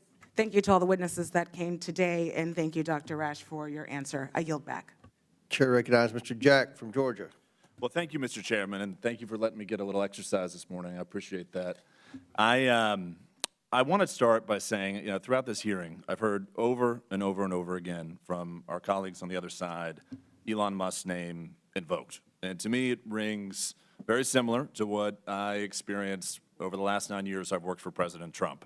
It seems like the Democrat playbook from 2015 through 2025 has been to singularly target one individual and over and over repeat talking points against that individual. And some pre-political advice, in 2016, it didn't work. In 2020, House Republicans gained seats. In 22, we gained seats. In 24, Donald Trump delivered one of the most impressive historic landslide victories we've ever seen. And it's because he offers solutions to the American people, and that's exactly what we House Republicans are doing. I want to spend my time today engaging with Mr. Schatz, talking about a solution that I campaigned on, something that really resonated with the constituents across my district. And I'll predicate by noting I'm probably one of the few members on this committee who actually was a federal employee. From 2017 to 2021, I served in the Executive Office of the President as the President's White House Political Director. And one of the things that I was tasked with while working for the President was helping move departments and agencies outside of Washington, D.C. so that they could be headquartered in areas that are more reflective of the people they're targeting to, or designed to serve. And Mr. Schatz, in your testimony, I very much appreciated you noting that 17 of the 24 agencies only use an average of 25% of agency headquarters office space. The American taxpayer is paying for office space that is not being used. And it's one of the things that I'm very passionate about. In 2019, we relocated large agencies within the Department of the Interior to Colorado, and we found a lot of success in doing so. So I just would love to get your thoughts and comments on that. I think that's an innovative solution that this Congress can move forward and something President Trump campaigned on, and I'm so proud the American people gave him the victory and affirmation for that. Well, thank you, Congressman, and we completely agree with that concept because it would enable the federal government to work more closely with state agencies that in many cases perform a lot of the same functions, and that's another form of duplication. That isn't necessarily turning those functions over to the states, but it is determining where it might be more effective and more efficient and deliver those services. And just briefly, the objective of an agency should be to deliver a service to someone, period, right? And then determine how that gets done, and then determine how much it costs. And the reverse is true. It's spend the money. If that doesn't work, spend more money. Don't take the time to figure out what works. This would be very helpful to reaching that conclusion. Well, in that vein, and as my esteemed colleague to my left, Mr. Gill, noted, all the programs that were all the money previously spent by USAID, I have to imagine the people of Texas's 26th Congressional District or Georgia's 3rd Congressional District would not have made those decisions had they been employees at that agency headquarters. And in that vein, I just want to also note for the record, you'd have to drive an hour from where we sit right now to reach a precinct that voted for President Trump, yet of course, we saw a landslide victory across our country. To me, you need a federal workforce that's reflective of the balance that America is. And in this general area, we've got 95% Democrat participation in elections. To me, that's from where our federal workforce is coming. That's why we have so many problems that we've discussed here today.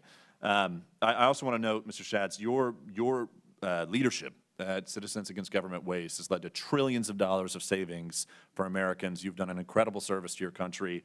And I just want to close with a final question to you. Based on your wealth and knowledge and experience, what are the most prominent patterns or locations that you find waste, fraud, and abuse in our federal government? Any advice to the committee before I finish? Well, it runs across all agencies. And I would note on the Department of Defense, when the Grace Commission made its recommendations and found $424.4 billion in savings, 25% of that was in the Department of Defense. As has been noted, they failed an audit. Joint Strike Fighter is pretty much of a mess. Less than half, about 55% of them are available for use. So the procurement system needs a lot of reform. Information technology, 80% of the systems are legacy systems, and some of them, they're so old you can't find people to fix them or service them. And that's an investment, in our view, that's worth making. upgrade those systems, and then people will be able to find out from the click of a button, you know, what's going on with their money, and that would be extremely helpful for transparency, accountability, and more efficiency. Well, I'm grateful for your testimony today. I hope every committee member reads all the innovative solutions that you've offered us, and likewise, I hope my colleagues join me in helping relocate our departments and agencies outside of Washington, D.C. I yield back to our distinguished chairman, Mr. Comer. Gentleman yields back. Chair recognizes Mr. Min from California. Mr. Schatz, Dr. Resch, thank you for testifying today. Now, this hearing is happening because of Republican concerns about the size of our government. But I would submit they're missing basic economics here, and particularly the chapter on public goods. As a reminder, public goods are things that governments provide that we all benefit from. National defense, infrastructure, education, police, firefighting, air traffic control, all examples of public goods. And the most important thing to recognize is that these are all things that private markets typically do not provide on their own. So when we're talking about making cuts to the FAA budget for air traffic controllers, understand that no one is going to fill that gap to make our skies safer. When we cut the budget for FDA and USDA inspections, no one's going to step up to come and ensure that our foods and drugs are safe. That is why the government provides these things. Now, I realize it makes for a great talking point to talk about getting rid of waste in government. And I'm sure there are many examples we can point to. I know my colleagues have pointed to some if we look closely enough, just as I'm sure we can find lots of examples of waste and corruption in large private companies as well. But here's the thing. The reality is that what you're looking for is just not possible at the scale you're talking about. Elon Musk and many of my colleagues on the Republican side of the aisle have publicly stated that their intention is to cut $2 trillion from the federal budget. The problem is that this is just bad math. And yes, I'm Asian, and yes, I'm pretty good at math, but you don't have to be very good at math to understand this. The chart behind me illustrates very clearly the entire domestic discretionary budget that's the primary focus of today's hearing is only $917 billion. You can cut everything: education, food safety, air traffic safety, wildfire prevention, affordable housing, the FBI, the DOJ, and you're still not even halfway to the amount that Elon Musk and the Republicans are trying to cut. You can fire every single person in the federal government. That's 4% of the federal budget, a tiny fraction of what you're looking to cut right now. You can cut all military spending, $805 billion. You're still not there. So let's be realistic and talk about what's really at stake here.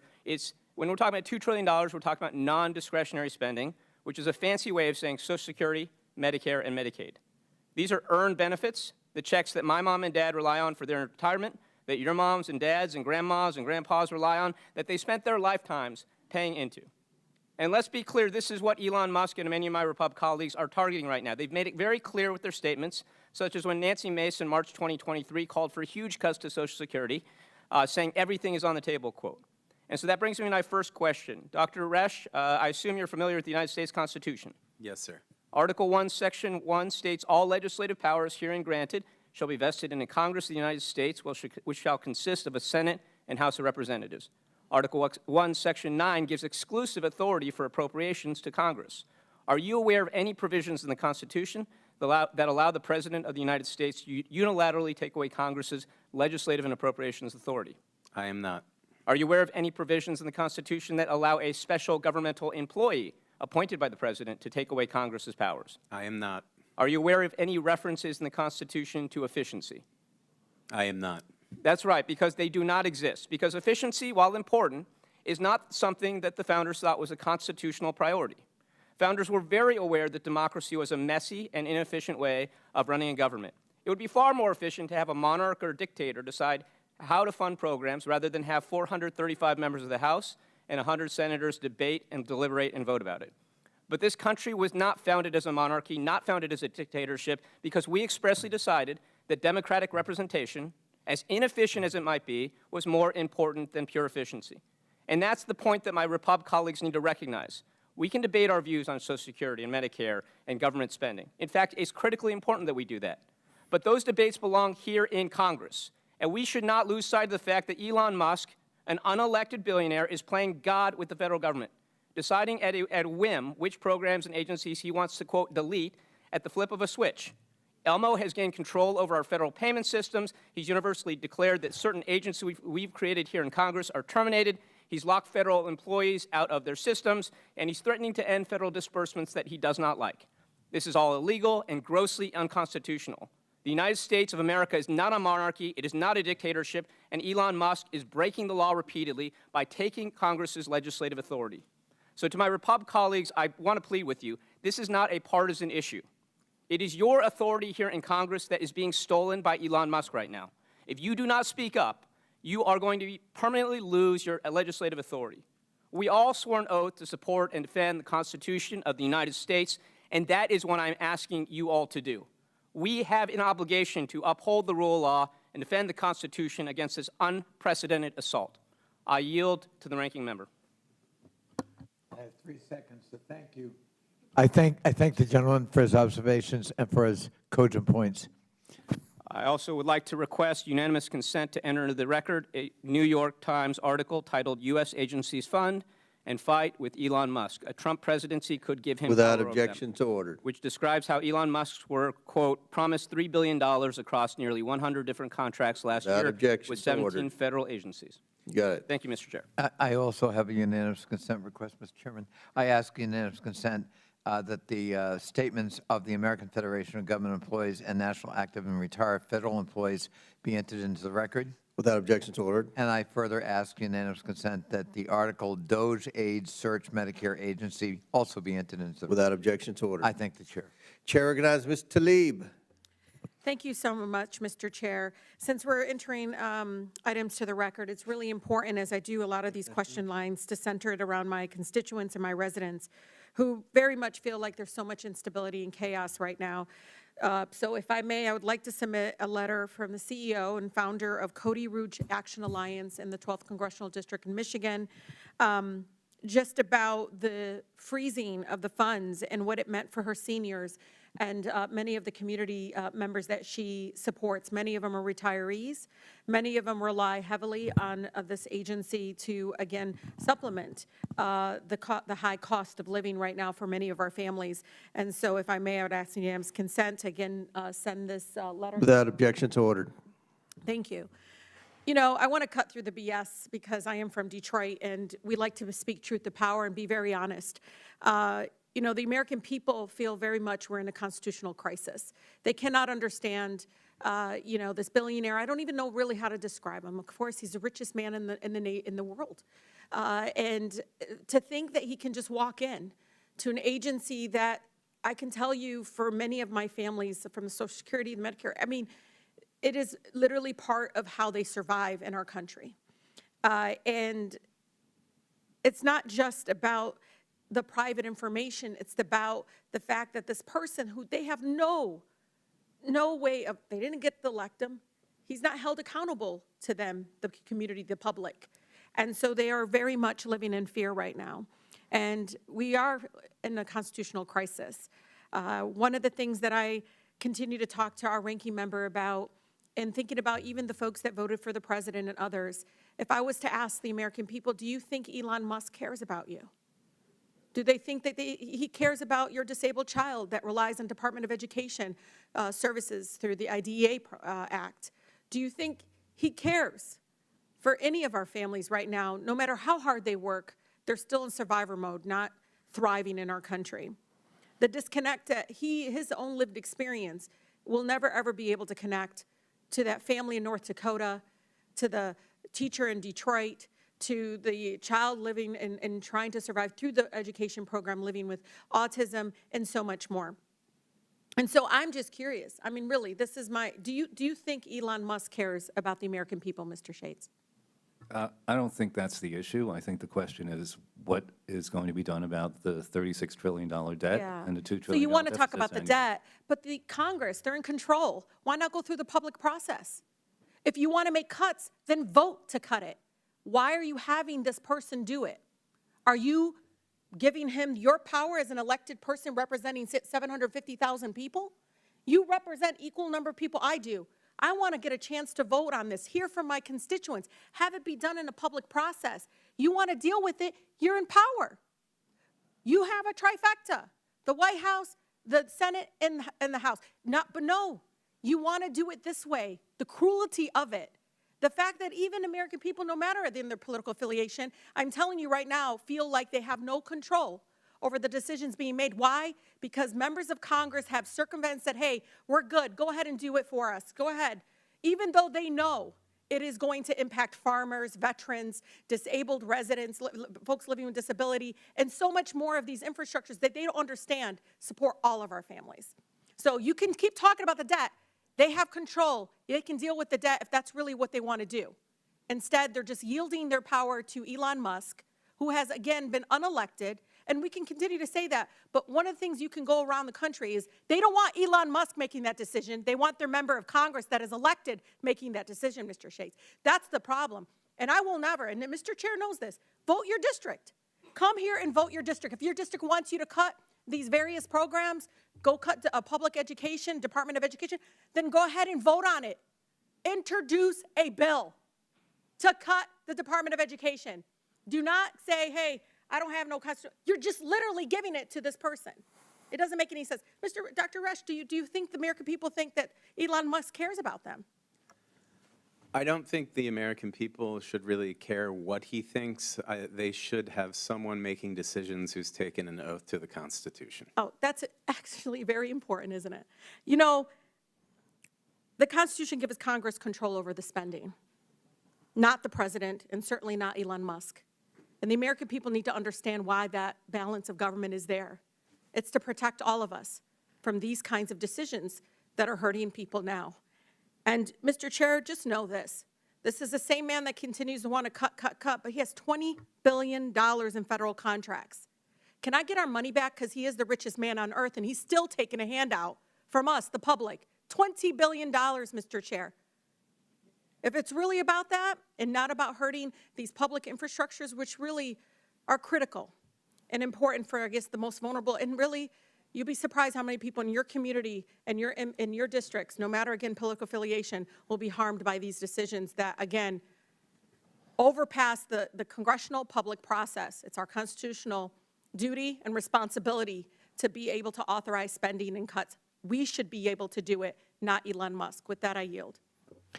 Gentlelady yields. That concludes our questions.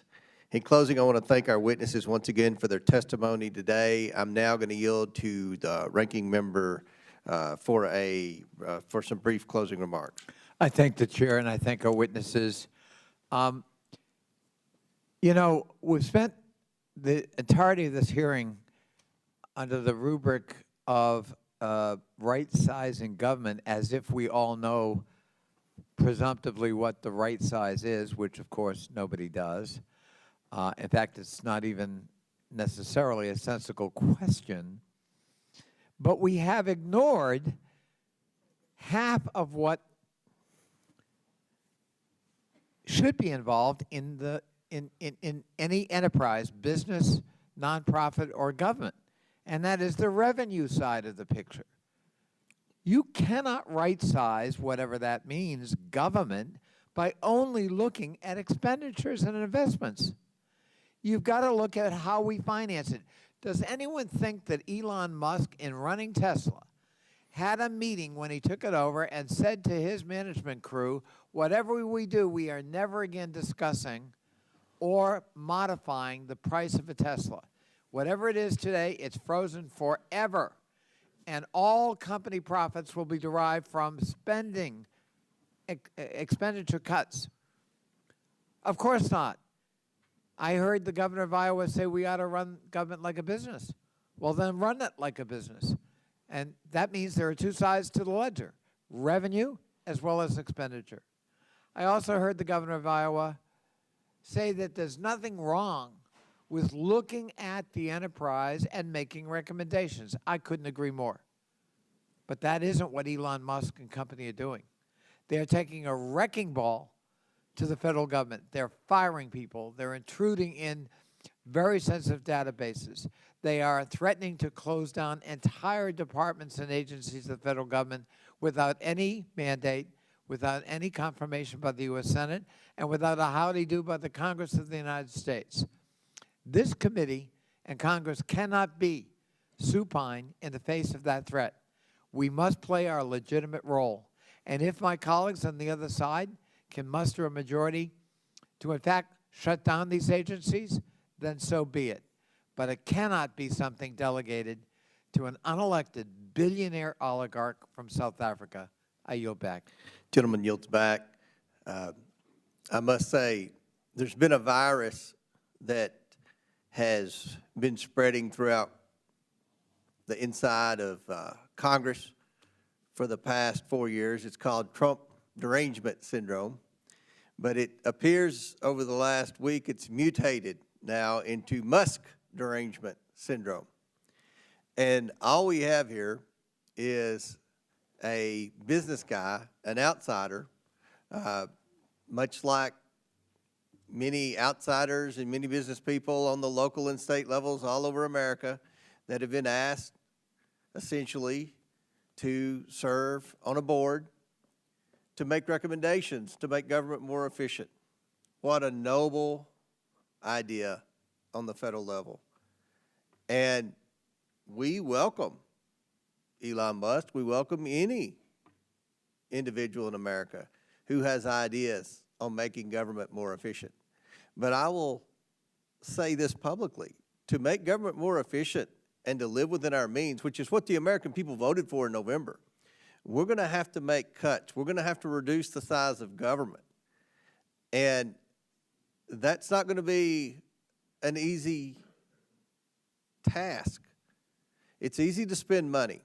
Everybody's popular when they're spending unlimited amounts of money and doing check presentations and things like that. But when it gets to making cuts, that's tough. That's what people in the private sector have to do every day. That's what people who work and pay taxes and struggle to make ends meet have to do every day. They have to make tough financial decisions.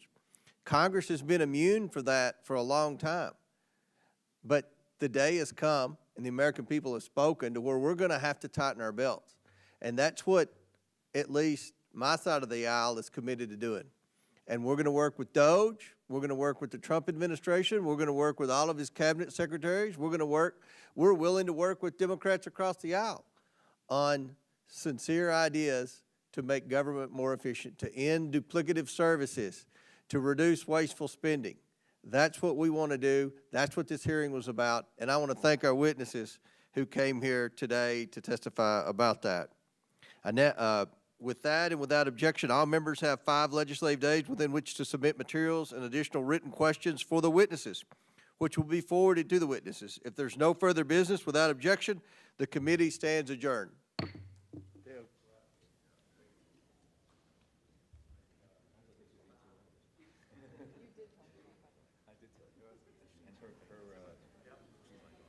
Communications director. Nice to meet you.